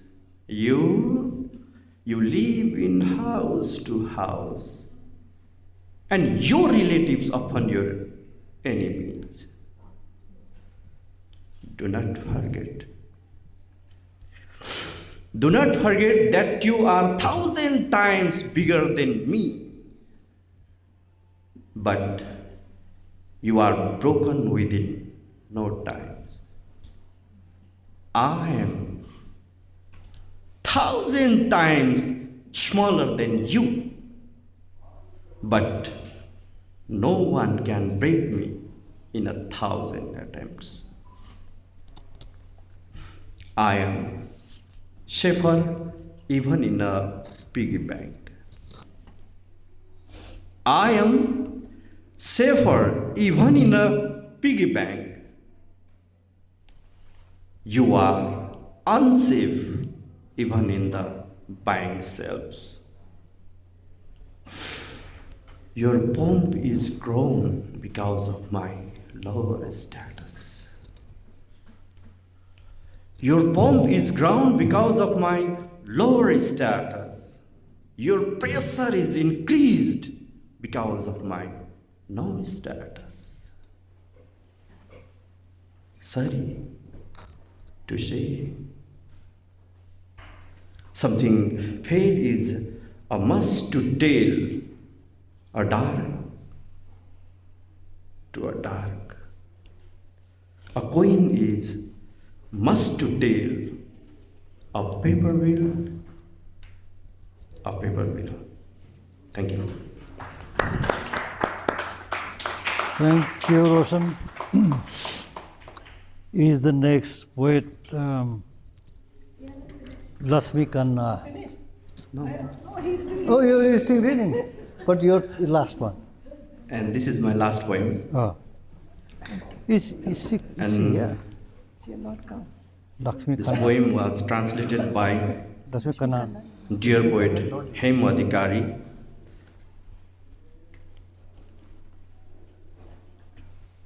This poem is a name of glass, a glass. It's a short poem. I'm a glass, slipped from a hand of time. I'm a glass, slipped from a hand of time. I broke soundless. However, I reflect a whole on every ground. I happens to glisten at someone's eyes, mine that the smile of fame shining extremely. I know that to be broken is not merely an end, but an expansion as well. Thank you. Thank you. Thank you, Roshan. Now, the next person I'm going to invite is our very familiar person, Kavita Singhal. If you want to know more about her, turn to Ajit ji, I was hoping you would stay and listen. Okay. You want to carry on? Huh? Or No, wait? I'll start. No. On page 25. I can see a lot of people yawning and going to sleep. Should we order for some tea or coffee? Yes?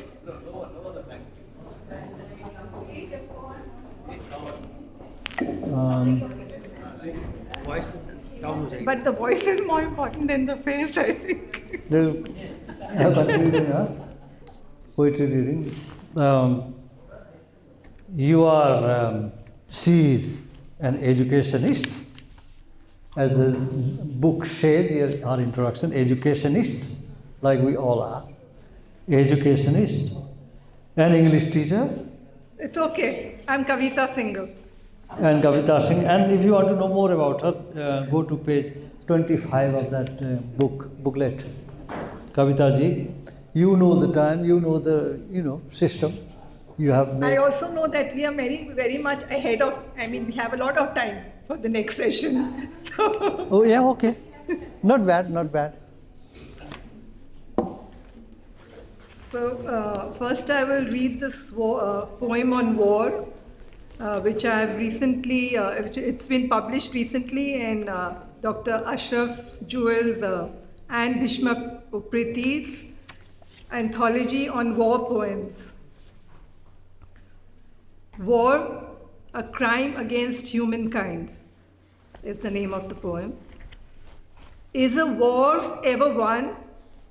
Is there victory for anyone?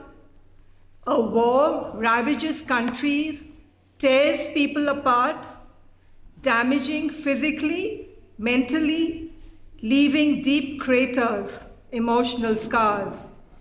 A tragedy looming large, loss to the world economy. Can the craters be filled? Can the dead come to life? Can the maimed lead a decent life? Can the innocent children forget fear, the sirens blaring, the warplanes roaring, the rumbling of gunfire, bombs exploding, the shrieks of loved ones injured, dying, burning? Can so-called peace compensate? Why then, why humankind, do we create terror of this kind? Why do we allow our hatred and greed to forget all humanity? Were we not created to live in peace, to profess our own religious beliefs? Was the world not large enough to cater to all our needs within our territories? We fight wars of our own making, senseless, meaningless plunder. War, a crime against humankind, perpetuated by man, leading to his own destruction. Rivers of red blood flowing, carrying hatred, changing the color of the blue rivers of tranquility. We never learn, we don't want peace, we continue to wage war, wars of our own making, we know not how to end.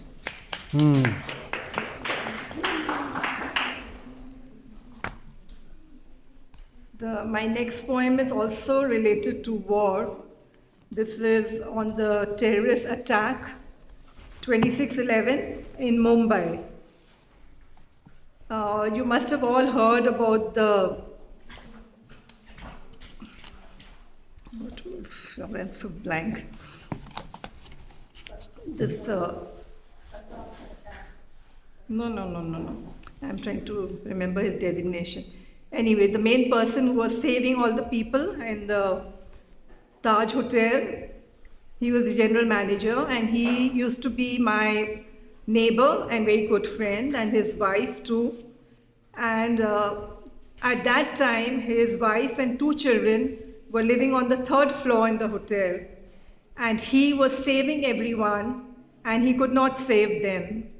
And this I'm writing from his point of view, what he went through. A fire rages within. One of the finest hotels, the iconic Taj, continues to be, for me, a tomb, a maqbara. My queen lies buried here. How apt a name, the Taj Mahal. The buildings restored to their majestic glory, the ocean, the sky, retain their shades of blue. The waves lap the shore, the sea breeze gently blows. The moonlight pours into the plush rooms. No AK-47s to blast the peace, no shards of glass flying around, no rivers of blood flowing, no heart-wrenching screams, revelry, celebrations each night. That cruel day, long forgotten, the flames forever extinguished, the culprit tried, convicted, hanged unto death. Yet, each living moment for me, sheer agony. Each night, my dreams go up in flames, her beautiful arms outstretched, their terror-filled innocent voices shrieking, calling out my name again and again and again. Chaos, confusion, fear, terror, the brave emerged, saving lives amidst gunfire, danger lurking everywhere. They above and I below, no way for me to go. Their bodies going up in flames, being cremated alive, 1,000 deaths I died. My very own burning, engulfed in flames. Every cell, living cell screaming, burning in agony. With them I burned. They turned to ashes, perished. Their spirits soared, journeyed into a better world. No hatred, no terrorists, no AK-47s, no grenades, only peace, only love. I continue to burn. Each living moment, a fire rages within. Each nightmare real. I go up in flames each night. I burn with them. I burn for them. They died once. I die each day, each night, each moment. Oh, good.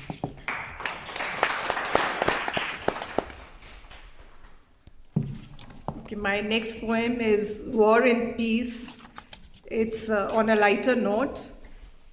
And I mean, you can understand it the way you like. Sorry, give me a moment.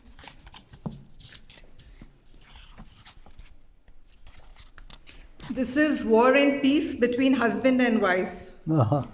I'm reading it in two voices. The sky above, it's the bluest blue. White cotton clouds dance before you.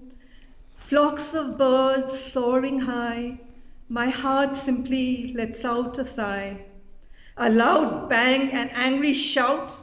Where's my tea? He steps out.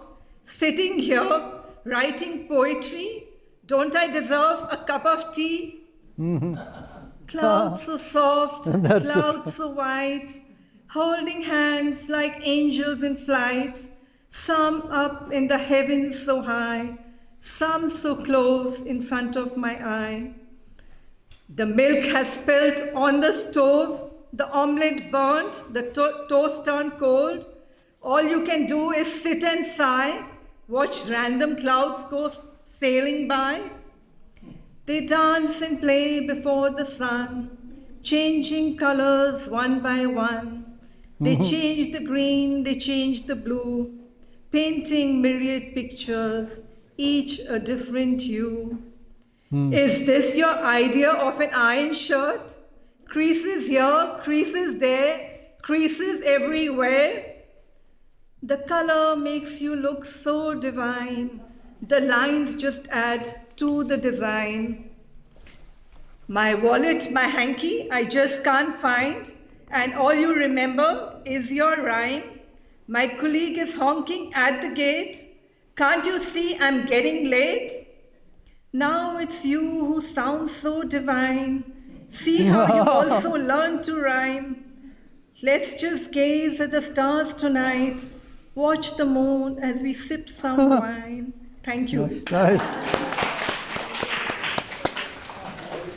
I guess now that's very interesting. Shift. I don't know whether this is meant to be funny or not. You can take it as you like. It's a tremendous shift. It's actually war and peace. I'm the peace. Words can shift. Is Couldn't you make out? Couldn't you make out? My husband is the war and I'm the peace. And my son is sitting here to vouch for it. Even Tolstoy could not have imagined this war and peace. It's a very different dimension. Robinson.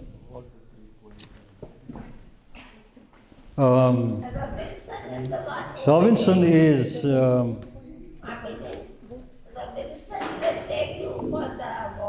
Also. Oh, I see. For the walk also. Robinson is the critic, short story writer. There's a lot of luggage. Poet, theologian, and heritage walks. He leads people through the heritage sites. That's right. Let's hear how the poems come out. Good. Thank you so much. First of all, I would like to salute the spirit of Ajit Kaurji for being able to pull this festival for so long. I think it's, I don't want an applause, but just a silent prayer that she continues to stay healthy and be with us and guide us. She lived longer than us. That's okay. Oh, she will. That's okay. It's not about the quality of life, it's not about the age, but yet it's very different for everyone. I'm going to read a poem of mine which Arpana Didi is very fond of. It's a poem which is dedicated to the river and the mother, and it goes like this. The river flows in all its serenity from the top of the mountains, making its eternal journey to the vast ocean. On one side of the river, people worship it, venerate it, and elevate it to a goddess. On the other side, people spit, shit, and even float their dead. The river does not complain. The river does not complain, continuing on its onward journey. But there comes a time when the river can't take it anymore.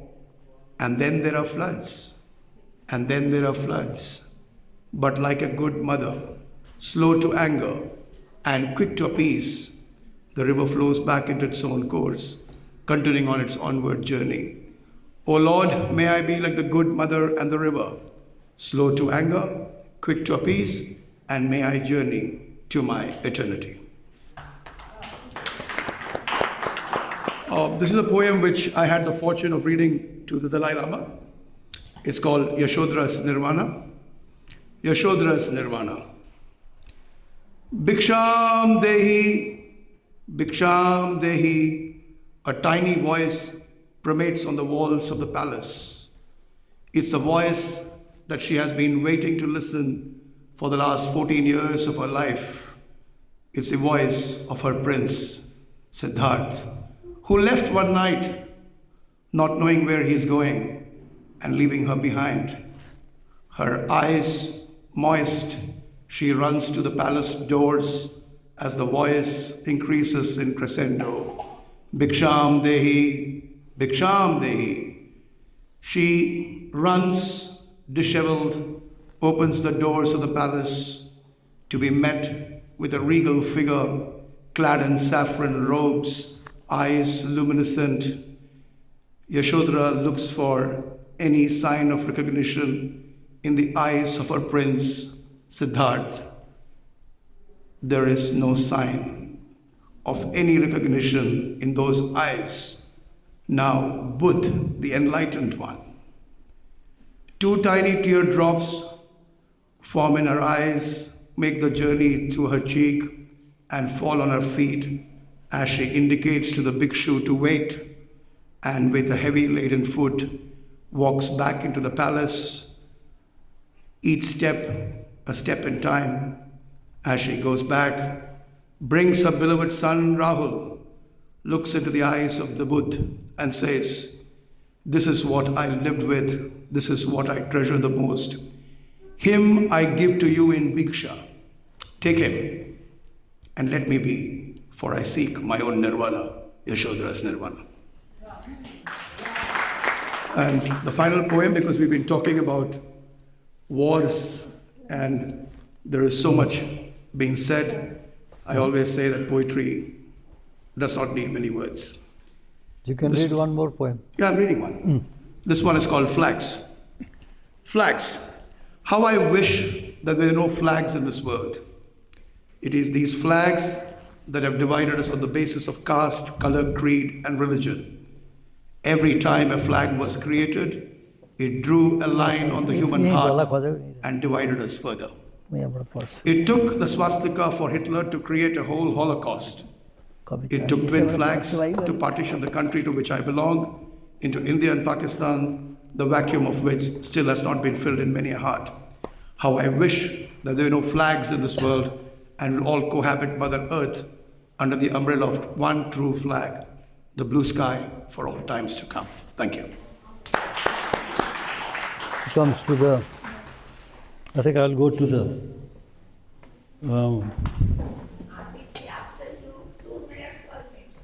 okay, Didi. After, okay. Oh, this works, no? So no, I don't need this. Oh, you don't need it. That's a very, works. Yeah. It's a very fascinating poetry reading session. So I didn't want to talk about the nature of the poetry read out this afternoon. They covered all the so many different areas, so many different moments of experience and the feelings, the reverberations, and also the themes from the personal to the metaphysical to the mythopoetic, and also horrendous war scenes. But what happens when very horrendous war situation is poem is written about that? There's always a big debate about the wars as a subject of poetry, but so much is written about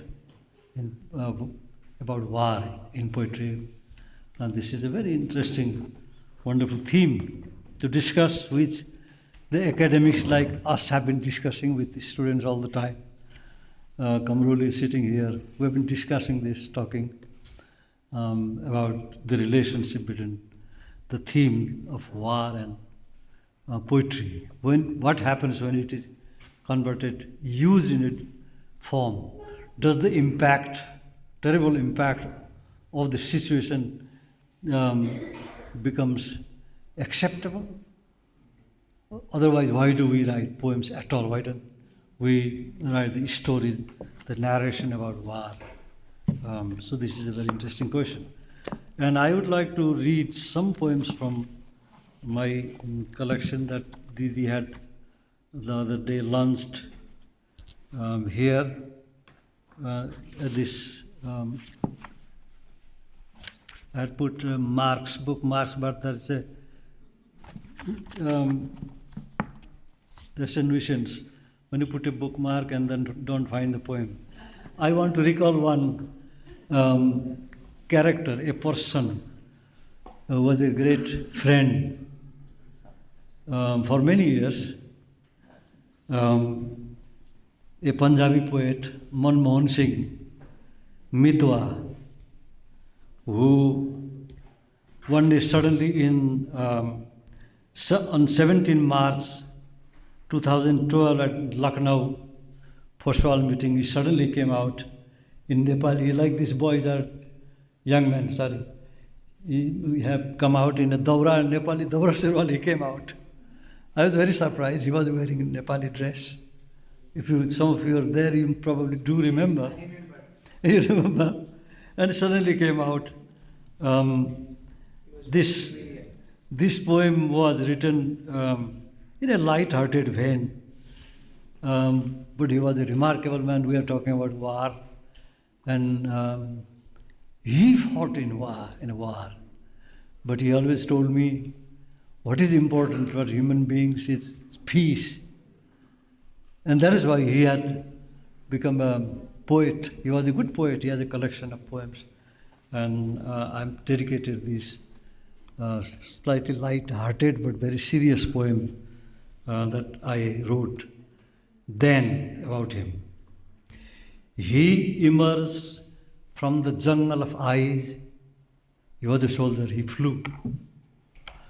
He emerged from the jungle of eyes, dwindling forests, under myriad stars. He walked down the aisle between people, growing with the quietness of primroses between stones. Stillness overwhelms me. On his body stage, he acts out drama of my nations that overwhelms me all of a sudden as snow-like cascade stands in Nepali, a cap from a city, ancient Bhadgaon. He was wearing those items, where pagodas wake up each morning, splitting light in 5 layers. Liladhar Nepali, that's what he said. His Nepali for that day was Liladhar Nepali. He had assumed that name. Liladhar Nepali carries 1 layer of sky, his cap just above where light flows in white lines. Down the hill runs Liladhar's perennial songs, down a Sufi valley where nothing and everything is dusk. Liladhar Nepali's serenity jugs with tremulous light. I met him in a photo in a broadsheet paper where in caption he shared with my name. His photo was published in that interview, but underneath in the caption was written, Professor Abhishek is sitting here. That was the caption. We love that. I love that photo. I saved it.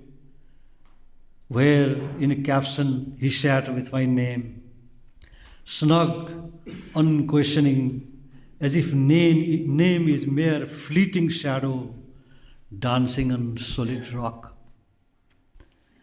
I have seen Liladhar Nepali transcending borders and forging a strong bond between here and there, from here to eternity.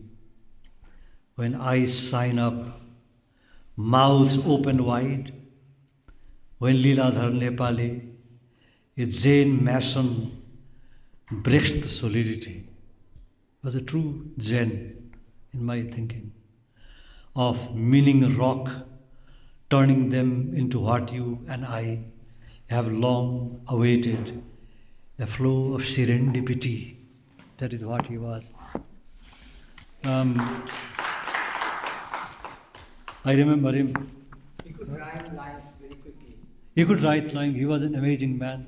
I called him a... Sorry, I forgot to say that he's Didi's first cousin. And he made every poetry reading very lively. And he was a soldier. He flew over. My poem also gives some sense of that. And We in This Land is my next poem, which I incidentally wrote on 22 June 2002 in Colombo. I wrote this in Colombo. Friends from Sri Lanka probably might find some familiar metaphors in this. I don't know why I wrote them, this poem in Colombo, and what inspired me. I was in Colombo in 2002. We in this land, we have turned red and created fissures in the stern sky. We have traded cuddles with guns. We have left a child looking in awe at us. Without her father, whom we dragged down the lanes of murky history, we have signed papers, shaken hands, green till the cheeks hurt, and said, we will join hands under the mauve sky and sing a song, the words of which we don't know. A statue stands wounded, trees crash down with the weight of sky that is loaded with the shrieks and moans that we sent up. Pandora's box opened up some time again. I have waited for you to tap my door when you came with the news.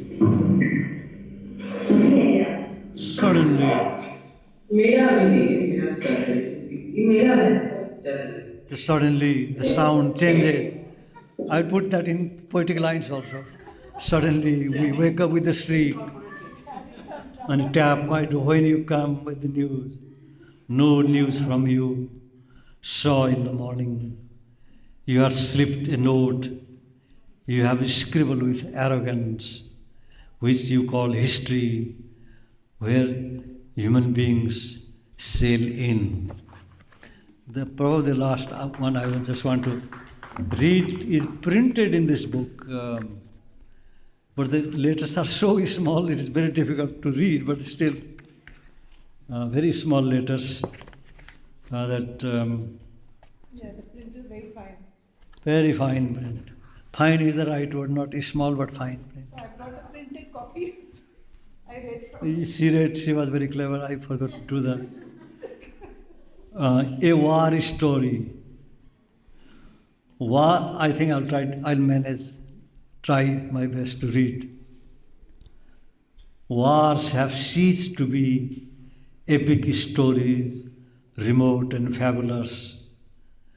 Battles have ceased to be stories fought face to face in the minuscule twilight zones of physical and language encounters. Wars are mapped onto the fresh wounds of a child dug out of rubbles, carried by a wailing mother with a body, a cartographic mess, drawn in lines of bruises. The war story written by those robots without shame, without love, and without a sense to see human sky above and dear Mother Earth below. Wars, as long as they are printed in poetry books, as long as they are sung in the fine hours of the morning, as long as they are told around fireplaces in freezing seasons, as long as a child goes to sleep, hearing them in mother's voice, do not wreck the soul's ugly face, war is okay. But when you hear the stories that break all familiar lines, that tear you out of your bed with children and lovers and send you seeking and shrieking for help in the open where everything is reduced to rubbles of time and structure. When you see smoke in the muzzle of guns, when you see unseen people calling your name and falling all over you like hurricane and thunder, then you know, if you are able to think that a war is going on and you are nobody's enemy. A modern warfare fought here and now in the dear, inverted comma, dear 21st century. Come, let us create our own fonts. Let us create minuscule storms as the sky have not ceased to spread across words, melodies and colors. And so, what is keeping us together? What makes us cry with the bruised child? Our power breaks like dawn. Our love hasn't lost the power to heal. I wake up each morning from dreams, torn between hope like rainbows and menace like a hurricane, making landfall with no calculation of what get torn and blown. But I am telling a story that human beings are carving on the rocks of time. Those who use the wrong means and dance with our nightmares will be living scars of war. Final. But we will prevail, not you. The child will come out of rubble, will heal your callous wounds. The child will heal your callous wounds. Wait, don't rush. Read our poetry, for it makes things happen. Now, I think Yeah, Ajitji. No, Ajitji wanted to.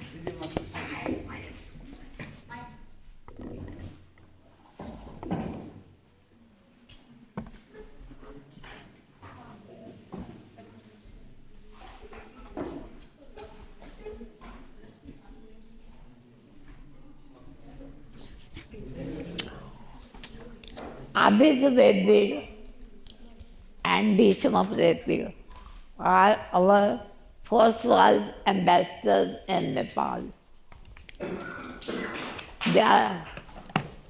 I love Abhi.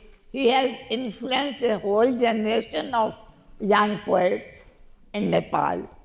He has translated so many young poets and brought them into limelight.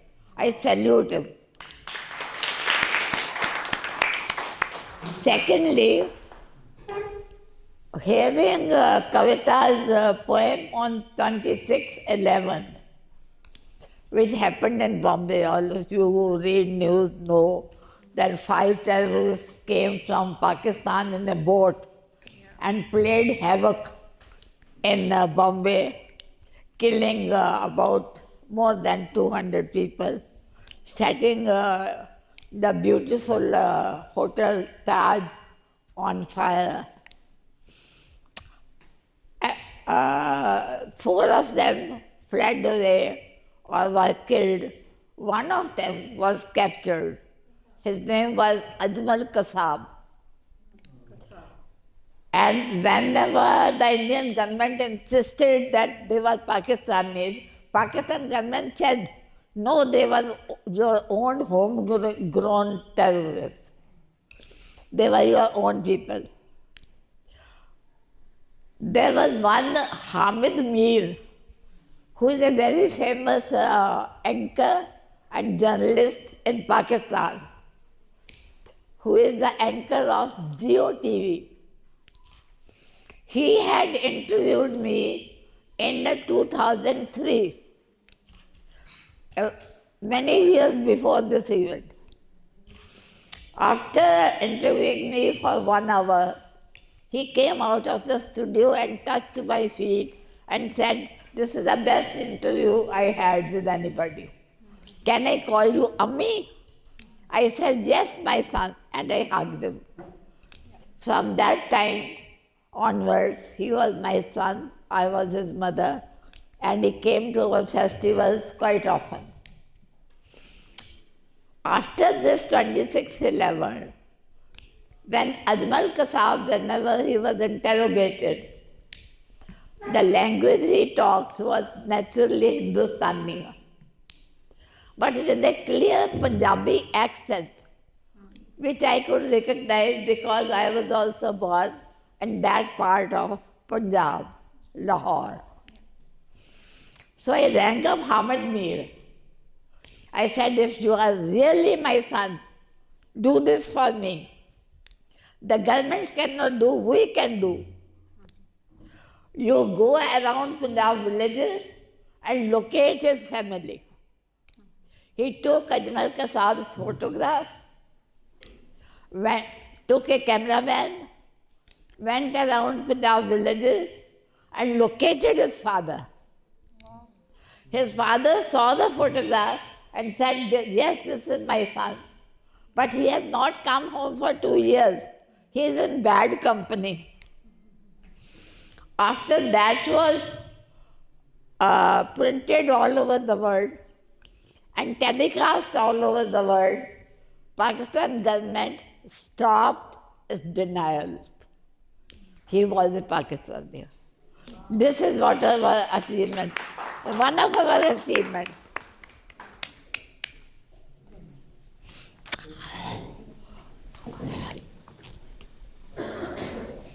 Thank you, Ajitji.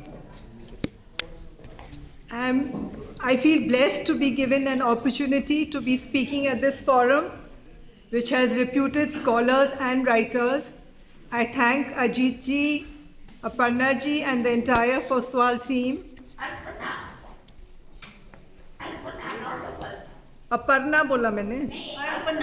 Arpana. Okay. Arpanaji and the entire Foswal team.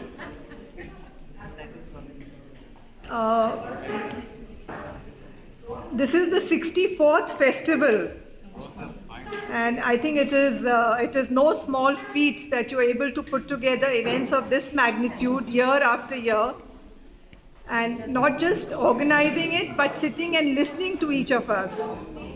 And I can imagine the great deal of work that goes into this.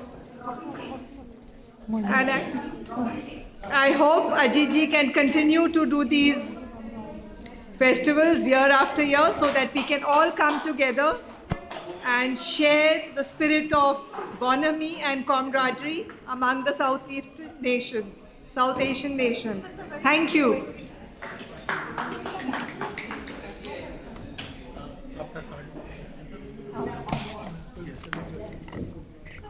Dear friends, on the 64th Foswal Literature Festival's evening, last but not least, this is our 15th session of today, and I know tomorrow all foreign delegates will be sent for the picnic, and we may not meet them tomorrow because they will go for the sightseeing and shopping, and Indian delegates will be till lunch. Yeah. Sorry. This is for the information of all the foreign delegates. When the bus brings you back tomorrow morning, you will not be exiting from the bus. You will stay in the bus itself. You will not come to this building. I will come to the bus because we want to save as much time so that you can see more. So you pack your stuff in such a way that you don't have to come here at all. So when the bus comes, I will join the bus. Is it clear? And then we try to... I'm coming, Mataji, 1 second. 1 second, I'm talking morning. And when we come back here, we will try to see how fast we can come back. We'll try to come back here by 12:45 so that then everybody else can meet and we can have lunch here. 9:30, I will be in the bus. The moment the bus comes, I will be on the bus. The Indian delegates will get down and we will proceed on our journey. Okay? Thank you, Robinson. And tomorrow we will have poetry sessions in Hindi, Urdu, and Punjabi poetry. But today, this session is based on readings from fiction and papers. And in that session, we have two speakers. One is who is chairing the session is Kanchana Priyakantha.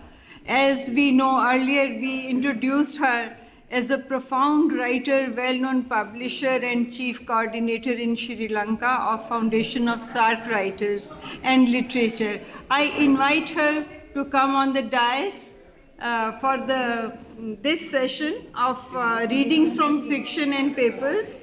And another speaker is Professor S. Patmanthan. Professor S. Pathmanthan from Sri Lanka. Professor S. Pathmanthan, an accomplished bilingual poet and translator writing both in Tamil and English. He retired from Paley Teachers College where he was lecturer principal. He is now a visiting lecturer in the Translation Studies Unit, University of Jaffna. He devotes his retired life to the service of the Children's Home, which provides shelter for the 250 war-affected children. Now, I invite Professor S. Pathmanthan for his readings from fiction or whatever he likes, or to read a paper. You would like to read here or you want to come? Okay. Yeah. One will read and one will chair, because our another participant due to some reasons has not come. So, yeah. May I add a word? Just one word. Mahatma Gandhi, everybody knows the word of Mahatma Gandhi and know who he was. He was the father of our nation. He was the one who brought independence to India. His granddaughter is here. He is a friend of ours, and his brother had been lecturing here for 12 years before he passed away. Tara Gandhi Bhattacharya is here. She will just come and take her seat, and maybe, if she feels like, she will say a few words or read her poem. She is a great woman. Give her a loud hand.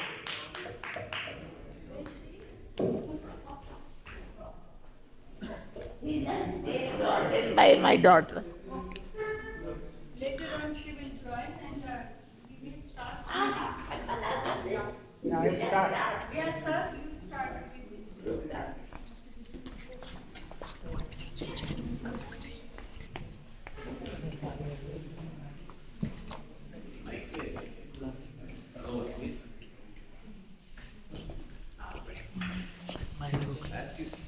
Read like this, suppose lower it and lift it. Because raise his cover. मैं आपके angle के हिसाब से Don't make me do that. I understand. Okay. Revered Ajit Kaurji,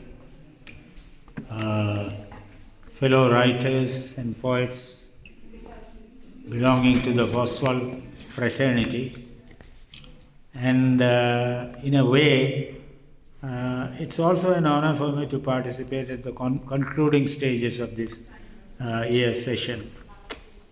And I was wondering whether an excerpt of a serious paper would be appropriate at this hour, but anyway, as it has been scheduled, I will go ahead.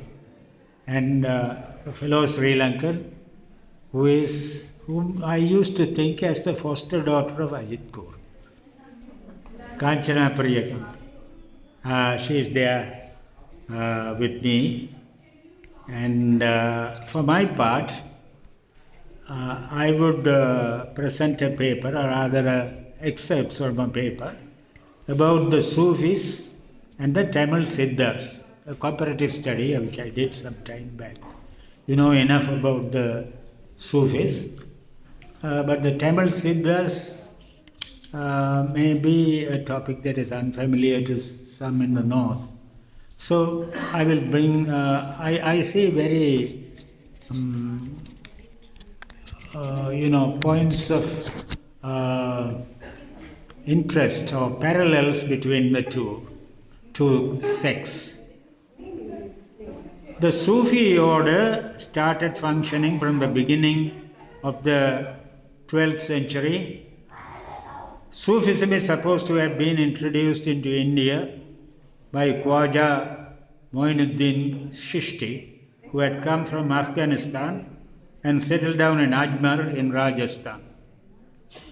He had the support of Mughal rulers. His shrine has become a place of pilgrimage. Sufism, it's also called Tasawwuf, had its origin in Islam, but there has been some diffidence in accepting it as an integral part of the Islamic faith. It can be called the evolution of Islam in a mystic direction.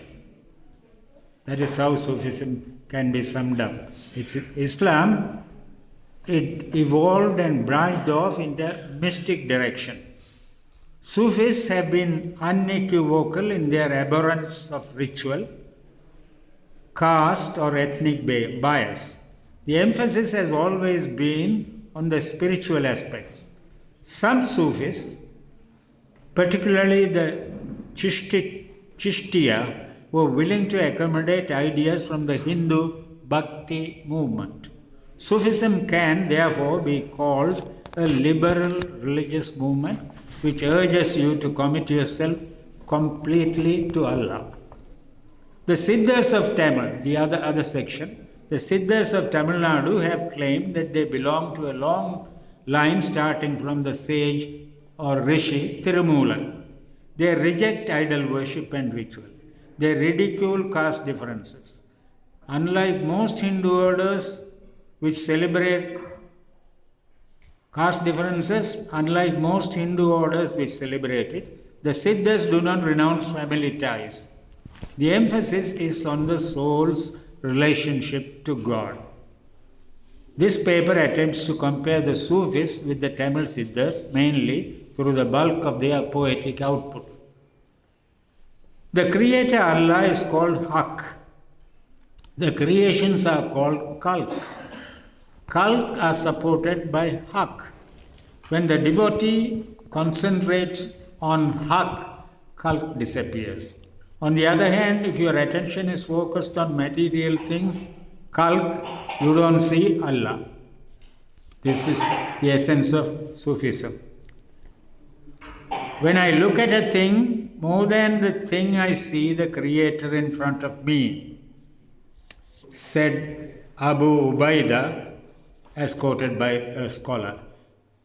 Tirumular, supposed to have been the founder of the Siddha line, elaborates this concept through a metaphor. The elephant in musk hides the tree. The tree hides the elephant in musk.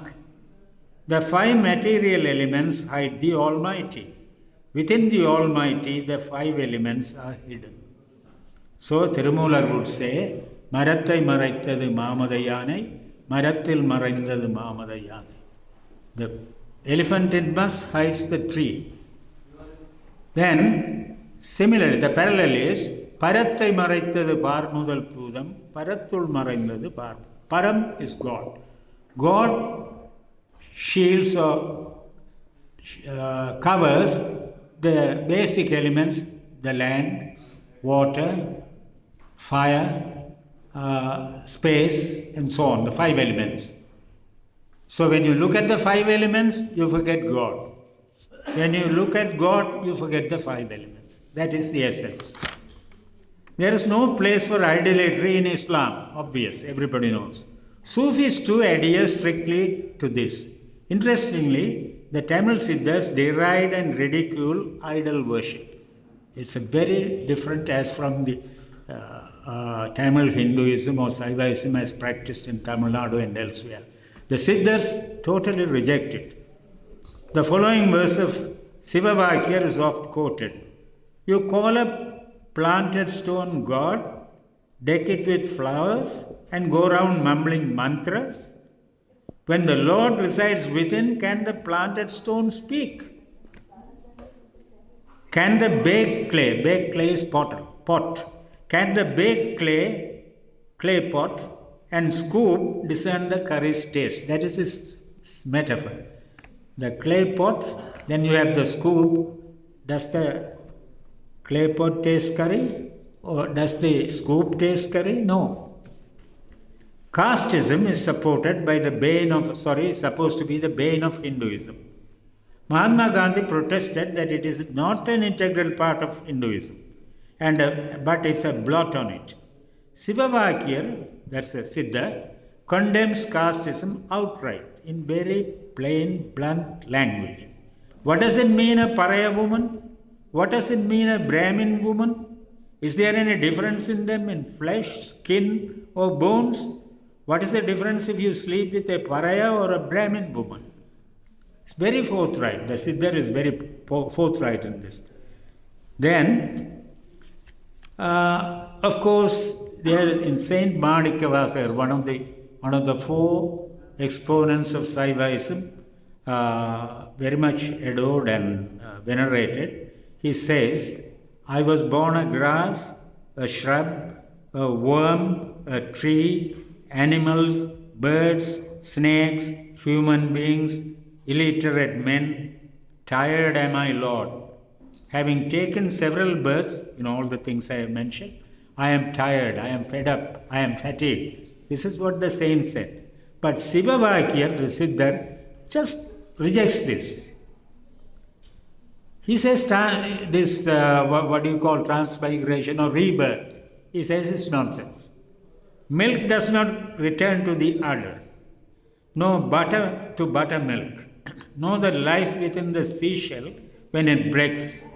The seashell is alive. When it breaks, the life, where does the life go? It doesn't go back. The blown flower, the fallen fruit do not return to the tree. The dead are not born, never, never, never. Karandapal mulaipuga, kadainda vennai morpuga, உடைந்து போன சங்கினோச உயிர்களும் உடல் புகா விரிந்த பூ உதிர்ந்த காயம் மீண்டும் போய் மரம்புகா இறந்தவர் பிழைப்பதில்லை இல்லை இல்லை இல்லை. Once dead, you are not reborn. This is by Sivavakya, he is very forthright. Another one, though not directly claimed as a Siddha, is Taimana, Saint Taimana, who lived in the 18th century and in Trichy, Tamil Nadu.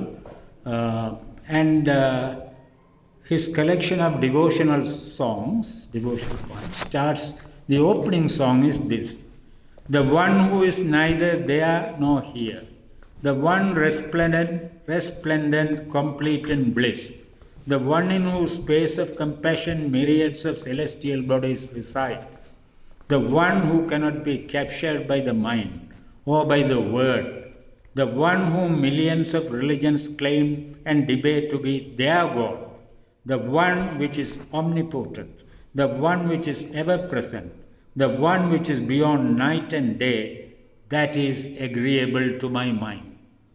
So, Taimana defines the aspects or lists the aspects of God. He is neither here nor there.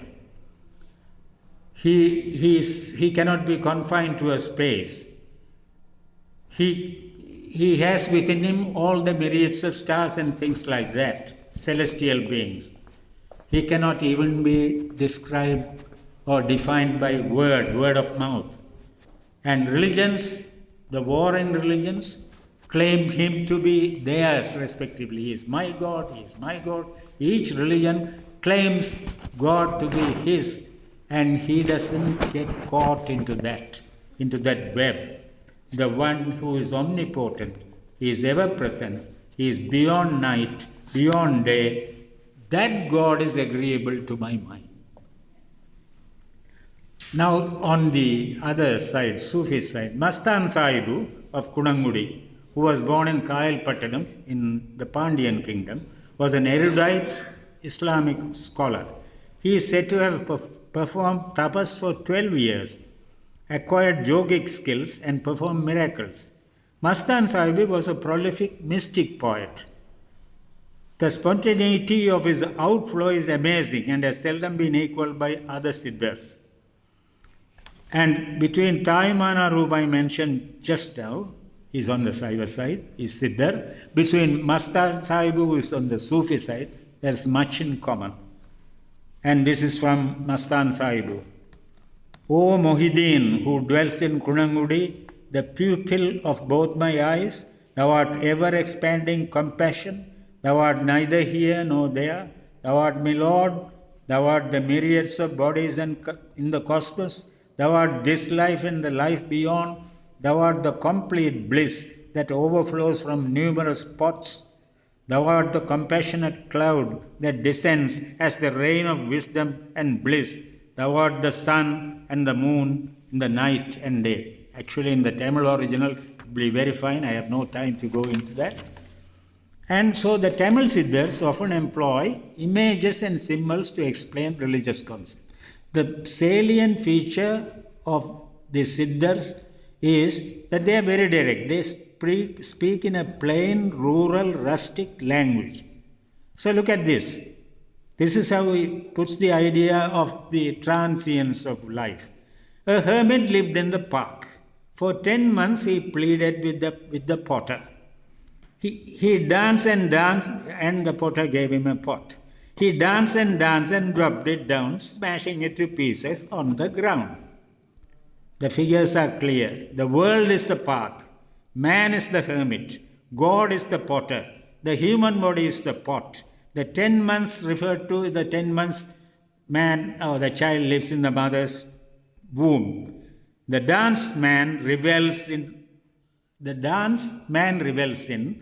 are the pleasures of the world. He danced and danced and dropped the pot and broke it on the ground. Mastan Sahib too, ironically or interestingly, used the same metaphor at a bit different slant. This is a storied house erected on 5 pillars.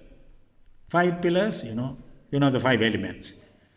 With 9 holes, and those are windows. This is transient. Yama will come tomorrow to snatch it. Fool, seek the heavenly mansion. You have built an earthly mansion, this will be destroyed or demolished. Seek the heavenly mansion. This is what Mastan Sahib said. So, both the Sufis and the Siddhas condemn the physical body, which we take pains to keep clean and anoint it with perfumes. So, and Aluguni Sittar would bemoan this filthy corpse, this vessel which contains salt. And when you keep salt in an earthen pot, the salt will make the pot also, useless. This filthy corpse, this vessel which contains salt, I can't find a medicine to exchange it with another. Mastan Sahib would lament, wandering, carrying this bag of rice, I have become a whiff in a cyclone, oh dear Rahman. I have been carrying this bag of rice and wandering, I have become a whiff. It has become like chaff. And Pattinathar, another Siddhar, in his exasperation says, where will I die? He doesn't say that. Where will this body lie all of a sudden, unexpectedly? Is it in the jungle, the bush, the house, or the thinnai? Thinnai is the front portion in the old mud house, thatched house in our areas. You find an outer place, maybe of this width, running up to a few feet, where visitors, it's a sitting room of those days, where visitors could sit, very airy, ventilated and all that. Will it die in the thinnai? Lord of Kalukundram, Thirukalukundram is a shrine in Tamil Nadu. He says, is it in the jungle? Is it in the bush? Is it in the house? Is it in the thinnai? This body will drop lifeless. Kado, Sediyo, Kadalpuramo, Kaname miginda Nado, Nagaro, Nagarnaduvo, Nalame miginda Vido, Purantinayo, Tamiyen Udal, Vidamudal. Striking a personal note, during his last days, my father would often recite this as a sort of meditation. Where will this body, where will this frame lie down? So, you see, friends, from what I have narrated, I have cut down the contents of my paper. From what I have narrated, if I may sum up, medieval Maharashtra witnessed the Hindu-Muslim encounter. Guru Nanak and Kabir had laid the foundation for this synthesis. Ekanath was the greatest saint of Maharashtra. In Tamil Nadu, the Alvars and the Nayanmars of the Bhakti movement set in motion the Bhakti movement. This cult traveled north through Maharashtra. Tulasidas, Kabir and Namdeva carried the Bhakti banner up to the Punjab. The Muslim saints of Maharashtra had a very good rapport with the Hindu community. Sufi ideas of equality and brotherhood influenced the Bhakti movement. The Sufi and the Bhakti movements took devotional philosophy to the common people. That is a very brief resume or sum up of my paper. And now, yes, I have finished. Now you will introduce her? Yes, better. You know her better. Okay. Thank you, sir. Thank you, sir, Professor Padmanathan. Your words were so very thought-provoking, and you have showed us a very clear picture about the Tamilian Siddhas and Sufis and Bhakti movement. Thank you, sir, very much. And now I will request, as Ajit ji has recently introduced Tara Gandhi Bhattacharya ji, as Ajit ji introduced her, I feel she's the most charismatic personality. We want to honor her, and there is a humble request, say a few words, whatever you want to say as a blessing to us, ma'am. Yeah, I can give you the mic there.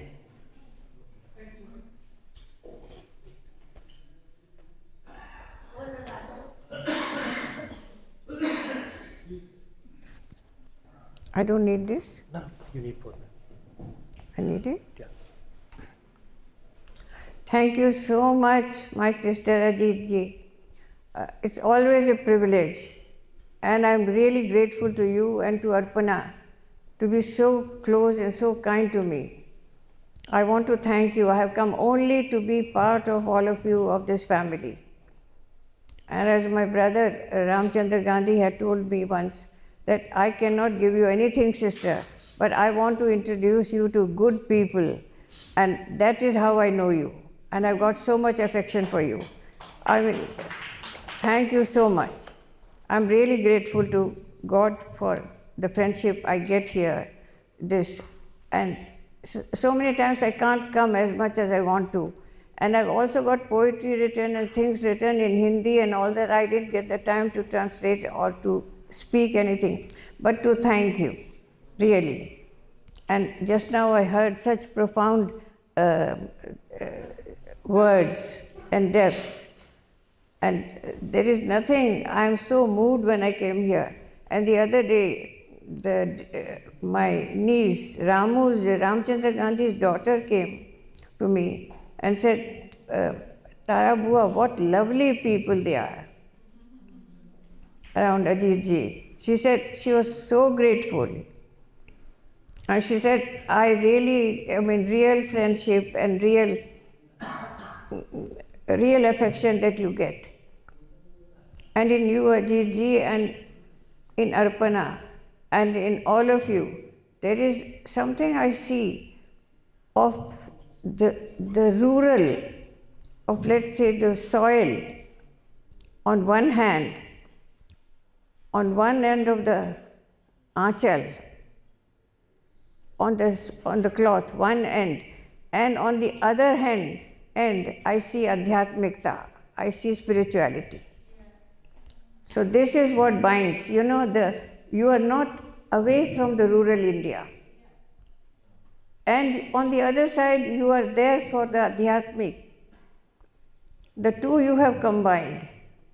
And that is what Gandhi had combined. And here I want to say one thing, that I'm sorry I'm talking about my family, but I'm talking about my family with my family. Yes, I'm talking, so just a few words about my two grandfathers, for which I get all this fame that I don't deserve anything of my own. But it is, one grandfather was a governor general, a governor, held high positions. He was also very spiritual and a great person. And Gandhi, of course. And if you ask me who was greater, I cannot tell you. But Rajaji, who held the high position of Governor General, Governor and ministers and all that, was actually a fakir. And Gandhi, who was considered to be a fakir, was a Badshah. And Gandhi was a Badshah and Ramu was also a Badshah. So, yes, and I have come to say that I am grateful in life to have your friendship, your trust, and your love. Thank you so much, and all of you. Thank you very much. Thank you. Thank you, ma'am. Thank you very much.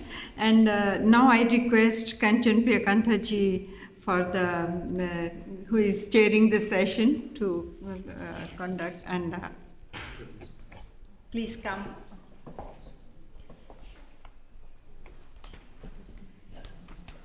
Now we will meet you at the tea after this session, and then early in the morning again.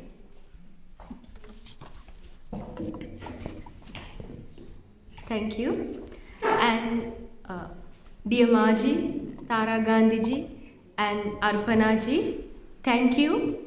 You are here to listen to my short story. And dear audience, I am extremely grateful to you, to the audience that consists of around 30 people. Yes. You are here to listen to my short story. So, the name of this short story is The Laughter. Laughter echoed through the city, a contagious chorus that enveloped the streets. Curiosity gripped me, pushing me to seek the source of this uproar. If everyone else finds it amusing, why shouldn't I? I pondered, allowing the idea to dance in my mind. Was it an incredibly witty joke that had ignited this outburst? But who possessed the ability to make an entire city convulse with laughter as if intoxicated by nitrous oxide? Scrutinizing their faces, I noticed a peculiar blend of amusement and unease. Their widened eyes betrayed a hidden fear, an emotion seemingly at odds with their mirth. There is an old saying that fear stifles laughter, yet it also claims that the most terrified souls laugh the loudest. Why aren't you laughing? In this world, laughter is a matter of survival. A passing man warned me cryptically, as if to emphasize the point. He feigned dropping an item before me, an act that concealed his true intent. Doubt clouded my mind. How could I trust this stranger? Who was he? And what purpose did he serve by issuing this caution? Driven by an insatiable curiosity, I pursued the enigmatic man who slipped away from my grasp. Breathless, I implored, "Who is it that threatens my life if I refuse to partake in this laughter?" He halted for a moment, turning to face me, a stern expression etched upon his features.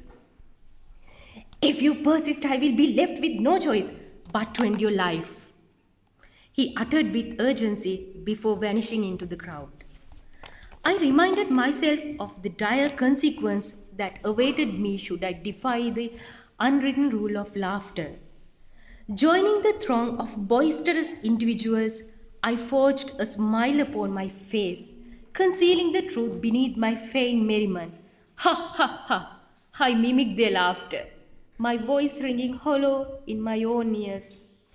The act of pretending amusement felt undignified. To be coaxed into chuckles was a humiliation of the soul. Each time a newcomer stepped into our realm, they were swiftly greeted by a stranger, the contrived drop and pick-up scenario serving as a forewarning. As soon as they joined the collective laughter, they too became purveyors of caution, their fearful gaze locking onto the next unsuspecting soul. It was an endless cycle, a chain of laughter and fear. While wandering aimlessly, I spotted a newcomer entering this bizarre spectacle. Determined to fulfill my role, I hurriedly intercepted the fearful stranger, eager to pass on the torch of forced hilarity. Why aren't you laughing? In this world, laughter is the key to survival, I uttered, sensing the newcomer's confusion and curiosity bubbling to the surface. He drew closer, his voice brimming with inquiry. But who orchestrates this madness? Who threatens my life if I choose not to partake in this chart? If you persist in your pursuit, I may be forced to ensure your demise, I swiftly replied, evading his grasp and slipping away into the maze of laughter. The story continues. The threads of laughter and fear intertwine, pushing us all to dance to a tune we never chose. Thank you.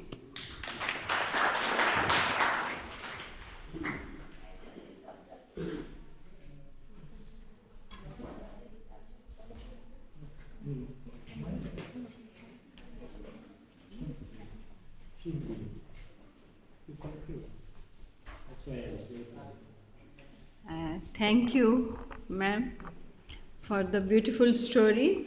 Now we conclude the session and let's move for the tea, and we'll see you tomorrow again. Thank you all. Thank you, sir. Okay.